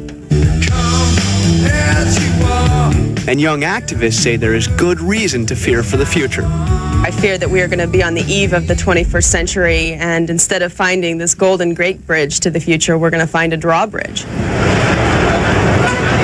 The America of the 21st century will be much older and grayer than the America of the 20th. As the baby boom generation begins to retire, the number of senior citizens is projected to double over the next 50 years. Former Commerce Secretary Pete Peterson says the aging of America has devastating consequences for the next generation. I think the transformation, and it indeed will be a transformation, affects almost every aspect of life. It isn't just fiscal. It's political, it's ethical, it's sociological, it's philosophical, it's moral, it's the whole bag. Our elected officials are on notice. Two bipartisan panels appointed by President Clinton warn of a coming fiscal crisis that could mean payroll taxes as high as 55%. And that's just to pay for Social Security and Medicare. Peterson is urging the president to dedicate his second term to solving those problems. Mr. President, you're a boomer. 76 million of you are going to start retiring in only 12 years. There'll be many people reviewing your legacy. What are you going to say? That I didn't know the boomers were aging? What are you going to say to Chelsea if she says, hey, Dad, where were you when you could have done something about this problem? At just 24, Adam Warbach is president of the Sierra Club. He worries his generation faces a crisis of democracy. What are we going to do? Are we going to sit idly by and watch our democracy fail? Or are we going to make sure that young people go out and make a difference? This 31-year-old congressman says the fate of the next generation comes down to power politics. Not until we start running young people for office in these congressional districts all across our country are we going to be able to bring our issues to the floor of the Congress and truly represent the group who sent us to Washington. Voting rates for young Americans are pathetically low, so it's no surprise they don't have much of a voice in national politics. But as always, it is the young generation that will be saddled with the problems left by today's leaders. In his speech today, President Clinton talked about preserving a Social Security system that serves our grandparents well, while also reforming it so it will also serve our grandchildren. How he translates that rhetoric into action may be one of the central challenges of his second term. Judy? All right, Jonathan Karl. Jonathan Karl, thank you for that report. And we have joining us now three people to talk for a few minutes about some of the points you raised there, Jonathan. One is Heather Lamb. She is president of the group called Third Millennium. She also happens, I don't know whether you like to have this mentioned or not, Heather, to be the daughter of Richard Lamb, the former governor of the state of Colorado, and ran unsuccessfully to be the presidential nominee of the Reform Party. Donald Kaplan here in Washington with us. He's president of the University Democrats. And finally, in Miami, Cesar Gonzalez. He is chairman of the College Republicans. To you first, Mr. Gonzalez in Miami, do young people want something different from the rest of us? I think they do really want something different from the rest of us. Right now, our generation is facing one of the biggest problems, the budget deficit. In the coming years, President Clinton, the Republican Congress, is going to have to face up to the debt that's been mounting and mounting. Right now, it's accumulating at about the rate of $14,000 per second. When our generation comes to the workforce, we're not going to be able to pay for our parents' generation, for their Social Security, for their Medicare, for their Medicaid, along with providing for our children. It's up to the government right now, the Republican Congress and President Clinton, to come together and make sure they address this, pass the balanced budget amendment, and work on other issues that will help our generation. As Cesar Gonzalez from Miami speaks, let's take a look at what's happened there on Pennsylvania Avenue. President Clinton, his daughter Chelsea have stepped out of their limousine, and it looks as if they just may be walking for a few steps, Bernie. And Judy, Claire Shipman, riding on the pool car, told us that the Secret Service very concerned about security. And so what did they do? They waited until the presidential motorcade had come north up that street that's on the east side of the Treasury Department, and just as it turned left to go west on the Pennsylvania Avenue and to pass the Treasury building, this is where they decided that it was safe enough, in their judgment, for the president to leave and for his wife and daughter to walk the final 40 yards to the White House. In fact, this is reminiscent of what happened in 1993 when the president rode most of the way but ended up walking the last block or so to the White House. And reminiscent again, you might say, of President Jimmy Carter, who walked the entire 1.7 miles from the Capitol to the White House. We see it must be warmer than we realize out there. Chelsea Clinton has taken off her coat and is walking in her suit without a coat. Yeah, they're in the sun, so it's a bit warmer. Let's see what Mrs. Clinton does with her Oscar de la Renta creation. Looks as if she's going to leave that on. Well, we're looking at Chelsea Clinton, 16-year-old daughter of the president, who's applied for colleges, and we don't know yet where she's going to go next year, but she's one of the younger generation we're discussing here. Donald Kaplan here with us in the studio in Washington, president of University Democrats. You heard what Cesar Gonzalez had to say, representing the Republicans, about the big concern is getting the deficit down, but in fact, aren't both parties now saying, yes, we want a balanced budget? Is there really any disagreement about that anymore? I think that you're right. I think that there is very little disagreement about that. I think that at least on my side of the aisle with the Democrats, we're facing a few of the liberal members of Congress who are saying that we shouldn't necessarily be going to take these steps to balance the budget. It's not as important as we think it is. Personally, myself, I happen to think it's a good idea to balance the budget. Other issues within there, whether we need an amendment or not, are a constitutional amendment. The constitutional amendment for the balanced budget, I think, personally, that's dangerous. I don't think that's a great idea. I think also to address really sort of the problems that young people face in the future with Social Security, as the piece talked about a few minutes ago. I think really what we are looking for at the moment is sort of a faith in the political system. I think that in my experience in student activism, when I'm talking with a lot of the people who were predecessors for my position, who have been out in the real world for a while, they're a little disappointed that our generation isn't as politically involved as we are. The piece briefly talked about voter participation or voter turnout from our age group, 18 to 24-year-olds, being extremely low. And I think that's a very serious concern of ours. Low in political participation. Let's bring in Heather Lamb, the president of the third millennium. Heather, why do you think there's been less participation on the part of the younger Americans? Well, I think so far, I mean, in the last Clinton administration, we haven't seen a lot of efforts aimed at actually addressing the issues that we are concerned about. I think that Cesar is right, that this issue of balancing the budget is incredibly important and that we do a disservice to the American public by not stressing it more.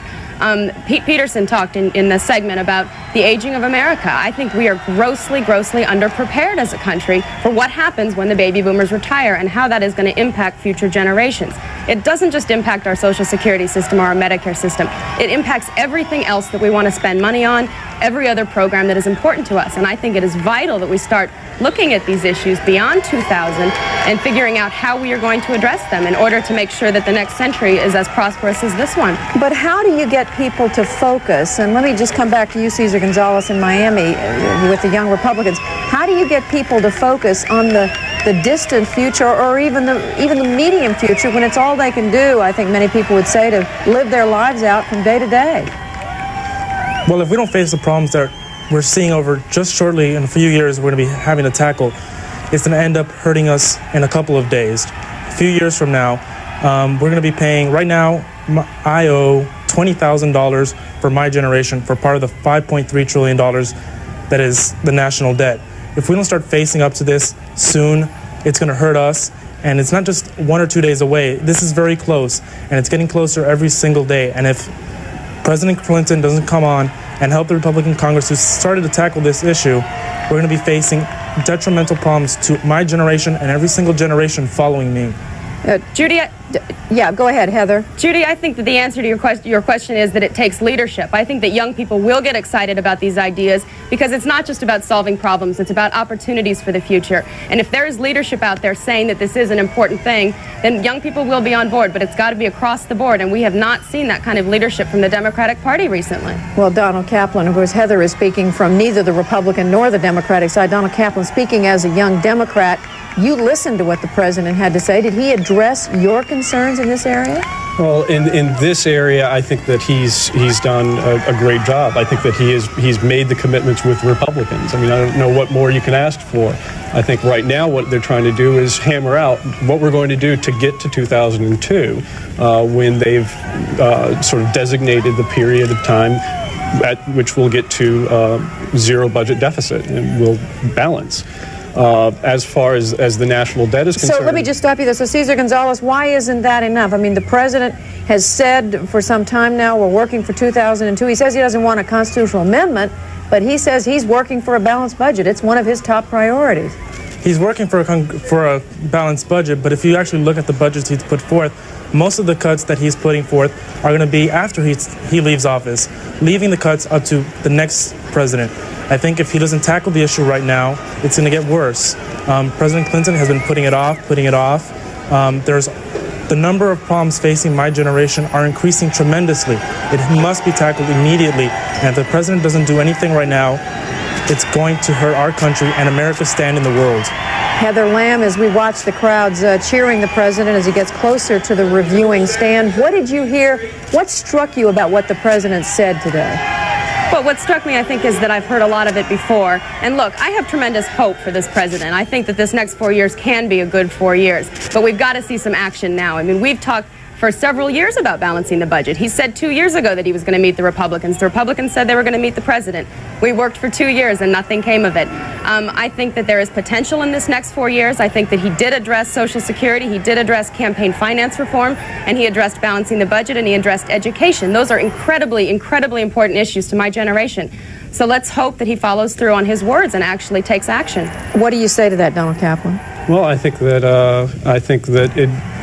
that's right. I think that we hope that he follows through on what he says.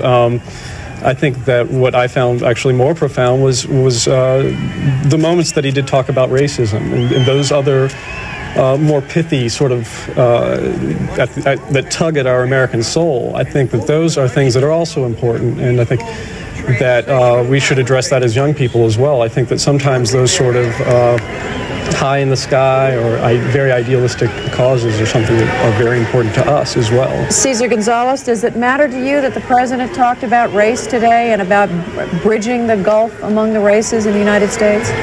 It is important. We've got to unite ourselves together. I'm a Hispanic, so I understand some of the problems that minorities face. But we have to stay away from government helping minorities. It's up to ourselves to get out there, get into the workplace, become educated, and do what's best for our communities and not rely on government help, which actually keeps us down. Welfare is one of the greatest examples of that. Look at what welfare has done to many of the minorities in this country. We've started to deal with welfare. Hopefully the president won't gut the bill and stop what progress we've made in that area. But I think there are many problems facing minorities right now. But I don't think that the way to do it is through government help. And Heather Lamb, as we're watching a picture of Vice President and Mrs. Gore. They're walking just behind the President and the First Lady and Chelsea Clinton. Heather, did the President say what you wanted to hear him say today about race? I think he did, absolutely. He did a very good job in that, and I think that the president can be a fantastic role model and a leader on that issue. I agree with Cesar, however, that there are limits to what he can do. That is up to a lot of the rest of us in America as a community to try to solve a lot of those problems, and that the time for government intervention in those problems is not as great as it is in perhaps other issues. I think that we as a nation have to really look inside and address those and do much more than just one president can do alone. All right. Well, a big thank you to Heather Lamb, to Cesar Gonzalez with the College Republicans. He's in Miami, and here in our studio in Washington, Donald Kaplan, president of the University Democrats. All three of you, thank you for that youthful and very wise perspective. Thank you all. As the president comes to the end of the parade route and gets ready to take his place in the reviewing stand, we are going to take this opportunity to take a short break. We'll be right back.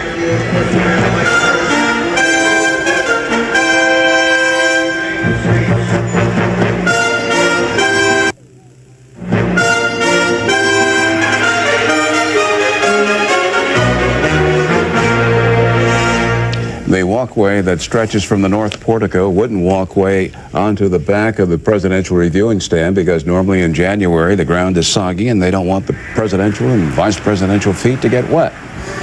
That's exactly right. This is, and again, Bernie, all this is being done, you have to say, a little bit impromptu at this point, because they're pretty far behind schedule. They had hoped to wrap up the parade around 4 o'clock, and it's now about 4 o'clock Eastern time. And we'll see what happens. This parade could go until midnight. We'll find out. Yes, and the pictures of family are projected from this capital city, and you're looking at a picture of corporate family. Time Warner, CNN, Turner Broadcasting. From Time Magazine, we have Dan Goodgame, the Washington bureau chief, and we have Joel Ettinger, the executive editor. We'll hear from you in just a moment. John Holloman has been our people person down there. John always finds the most interesting people to talk to wherever he is. John, what do you have for us now? Hi, Bernie. I got a couple of Washington, D.C. residents, Susie and Danny Murphy from the Washington, I'm sorry. Susie, tell me, what did you see when the president came by in the motorcade? We saw his car. That was about all we could see. Yeah? See the Gores a lot better, waving. Wonder why. Were you disappointed? Yeah, a little bit. Yeah. Danny, you want to talk to me? How did he react to it? Oh, he liked it a lot, especially the motorcycles. He was born on President Clinton's birthday, so he came to the first inauguration, and we're thrilled to be at this one, too. Wow, so he's going to have more memories than anybody. Daddy's not feeling all that comfortable here. Bernie, I've got a couple other folks I'd like to introduce you to. Michelle Gilliard and Adriana Kieser. Michelle, tell me what you thought. Were you impressed with the inaugural ceremony itself and the president driving by? I'm impressed with the inaugural ceremony just in terms of the pomp and circumstance of it. It's very exciting, yes. Yeah. Is this the first time you've done this? Yes, it is. It's my first time in D.C. to do this. Yeah. How does it make you feel? It makes me feel proud as an American. I wish, though, that I could have seen more President Clinton and the Gores. Yeah. I think in years past, some presidents have gotten out of their cars about where you all were. Did you plan on that?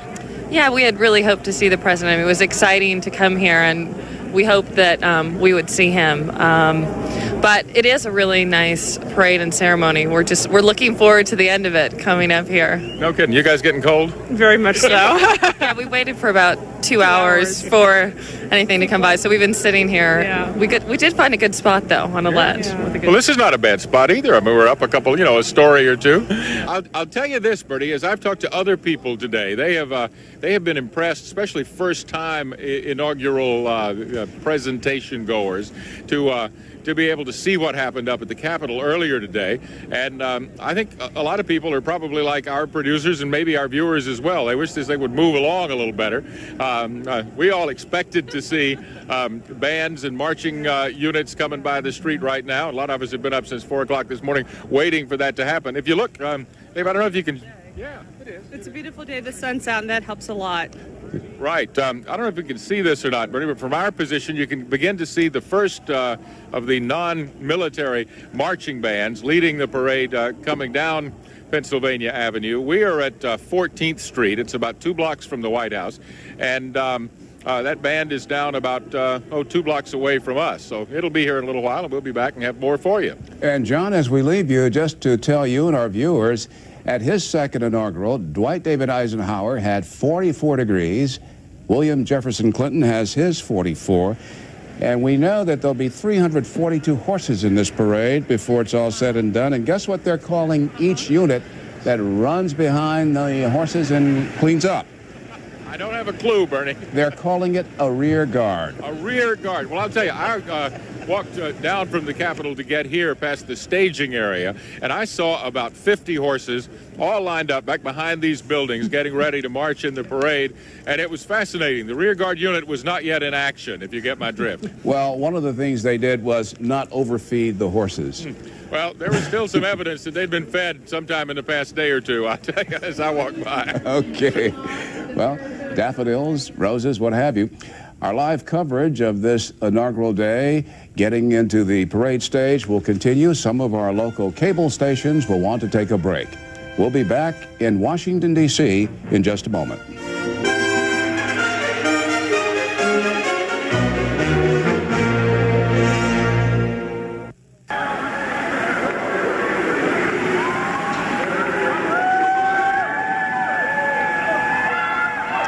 To keep the presidential and first lady and first daughter feet dry, this wooden walkway, which extends traditionally from the north portico of the White House to the back end of the presidential reviewing box, and they'll be into the box very shortly, and we'll be underway, Judy. That's right, and we should say this is not just a simple reviewing box. This is an elaborate review stand, which has taken weeks and weeks to construct, and here you get a perspective of where the reviewing stand is in front of the White House, at the north side of the White House. Now they're inside.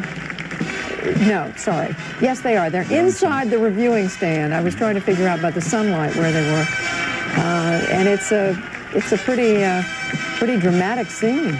With steel beams, glass, and lots of bulletproof glass. And we presume enough heaters to keep them warm so that as the sun begins to set here in the nation's capital, which it will do, or will almost do by the time this parade ends, they can stay toasty warm. And it's very toasty, and I would suspect that these ladies, Hillary and her mom, will be taking those coats off very, very shortly. It's very warm under those lights and with the heaters there in that reviewing box. Bernie, you've been commenting on the temperatures today, and it is, as you said, in the low 40s. There were some people who were dreading the fact that this might be a day in the teens or the 20s where people would be really miserable. And I have to say, from my own perspective, the first inauguration I covered was 1976. Jimmy Carter was being inaugurated, and I think that was one of the coldest days I've ever experienced of my life. And my job, I then worked for NBC, was to stand in front of the reviewing stand and out in the cold for about 6 hours straight. It was a lot of fun. Well, my first one was 71, Ronald Wilson Reagan, Spiro Agnew. I was on the east side of the Capitol.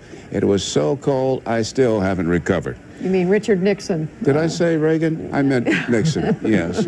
This president earlier today spoke of the nation being a land of promise. Let's listen to one of the points he made in his inaugural address. My fellow citizens, at this last presidential inauguration of the 20th century, let us lift our eyes toward the challenges that await us in the next century. It is our great good fortune that time and chance have put us not only at the edge of a new century and a new millennium, but on the edge of a bright new prospect in human affairs. A moment that will define our course and our character for decades to come. We must keep our old democracy forever young. As times change, so government must change. We need a new government for a new century. Humble enough not to try to solve all our problems for us, but strong enough to give us the tools to solve our problems for ourselves. There is work to do, work that government alone cannot do. Teaching children to read, hiring people off welfare rolls, coming out from behind locked doors and shuttered windows to help reclaim our streets from drugs and gangs and crime, taking time out of our own lives to serve others. The divide of race has been America's constant curse. These obsessions cripple both those who hate and, of course, those who are hated, robbing both of what they might become. We cannot, we will not succumb to the dark impulses that lurk in the far regions of the soul everywhere. We shall overcome them.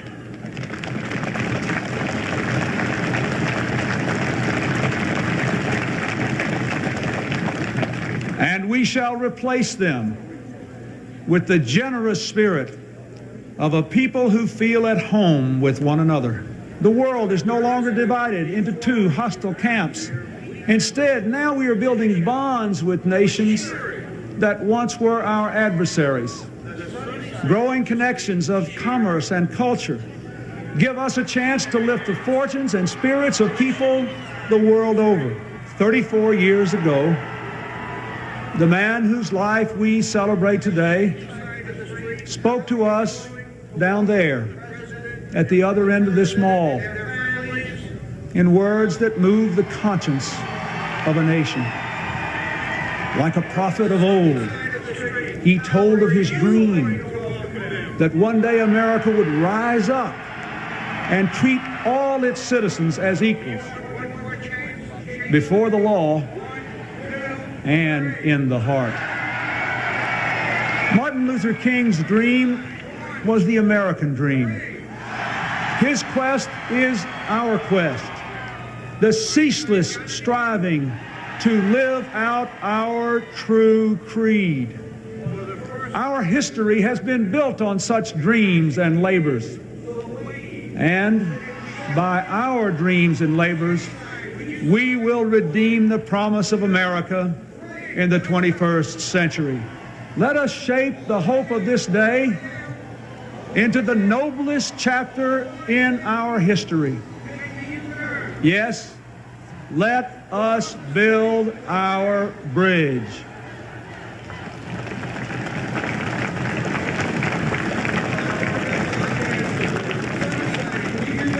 A bridge wide enough and strong enough for every American to cross over to a blessed land of new promise.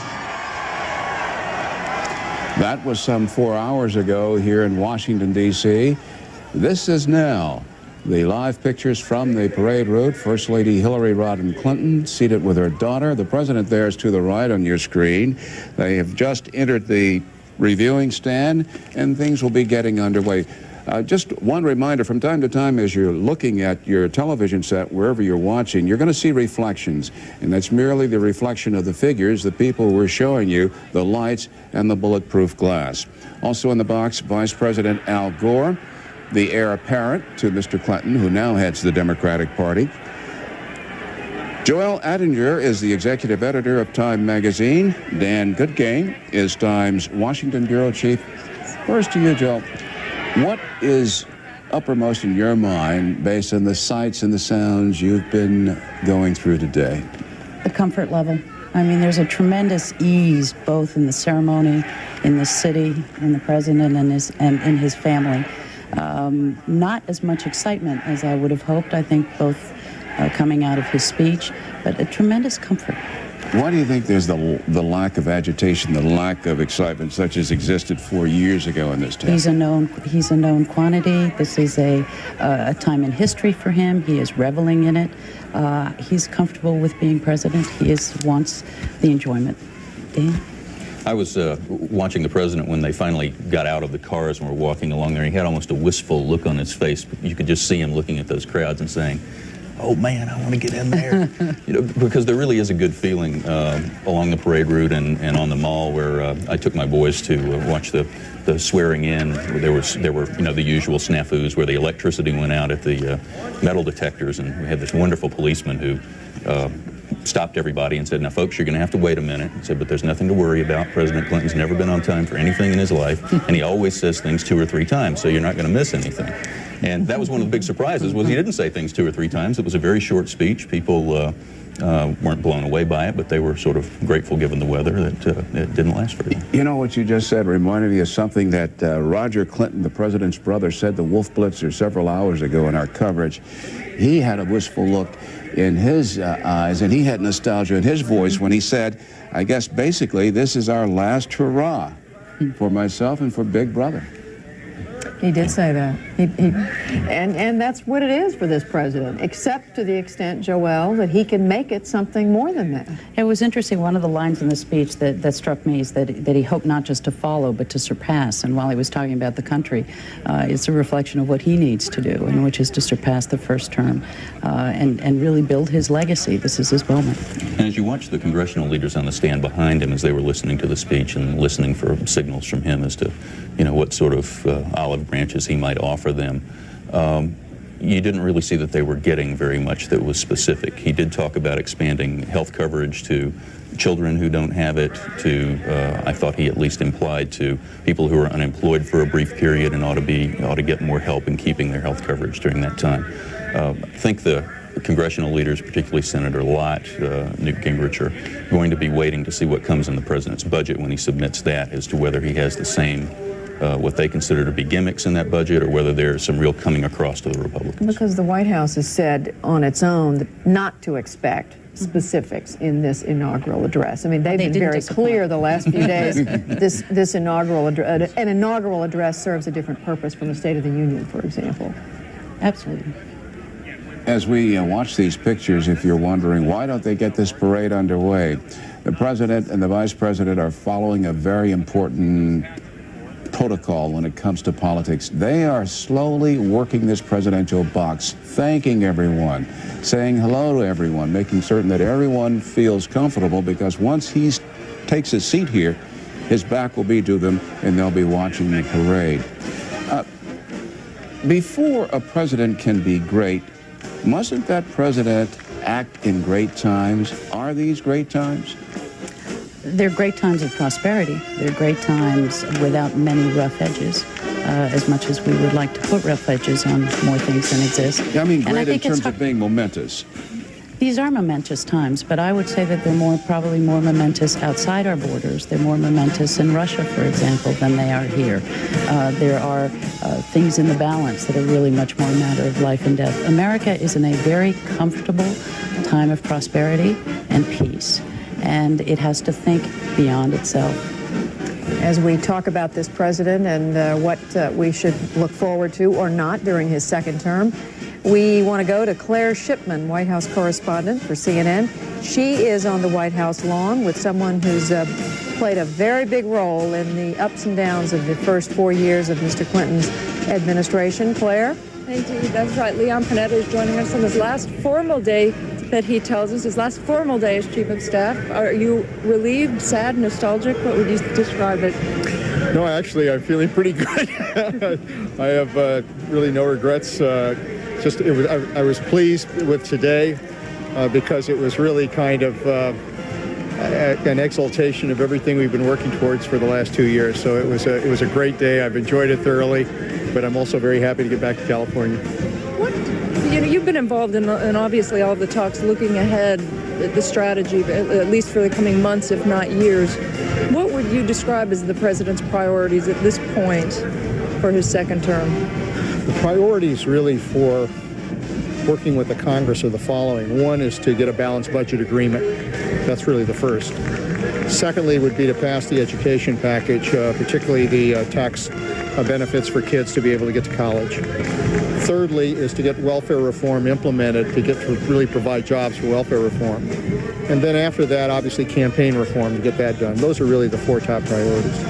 Do you think you're given a lot of credit for helping to reorganize the president's time, his schedule, and the structure of the way things were run in the White House? Is there more thought being given to that now, how to continue to operate efficiently, perhaps to even make more changes in that direction?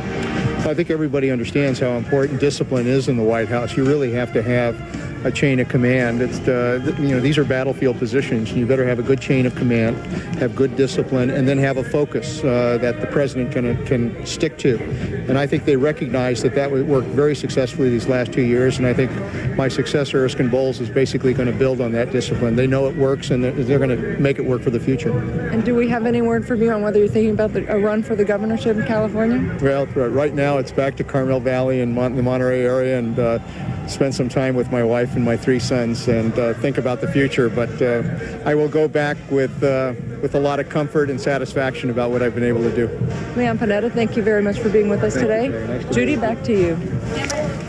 All right, Claire Shipman talking with Leon Panetta, the outgoing White House Chief of Staff. Before that, the budget director for this administration. He does head back to California. As we watch the president watch the parade, we're going to take a break. And when we come back, the Capitol Gang.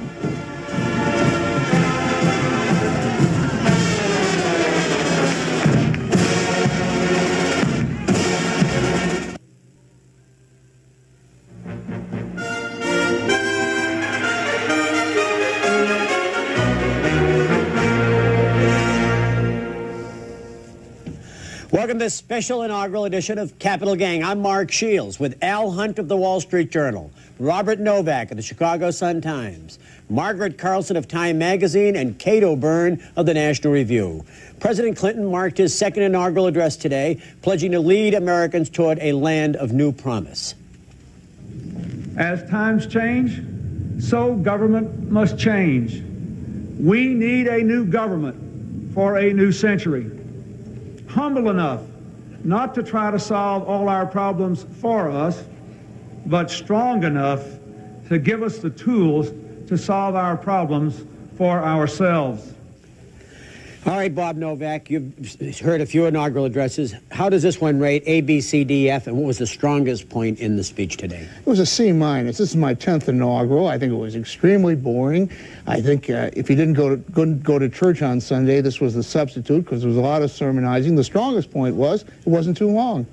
Margaret Carlson. The length was a plus. The weather was cold, the speech was short, and that was good. But it was, rather than boring, I think it was soothing. The president, there was no soaring rhetoric, but we all expect something like ask not what your country can do for you, and we aren't going to get that. That was a great moment 30 years ago, and we're not going to have that again. In fact, he didn't ask us to do anything. He didn't ask the country to do anything. It was a fairly non-substantive speech full of platitudes, and he didn't get to the bridge until minute 20. Thank goodness. Thank God. I'd say, I don't know, a B-, an average student speech. B-.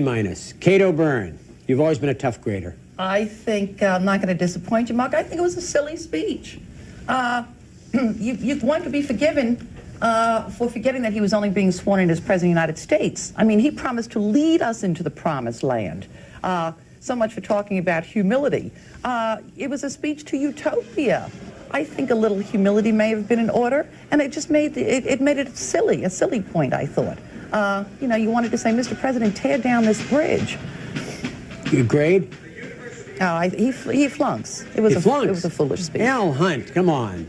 Well, first of all, I'm shocked that Bob Novak doesn't like sermons in church. I always thought you were much more religious than that, I like Bob. him in church, not on the inaugural address. Oh, I see. But look, it was better than Kate and Bob suggested. Maybe not quite as good as Margaret Not a B-. suggested. I'm an easy grader. Maybe a C+. Look, it was a speech for the 90s, Mark, with all the good things that connotes and many of the bad things that connotes. There weren't any choices. There weren't any sacrifices that were asked of people. I think the best things, frankly, were I thought he was good on race and he was good on immigration. I thought the racial reconciliation was the strongest part of it. I think it's where Bill Clinton's most persuasive, most believable, most compelling when he speaks on race. But I thought the speech itself smacked too much of having been written by a committee, that it did not have a single theme or that memorable phrase. I don't know what the words are that we're going to chisel and put up on the library that our good friend Mr. Hunt. I would give it, based upon other speeches I've heard, I have to grade on the curve. I'd give him an A-. No, I'd be with Margaret. I think B-. You know, I went today, Mark, and I took my 7-year-old daughter up there today, and I was telling her about Jack Kennedy's speech in 1960, which Bob covered. I did not, but in that great, many memorable phrases, one of them was, ask not what your country can do for you. I somehow think it's going to be very difficult in 36 years for Lauren to tell her 7-year-old child that I heard Bill Clinton say, government's not the problem, government's not the solution. See, I don't think it's just a rhetorical problem. I don't think it's just a speech-writing problem, although apparently he went through several drafts and he never was satisfied, the president, this time. I think the problem is this was a campaign where there was no particular vision put forth. It was a tactical campaign to outpace Dole during the campaign. And you never got an idea what the second term was going to be like during the campaign. You certainly didn't today, because what he painted was a kind of a land of milk and honey, like some kind of utopian dream where everything is going to be good for everybody. And we have to leave ourselves in his hands. And what he did today, Al, was government as tool chest. I mean, how inspirational is that? You know, government's going to give us all the tools to, I guess, deliver ourselves to this land of milk and honey. Bob obviously objects to the land of milk and honey that does not involve a tax cut. But at least that's an idea. But I mean, that's an idea. But it does make a point. It's an empty promise. It does make a point. It does make a point, Margaret, that it was a campaign that was tactical, and this was a moment today when the country was watching, when he had the attention of the nation and a chance to really lay out what he intended to do in the second term. And I really question whether people come away with a clearer understanding of where the president wants to lead the nation or the nation to go. You know, I agree that it was full of platitudes, and he does even make a laundry list of platitudes so that you feel that everything's in there. But I think it's the State of the Union where you'll get the vision for the second term. And inaugurals are supposed to be more uplifting than that. And not, I agree, utopia is not a good idea, but it should be a little bit uplifting and it shouldn't be too specific. And, you know, people are there with their kids, and Lawrence, they were all there, and we want the pomp and the circumstance. I didn't see anything but of an inauguration. I'm not sure that that campaign didn't give you some sense of what a second term is going to be about. I mean, Kate, I thought you wrote a very good piece about a week beforehand saying Clinton is talking about government playing a limited but important role. And I think, and that's something many conservatives don't like, many liberals think doesn't go far enough, but that's Clinton. And I think we didn't hear about that either, though. What he told us was that under his tutelage, he will lead us someplace where there are no nuclear weapons, no chemical weapons, no crime, no drugs. I mean, that's what was so silly, I think, about what he was talk Not a about bad aspiration. Talk about uplifting, though. I didn't think it was a particularly uplifting speech. I thought it was a platitudinous speech. And the one thing where he really got excited was when he started talking about the internet. Well, can you forgive him? Well, I tell you, I mean, if my life depended, I could not connect with the internet. And so we know that about you, Bob. But see, this was his handoff Call to forwarding has been one of the major changes for you, Bob. This was his handoff to Al Gore, lifting up the internet so that Al Gore and the information highway can take over. Mark, I mentioned briefly. I mean, I think you're absolutely right. Everything you said about racial healing. I think that was a highlight. Also, I thought it was short, but I thought he was very, very forthright about immigration. A lot of immigration bashing in this country. Last word, Al Hunt. And that's all our time for now. Thanks for joining us. Stay tuned for CNN's continuing coverage of Inauguration Day. That's the Capitol Gang. And we get paid very handsomely for this.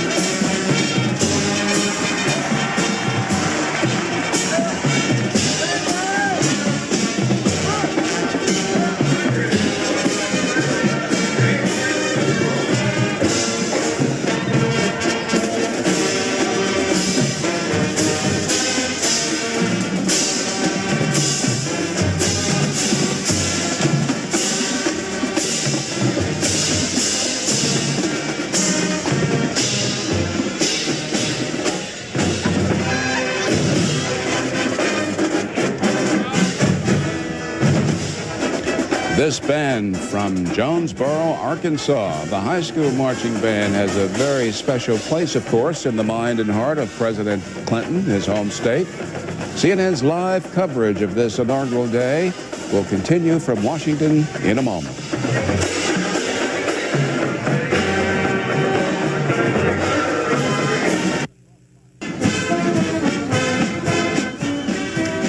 There are 5 divisions to this inaugural parade, each one headed by a different service, a military service branch. This is the beginning, we think, of Division 2, which is headed by the U.S. Marine Corps staff. And Bernie just raised his arm in a chair as a Marine veteran himself. Well, they have a special place in my heart. The men and women of the United States Marine Corps. The President, the Commander-in-Chief, has that very proud smile on his face, not only for the Marines, but for the Air Force, the Navy, the Coast Guard, the United States Army. One ththing to point out about security, as most of you know, Pennsylvania Avenue has been closed for security reasons for a long time, and we're looking at something rare. We're actually seeing people, manned vehicles, move down Pennsylvania Avenue. After this day is history, of course, it goes back to being blocked off for security reasons. That's right, Bernie. Each one of these divisions is led by a band and a color guard, if you will, from the service that is heading it up, and then it's followed by various civilian groups. For example, these Marines, this Marine band you're watching now, behind it will come, in addition to the Marine Corps Color Guard and a Marine Division from Tallahassee, Florida, will come the Texarkana, Arkansas High School Marching Band. And, you know, some of these states, Bernie, there's no coincidence that they're represented in this parade. Absolutely not. And as we see the Marine drill unit now pass by, and this is the Arkansas band you referred to, the Commandant of the Marine Corps is in the box standing next to the President. And as each service's band goes by, the head of that particular service will step up and spend a few moments next to the Commander-in-Chief as we look at Chelsea Clinton applauding this band from Arkansas. This is, we're going to, I'm sure, talk about this in a few minutes. There was a band, the one controversy, really interesting controversy this year. Very interesting. Was the inaugural planners selected from the state of Wyoming a band from the city of Jackson Hole, the town, we should say, of Jackson Hole. And there was an article on the front page of the Washington Post that pointed out that the high school marching band from Cody, Wyoming, had their hearts set on marching in this parade, and they were told that for political reasons, they weren't picked. Well, apparently what happened is President Clinton read that article, and within a day, the Cody, Wyoming high school marching band was invited to participate, and they did participate today, Bernie, but it was in what's called the pre-parade part of this whole process. And the thing of it is, in the state of Wyoming, most Democrats are concentrated around the Jackson Hole area. Cody is the home of Republican Senator Alan Simpson of Wyoming. So it's been very, very interesting. Republicans and Democrats. And I think, Bernie, these are President's thumbs up to these dancers. There was a Barrow Eskimo group, and then the Hub City dancers. And I think what we're seeing now are the Kentucky Horse Park Mustang troupe. I got quite a chuckle out of John Holloman. I was pointing out that there are 342 horses in this parade, and they were very concerned about all these horses because they didn't want to overfeed them, because they might be relieving themselves excessively in the streets of Washington. Well, there's a unit for each unit of horses, and they're called a rear guard unit. And you know what they do? They travel behind these equestrians, and they scoop up what might be dropped along the way. Following along behind the Arkansas band is, lo and behold, a band from the state of Tennessee, which, of course, is the home turf for Vice President Gore. This is the Tennessee State University Marching Band. It's a marvelous day weather-wise in Washington, as we say, 44 degrees here in the nation's capital. And this is just the beginning, really, even though it's almost 5 o'clock Eastern Time in Washington, because the president and his wife, the Gores, they are going to go to 15 inaugural balls. Mr. Clinton not scheduled to be back at the White House until 4 a.m. Let's listen to the sights and sounds on this inaugural day.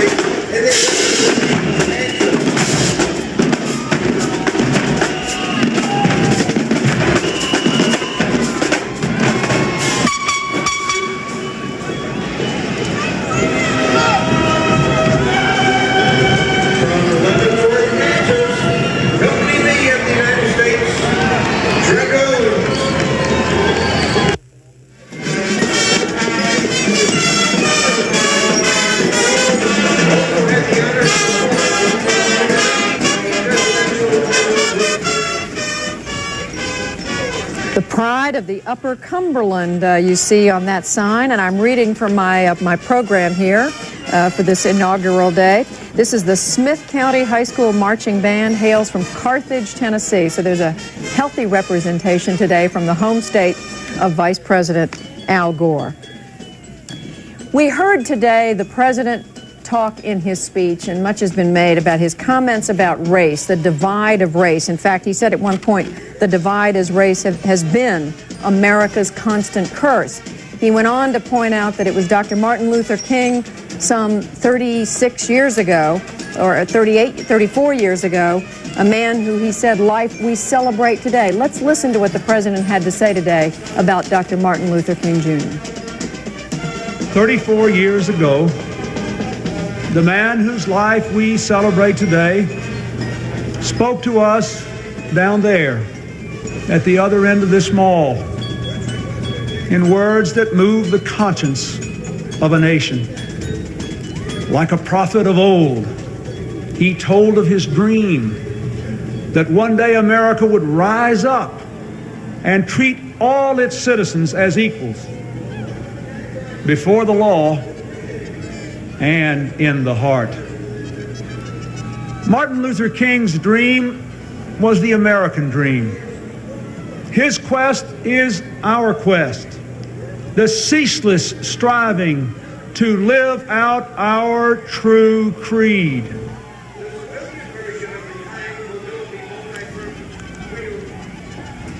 On this day, when the president talked of race and he talked of the heritage, the legacy of Dr. Martin Luther King, we're joined here in the studio in Washington by newly elected Democratic representative from the state of California, its 46th district, Loretta Sanchez. We thank you very, very much for being with us. Jesse Jackson Jr. joins us, congressman from the state of Illinois, and another representative from California, Republican Congressman David Dreyer. To you first, David Dreyer, what did you make of the tone of the president's remarks today about race? Very enthused about it, and I think that it's been far-reaching. I mean, for example, Jesse Jackson Jr. just gave me his scarf to wear right here because he saw that I didn't have an overcoat. So, frankly, I'm very encouraged on Martin Luther King's birthday that we are able to see that dealing with this very important issue is a priority for us. And so I herald the president for raising this, and I hope that we'll be able to deal with the societal need. I was struck by the fact that he said that all the technological changes that we've been going through won't deal with this. It takes much harder, very diligent work on our part to make it happen. Let me turn to the man who gave you the scarf, standing right next to you there, Representative Jesse Jackson Jr. Did you come away with the same thought about the president's comments? Well, I'm very concerned, Judy, that of what the president did not talk about. For example, we spend a lot of time on this holiday talking about Martin Luther King Jr.'s I Have a Dream speech. I refer to it as the promissory note speech. Before he began talking about the dream, he talked about a bounce check. He talked about obligations that had gone unmet, and that if our nation did not address these problems, that the tragic result was a fierce urgency of now, that we could no longer wait. And then he went on to the climactic conclusion, his I Have a Dream part. And Martin Luther King Jr., standing at the other end of this mall, was looking at the Congress. He was looking at the Capitol of the United States. He was looking at Democrats and Republicans who are concerned about budget austerity. And since I've been a member of Congress, they've been trying to balance the budget. We want to balance the budget by 2002. But there are many needs in this nation that continue to go unmet. And so I've given David Dreyer my scarf as a bipartisan show of unity. I'm certainly hoping that David will give me his vote when it comes to salvaging many of these programs they tried to cut in the 104th Congress. We want to get capital. We want to get capital into the inner city, and Jesse and I have talked about this. That's one of the reasons that I'm working diligently to cut the top rate on capital gains from 28 to 14%, because I believe that that would do more to deal with inner city problems and a wide range of other concerns that are out there than many of the programs that Jesse might like to restore. And I'm very concerned. I'm very concerned that David's cuts will be targeted to areas that have long since been neglected, that have not changed since Martin Luther King Jr. gave his speech in 1963. The president talked about free enterprise. I'm convinced the capital can get in there by doing that. Gentlemen, for this wonderful moment of comedy between the two of you, we're going to bring in Congresswoman Loretta Sanchez. By the way, congratulations. You were elected to the seat that was held by Republican Bob Dornan for those many years. As you're a new freshman, a new member of the House coming in, is this a time that's propitious, do you think, for bringing the races closer together in this country? Well, we do need to work on bringing the races closer to each other in the country. I think that we've really been in about a 30-year hold. I think subconsciously we've been noticing and talking about the race relations that are going on. We do a lot of talking. We need to do more of actually doing something here. For example, Mr. Jackson talked about the austerity of the budget. And really, the impacts of some of those cuts have really been on a socioeconomic class that involves many minorities. And before we can balance the budget, we need to ensure that the basic thing about America is there, and that's the opportunities that exist both economically and from an educational standpoint. I'd like to ask each of our guests your reaction to what the president had to say about immigration and how immigrants to the United States frequently become targets of discrimination. How did that strike you, especially you two representatives from California? Well, Bernie, where the issue was a hot issue. The issue was a hot issue in the presidential campaign, and of course, Congressman Jackson. But you two, I'd like to hear you respond to what the president said. We've got to stop this. Well, Bernie, obviously, this has been a very divisive issue in California, and we know from the passage of Prop 187 that California's taxpayers don't want to continue shouldering the financial burden. I think the president was talking even about legal immigrants coming in being a target. And it is obvious that it exists out there. I was a little concerned about hearing him raise that. I don't know that it warrants the kind of attention that he made to it in this inaugural address. I found that, frankly, a little troubling myself. This country has been a melting pot since its founding, and there have been these problems. I don't find that they are particularly worse today than they have been in years past. Congressman, would you say that? Congressman, would you say that if your skin were not white? Well, Bernie, I can't answer that question for you. I cannot answer that question. Obviously, I'm answering it from the position that I have. All I'm saying is that I hope very much, and obviously I want to see us come together on these issues, but I do believe that the statement that the president made of the targeting. Let me add, if I can, Bernie, that the premise from which the president was talking about, give me your tired, give me your poor, give me your huddled masses who yearn to breathe free, without question in the state of California and other parts of the nation, has gone unheeded. Certainly Martin Luther King Jr. was very concerned about this. I believe even in Ms. Sanchez's race, the question of illegal immigrants voting in her particular race continue to be an ongoing source of scrutiny, even in her race to this day. And so we're very concerned about the demagoguery that has been used, not only, quite frankly, by Republicans, but even some Democrats who've been trying to accomplish things through their political will at the expense of some of our most vulnerable citizens. Congresswoman Loretta Sanchez, we're talking about what's been happening in your state. Your thoughts about this subject? Well, I've stated before that the rhetoric, the harshness on the immigrant, and in particular on the Hispanic community, at least in the case of my state, California, has been very strong and growing in the last 4 or 5 years in our state. I do take exception to the rhetoric that goes on in attacking an immigrant. When you attack anybody, you're really attacking a larger class of people. But do you think the president went too far, which I think was Representative Dreyer's comment, that he thought the president was unnecessarily pointing something out? I think it needs to be pointed out. I believe if you take a look even at the race as we ran it in Orange County, and the fact that there continues to be a finger pointed at a particular population, that it's incorrect to do so, that proof will bear out that it is so. And it's unfortunate, but that's the word we put out at a time when we need to find common ground, where we need to find what we can do together. It's very divisive to use issues of race. Judy, I can't. Or ethnic. Judy, if I could just interject, I don't disagree with anything that either Jesse or Loretta have said. All I'm saying is that I believe that this was probably not the particular forum to use to talk about it. That's all I'm saying. Well, the reality is it should not just be limited to immigrants. We are living in a time when people are fighting for more jobs. They're trying to raise their families. They're trying to fight to sustain their basic family existence. And the reality is the job market is very tight.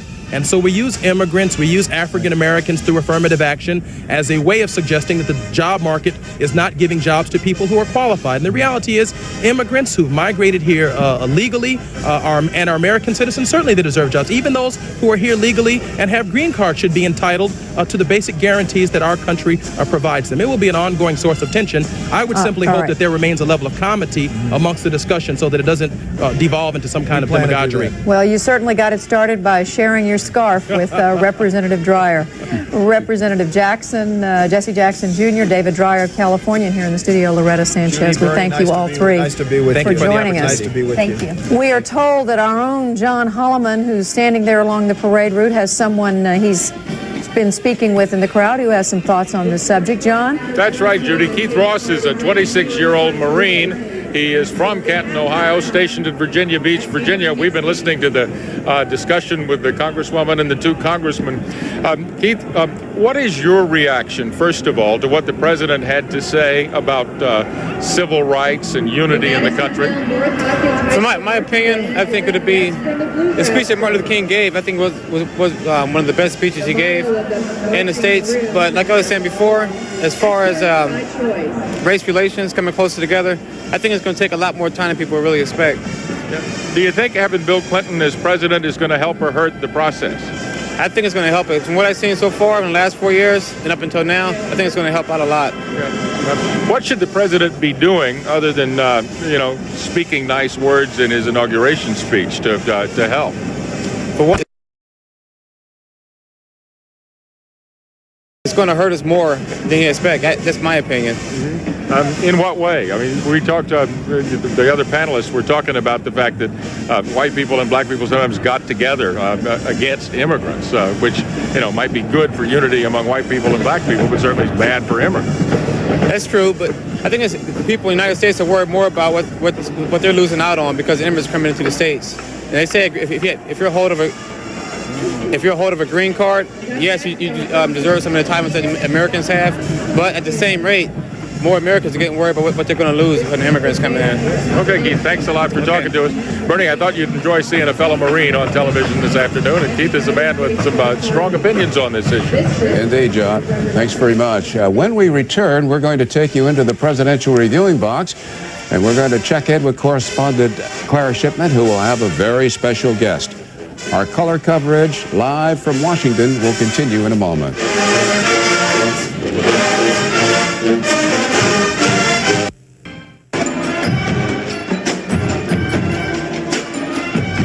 The youngest band in this inaugural parade, Shaw Junior High School, Washington, D.C., going past the presidential reviewing stand. And guess what? The director of this band feared that it would be so cold today that he concocted a blend of antifreeze and oil so that these youngsters could put them on the valves so that the valves would not get stuck. It's 44 degrees. He obviously did not have to do that, and they are stepping tall. Clara Shipman has a guest there at the presidential reviewing stand. That's right. I'm joined by two very good friends of the Clintons, Vernon and Ann Jordan. And Ann, of course, has been co-chair of the president's inaugural committee, has helped to put this entire event together. Is it everything you hoped for so far? Yes, it has been and more. Of course, the highlight of the inauguration weekend has been the historic swearing in of President William Jefferson Clinton. So we were very thrilled with the swearing in ceremony that went off very, very well. But probably second as the events on the mall, which were all free events and open to the public to enjoy and to participate in celebrating this inauguration. We had a technology tent, which it was packed for 2 days with children and families learning about what it's going to be like in the 21st century.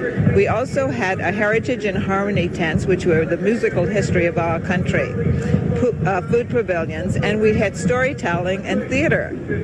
And the museums along the mall, the Smithsonian institutions, opened up their theaters for us. So families got to visit and participate in activities there. So we're very pleased and very proud of the inauguration weekend so far. Any hitches? All I can see is that it's running a little bit late, but I'm sure you expected that. Running a little bit late because everybody's enjoyed the events that preceded it, so it sort of pushes it a little bit back. But we had a wonderful prayer service this morning, and I think it started from there. One of the things, Vernon, that the president has talked about a lot today, and you're very close to him, and it seems to be very close to his heart, is race relations. Maybe you could talk a little bit about why that's such an important issue for the president, and how you think his record stands so far on that, and what he intends to do in the next 4 years. Well, first of all, the most important is for the president to talk about race as he did today did not require advice from an advisor. This was his own intuitive and creative notion. And if you go back to his letter to his draft board, he said, the only issue more important to me than this draft issue is race. And he went back to the South, from Yale University Law School, to do something about race. And so today was just another event in that desire to be helpful, to make things happen, and to bring people together. So it's nothing new for this president. How would you say he is to be rated so far on the issue of race relations and what he's accomplished in the last 4 years? I think it's very clear that he's the best. Lyndon Johnson in his time, Harry Truman with the Armed Services in 1948, Kennedy, Jimmy Carter did well. But I think that without question, if you look at appointments, if you look at utterances, speeches, that Clinton is the best. There's a sense from the way he talks that this will remain a front burner issue for him in the next 4 years, that it's something he somehow wants to, if it's possible, make progress on. Does he talk about that with you at all in his plans for moving He's not talked to me about it, but I think he understands what Du Bois understood at the beginning of this century, that the problem of America is the color line. And I think this president understands that the problem going into the 21st century is the color line, and he wants to do something about it. I wonder if maybe you both could talk a little bit about, you know the Clintons so well. It seems that in the last 4 years they have really grown comfortable and aware of the responsibility they have, and just more comfortable with the roles that they play. I think certainly if you look back at the history of both of their lives, they've both shown a commitment to social causes and certainly have spoken openly about injustices in the system, and I think they now have the opportunity to do more about it than they had in the past. And I think with in the beginning of his presidency here, he announced that early, and he has acted accordingly. Well, thank you both very much for joining us. Thank you. Bernie, back to you. Thank you very much, Claire. As the marching units continue passing by the presidential reviewing stand, the sun is beginning to set here in the nation's capital. We will continue our coverage in a moment.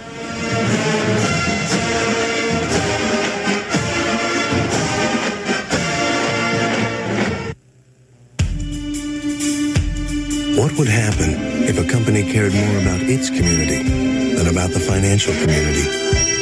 What if a company thought less about public relations and more about the public? What if a company spent less time listening to the press and more time listening to its customers? We're LG, a $64 billion company in 120 countries.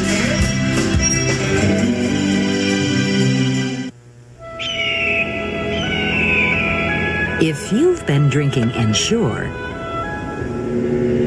there's a little something you should know.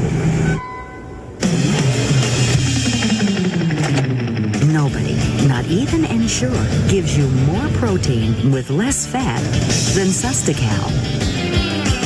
Now, Sustacal can't add years to your life, but it might help add life to your years. Our race commemorates Sir Whitmore's ill-fated expedition to the North Pole. He was told he would have better grip with wide snowshoes, but he insisted on thin. He learned a hard lesson. Wider is better. Introducing the new Wide Track Grand Prix. Its wheels are set wide for better grip to make tracks in any weather. The spirit still calls. The new Wide Track Grand Prix from Pontiac. Wider is better.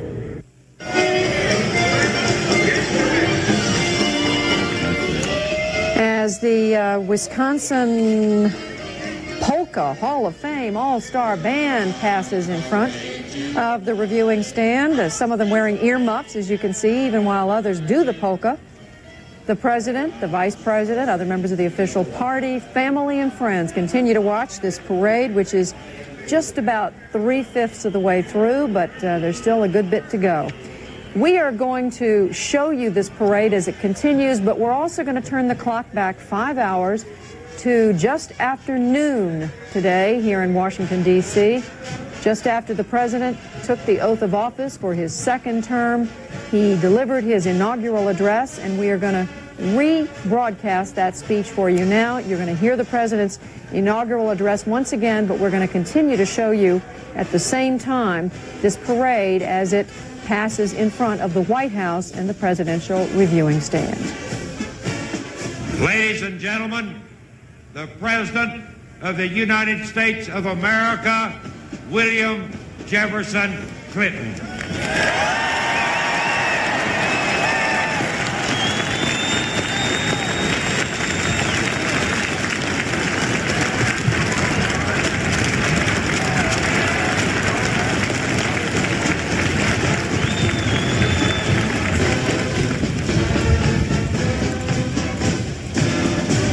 My fellow citizens, at this last presidential inauguration of the 20th century, let us lift our eyes toward the challenges that await us in the next century.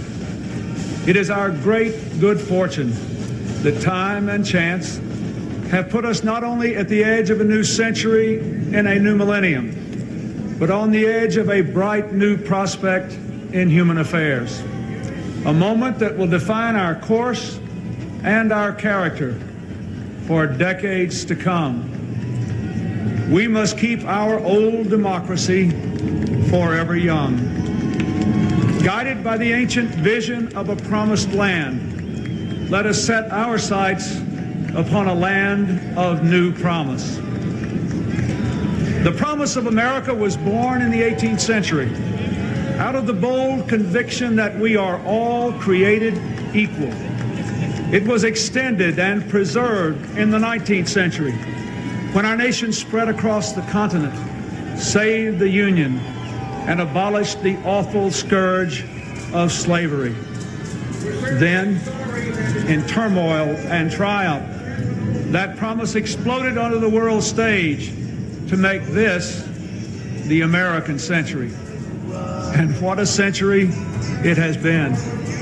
America became the world's mightiest industrial power, saved the world from tyranny in 2 world wars and a long Cold War, and time and again reached out across the globe to millions who, like us, long for the blessings of liberty.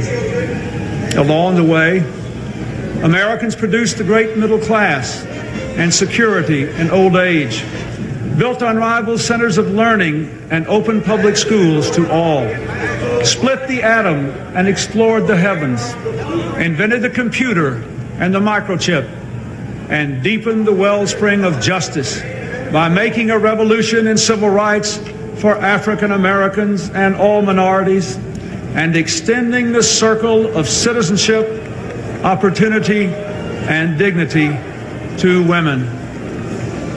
Now, for the third time, a new century is upon us, and another time to choose.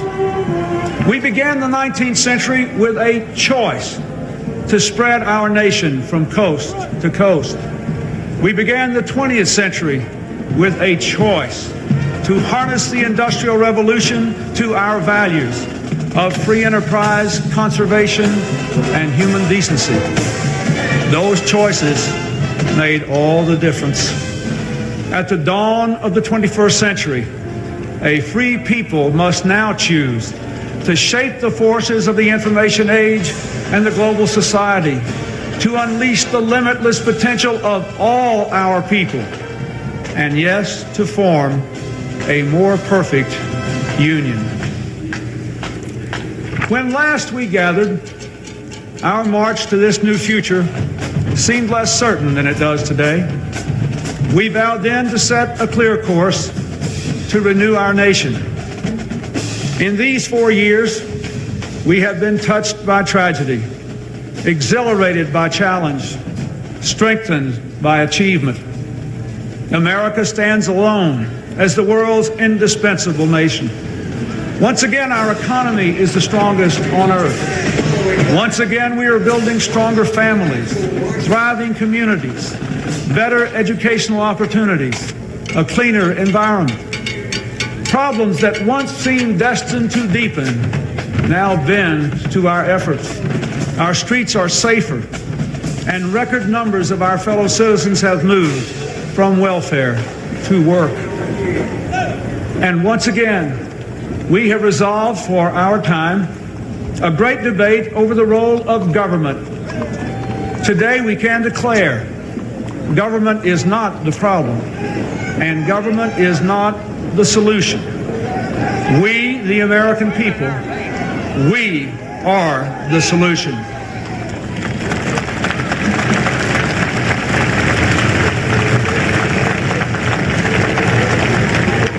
Our founders understood that well and gave us a democracy strong enough to endure for centuries, flexible enough to face our common challenges and advance our common dreams in each new day.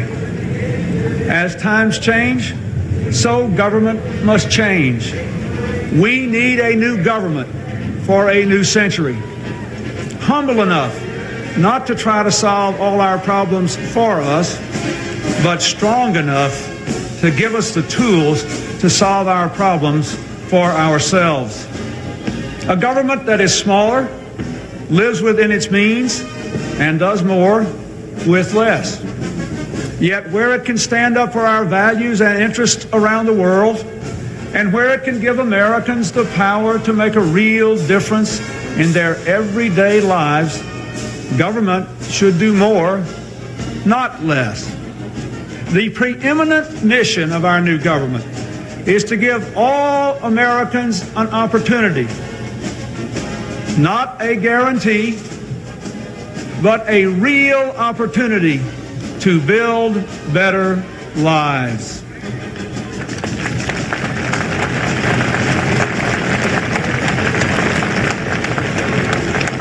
Beyond that, my fellow citizens, the future is up to us. Our founders taught us that the preservation of our liberty and our union depends upon responsible citizenship. And we need a new sense of responsibility for a new century.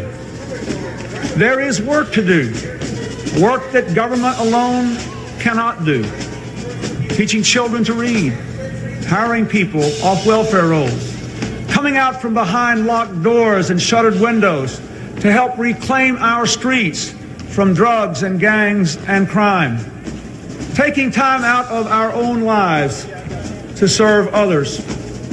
Each and every one of us, in our own way, must assume personal responsibility, not only for ourselves and our families, but for our neighbors and our nation.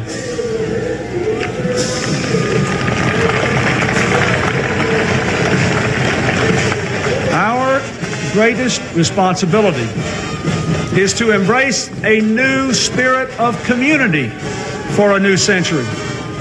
For any one of us to succeed, we must succeed as one America. The challenge of our past remains the challenge of our future. Will we be one nation, one people with one common destiny or not? Will we all come together or come apart? The divide of race has been America's constant curse. And each new wave of immigrants gives new targets to old prejudices. Prejudice and contempt cloaked in the pretense of religious our political convictions are no different.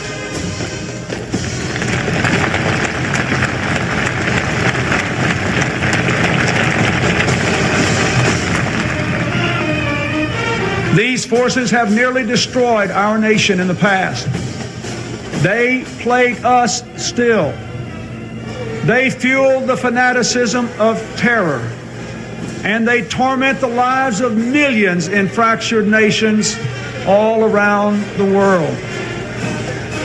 These obsessions cripple both those who hate and, of course, those who are hated, robbing both of what they might become. We cannot, we will not succumb to the dark impulses that lurk in the far regions of the soul everywhere. We shall overcome them.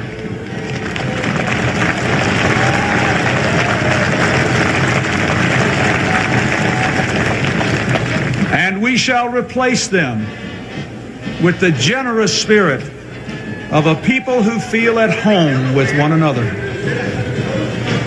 Our rich texture of racial, religious, and political diversity will be a godsend in the 21st century.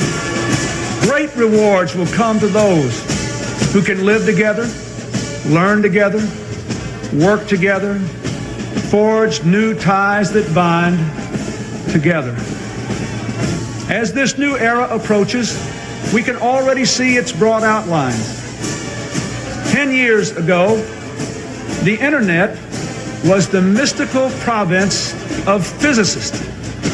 Today, it is a commonplace encyclopedia for millions of school children. Scientists now are decoding the blueprint of human life. Cures for our most feared illnesses seem close at hand. The world is no longer divided into two hostile camps. Instead, now we are building bonds with nations that once were our adversaries. Growing connections of commerce and culture give us a chance to lift the fortunes and spirits of people the world over.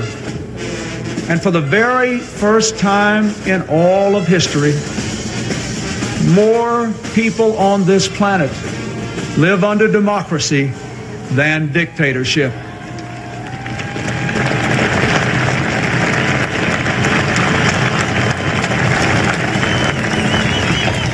My fellow Americans, as we look back at this remarkable century, we may ask, can we hope not just to follow, but even to surpass the achievements of the 20th century in America, and to avoid the awful bloodshed that stained its legacy? To that question, every American here and every American in our land today must answer a resounding yes.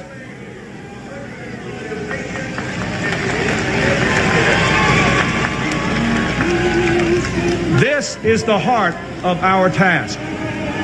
With a new vision of government, a new sense of responsibility, a new spirit of community, we will sustain America's journey. The promise we sought in a new land, we will find again in a land of new promise.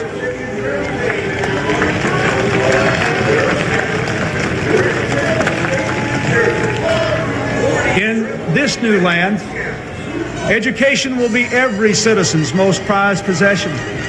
Our schools will have the highest standards in the world, igniting the spark of possibility in the eyes of every girl and every boy. And the doors of higher education will be open to all. The knowledge and power of the information age will be within reach not just of the few, but of every classroom, every library, every child. Parents and children will have time not only to work, but to read and play together.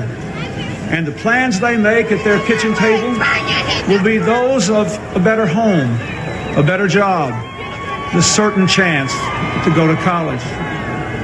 Our streets will echo again with the laughter of our children, because no one will try to shoot them or sell them drugs anymore. Everyone who can work will work, with today's permanent underclass part of tomorrow's growing middle class. New miracles of medicine at last will reach not only those who can claim care now, but the children and hard-working families too long denied. We will stand mighty for peace and freedom and maintain a strong defense against terror and destruction. Our children will sleep free from the threat of nuclear, chemical, or biological weapons. Ports and airports, farms and factories will thrive with trade and innovation and ideas. And the world's greatest democracy will lead a whole world of democracies. Our land of new promise will be a nation that meets its obligations, a nation that balances its budget but never loses the balance of its values, a nation where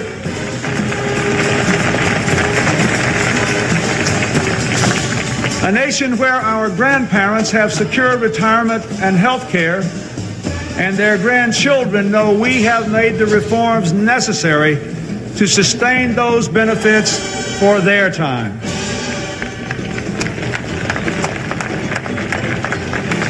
A nation that fortifies the world's most productive economy, even as it protects the great natural bounty of our water, air, and majestic land.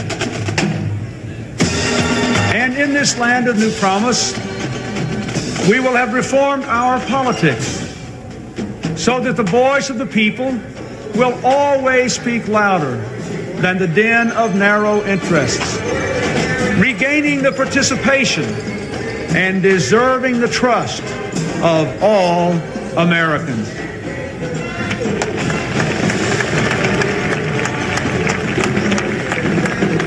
Fellow citizens, let us build that America, a nation ever moving forward toward realizing the full potential of all its citizens.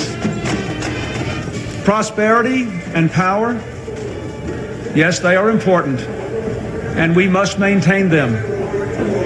But let us never forget the greatest progress we have made and the greatest progress we have yet to make is in the human heart.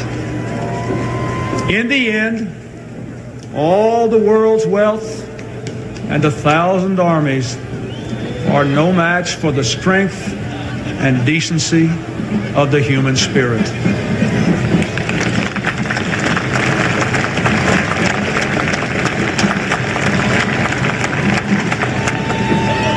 "34 years ago, the man whose life we celebrate today spoke to us down there at the other end of this mall in words that moved the conscience of a nation.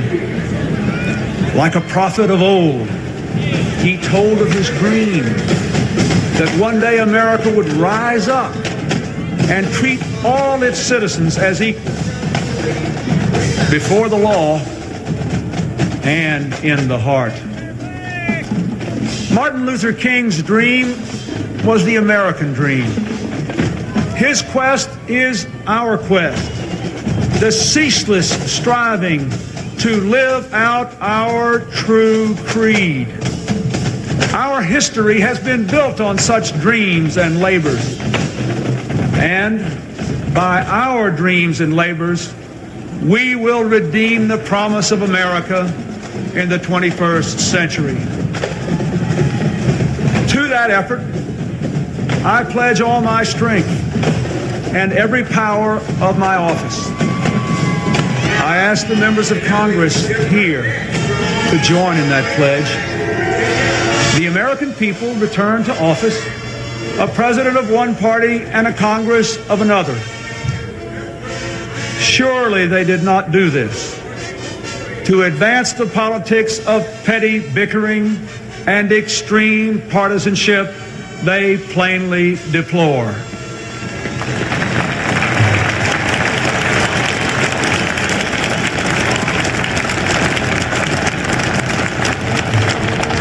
No. They call all us instead to be repairers of the breach and to move on with America's mission. America demands and deserves big things from us, and nothing big ever came from being small.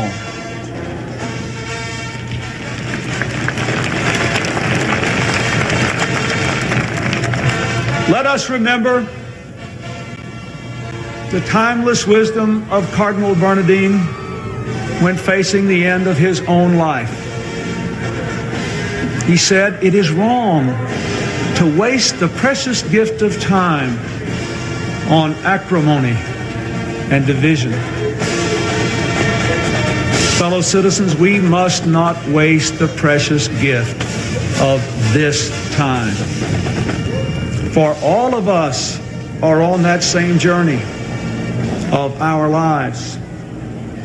And our journey, too, will come to an end.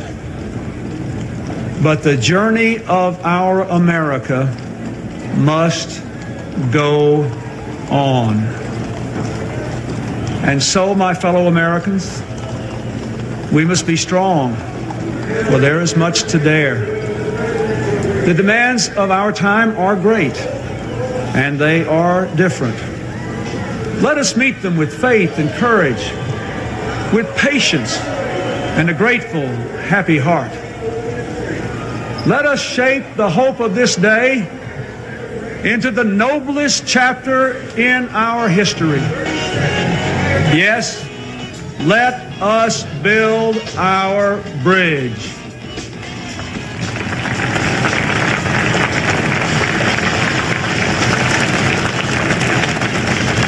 A bridge wide enough and strong enough for every American to cross over to a blessed land of new promise. May those generations whose faces we cannot yet see, whose names we may never know, say of us here that we led our beloved land into a new century with the American dream alive for all her children, with the American promise of a more perfect union, a reality for all her people, with America's bright flame of freedom spreading throughout all the world. From the height of this place and the summit of this century, let us go forth. May God strengthen our hands for the good work ahead. And always, always bless our America.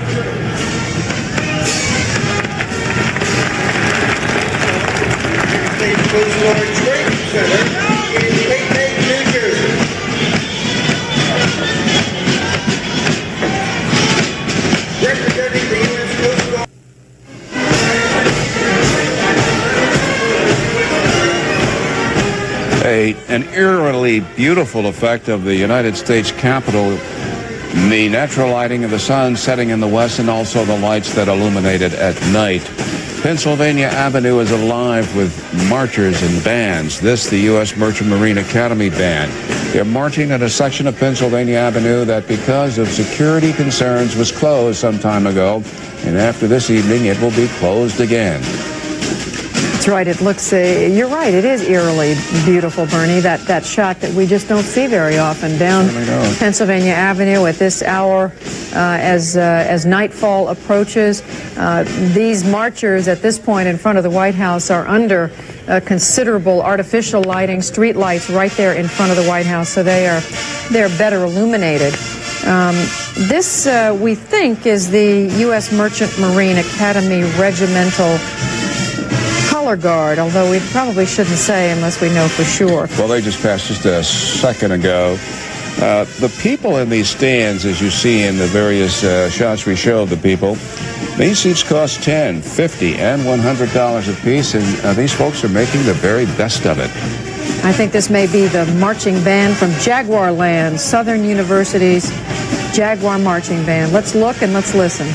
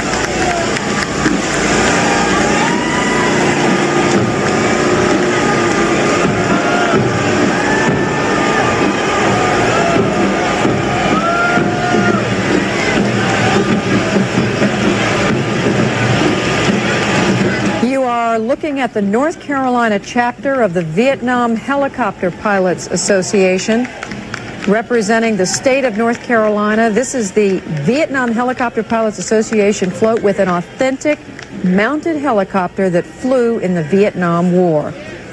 Now, there's some important symbolism in front of the president, who decided for a variety of reasons that he did not want to fight in Vietnam. Yeah, and I'm thinking of the security aspects of all this, Judy. We know the security was tight for President Kennedy, but after his assassination, Lyndon Baines Johnson rode in a bulletproof closed limousine as he watched his inaugural parade from a bullet and bomb-proof reviewing stand. This reviewing stand, a cousin of that reviewing stand, and this reviewing stand is a solid installation. Steel beam girders, glass, and everything. It is put up. It takes days to construct this, days to take it down. It does, Bernie, and it is, and it's because it's meant to hold some very important people and to hold them safely. This may be the Grant Wood All-City Drum Corps and the United Tribes Technical College from Bismarck, North Dakota. We should point out, if we haven't already, that all 50 states are represented in this parade today. Some states more than others. We've been careful to point out that the states of Arkansas and Tennessee have more than one or two units in this parade. In all, there are 84 units, and that includes civilian and military bands, floats, and the other performing groups like the one we just saw go past.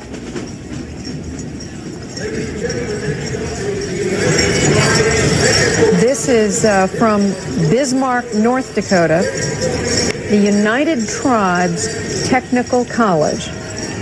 And this is a group that performs Native American songs and dances. This is made up of students from the 5 tribes of the state of North Dakota. And no doubt you can empathize with this president's feeling. He must be feeling this. The 22nd Amendment in the Constitution of the United States of America restricts any president to 2 terms, unlike FDR's 4 terms, his last inaugural in 1945. So this is President Clinton's last inauguration, his last term in office, the same for the vice president.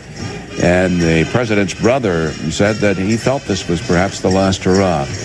And there are a lot of feelings, some of them bittersweet here. 4 years ago, when we were covering the first inaugural, the president's mother was alive, and she died about a year after his inauguration. It is a very different feeling, Bernie. Any new president is inaugurated with a feeling of hope and promise, and with hope that everything will be as good as it possibly can be. 4 years later, reality has set in. Real triumph and real tragedies have also set in, though. And I think we saw an effort today by the president in his address. You know, people are saying, we've heard some of the commentary, people are saying this is a somewhat pedestrian inaugural address by some of the critics and the analysts. But what the president was trying to do, among other things, was rekindle that notion of promise. He referred several times to a land of new promise. He wants a fresh start, if you will. Right. Yes, he's been in office for 4 years, and yes, we know many of this president's flaws and many of his attributes. But in many ways, he's asking, you know, let's start all over again. We know a lot of you out there wondering, how much is all this costing? $41.7 million. $41.7 million is the cost. $30 million of that $41 million came from contributions. The federal government contributed $11.7 million. I want to say something right here, Judy, since I have the opportunity. To me, in covering any presidential campaign election, I think of it in segments, and we go all the way back to the Iowa caucuses, the New Hampshire primary, and the other primaries. Then we go to the conventions, and then we have the general campaign, we have the debates, then we have Election Day. And to me, this is the crowning part of presidential campaign coverage. Regardless of whether a Democrat is elected president, regardless of whether a Republican is elected president. To me, the icing on the political coverage cake, if you will, comes on January 20th, the day-long coverage of a truly historic spectacle, the changing of the guard sometimes, not a shot being fired, the American people celebrating this historic date. And then I get nostalgic and maybe a little wet around the edges of my eyes when I think about our coverage and the fact that it feels good working with the best in the business. And in many ways, Bernie, this is in stark contrast to the campaign, because the campaign is bitter partisanship, and yet the inaugural is the antithesis of that. It's the day when there's probably the least partisanship, because the two sides do try to come together to talk about what's good for the country. We'll be back with more of the final division of this 1997 inaugural parade just a moment. That is beautiful. Look at that.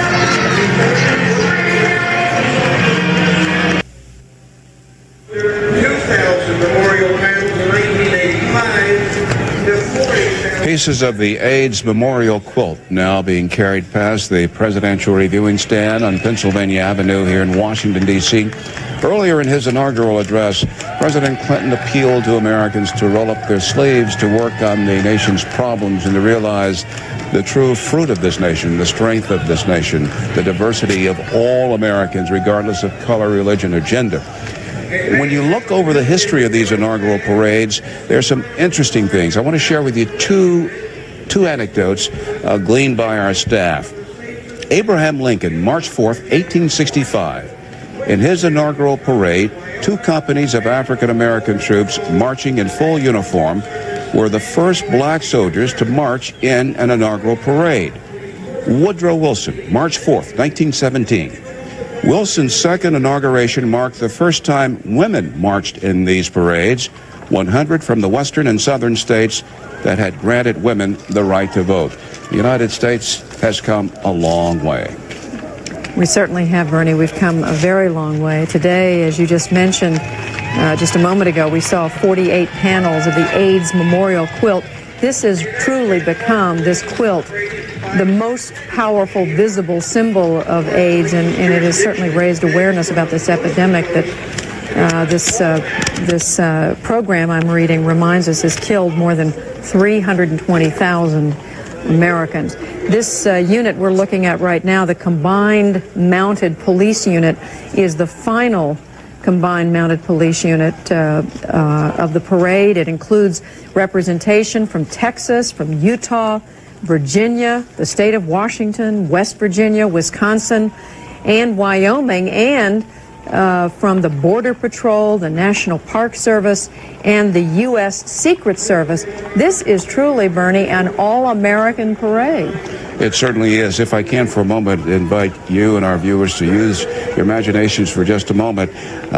President Clinton referred to looking at past inaugural addresses and trying to glean from his predecessors' inspirations.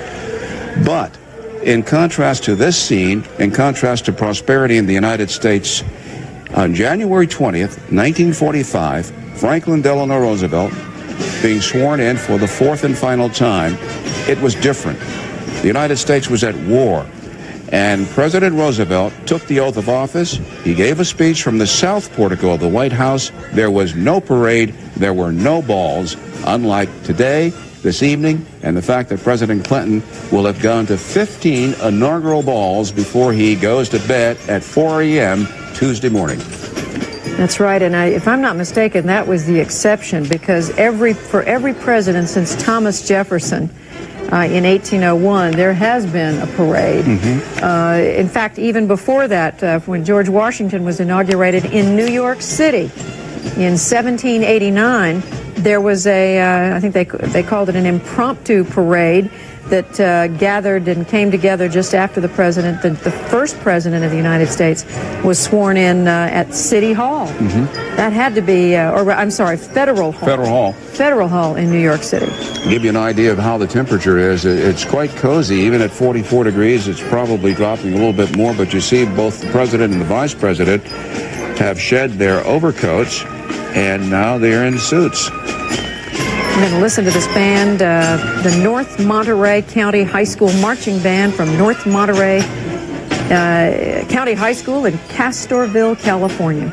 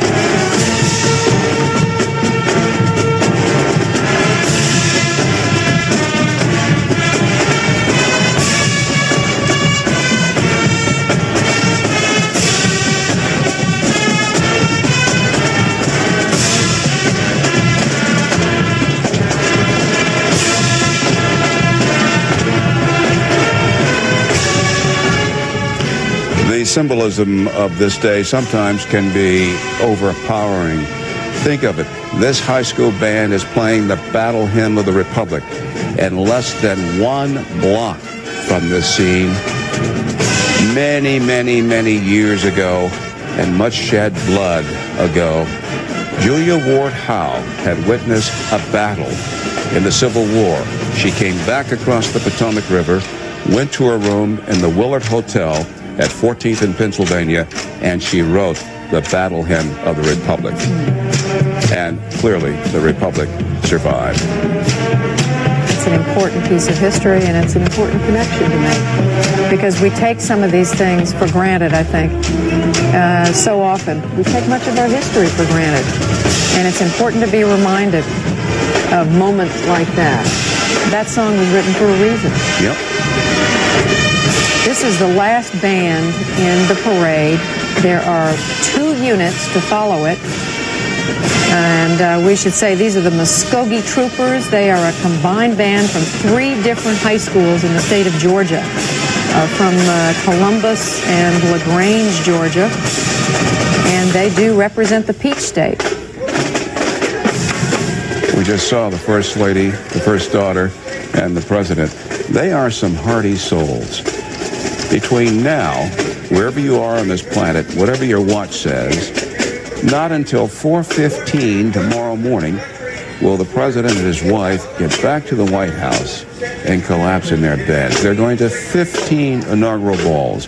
And right now around this capital city, you can hear hair dryers going and people trying to stuff themselves into outfits that they might be a little bit too big for, but they're planning to party tonight. And darkness has fallen here in the capital city, but there are some street lights, some bright spotlights out there illuminating these last 2 units. And of course, you wouldn't dream that the President and the Vice President and the First Lady would sit down and not be very enthusiastic about these last few units of the parade. These are returned Peace Corps volunteers, and one has to presume, Bernie, that the flags they are holding are the flags representing the countries where they served in the Peace Corps.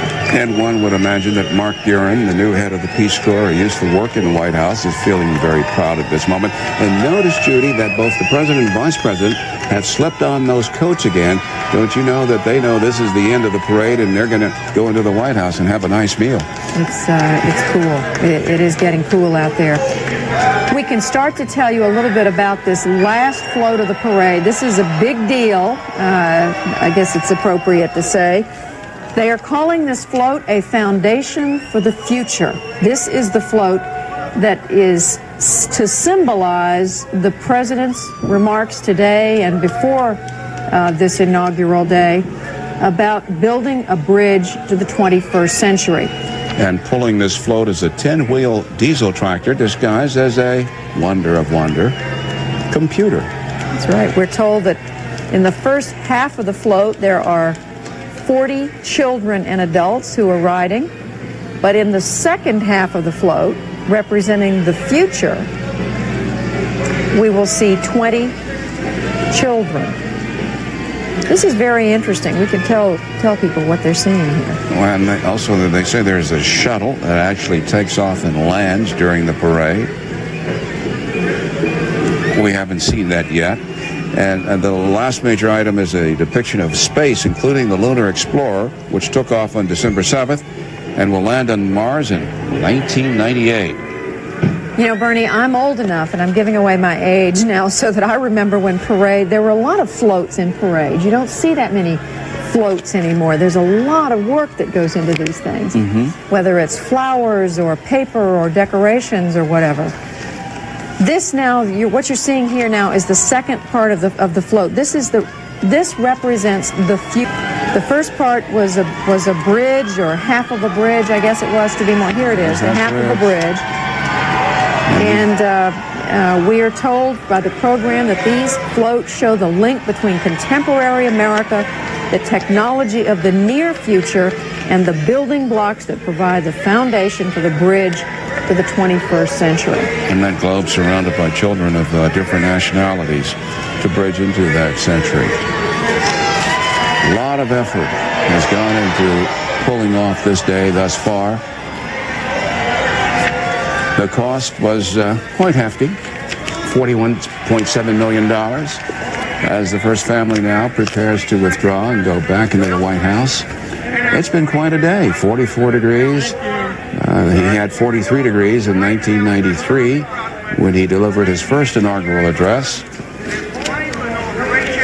He did, and it went longer, as we pointed out several times this afternoon, than the White House had originally intended, but it's because, as I think Vernon and Ann Jordan said, she was the chairman of this event, it's because everybody was having such a good time, they didn't want to rush it. Always with these parades and this historic day in American political life, there are firsts, and this is only the second, maybe the third several times that the inauguration has been held on the west side of the Capitol.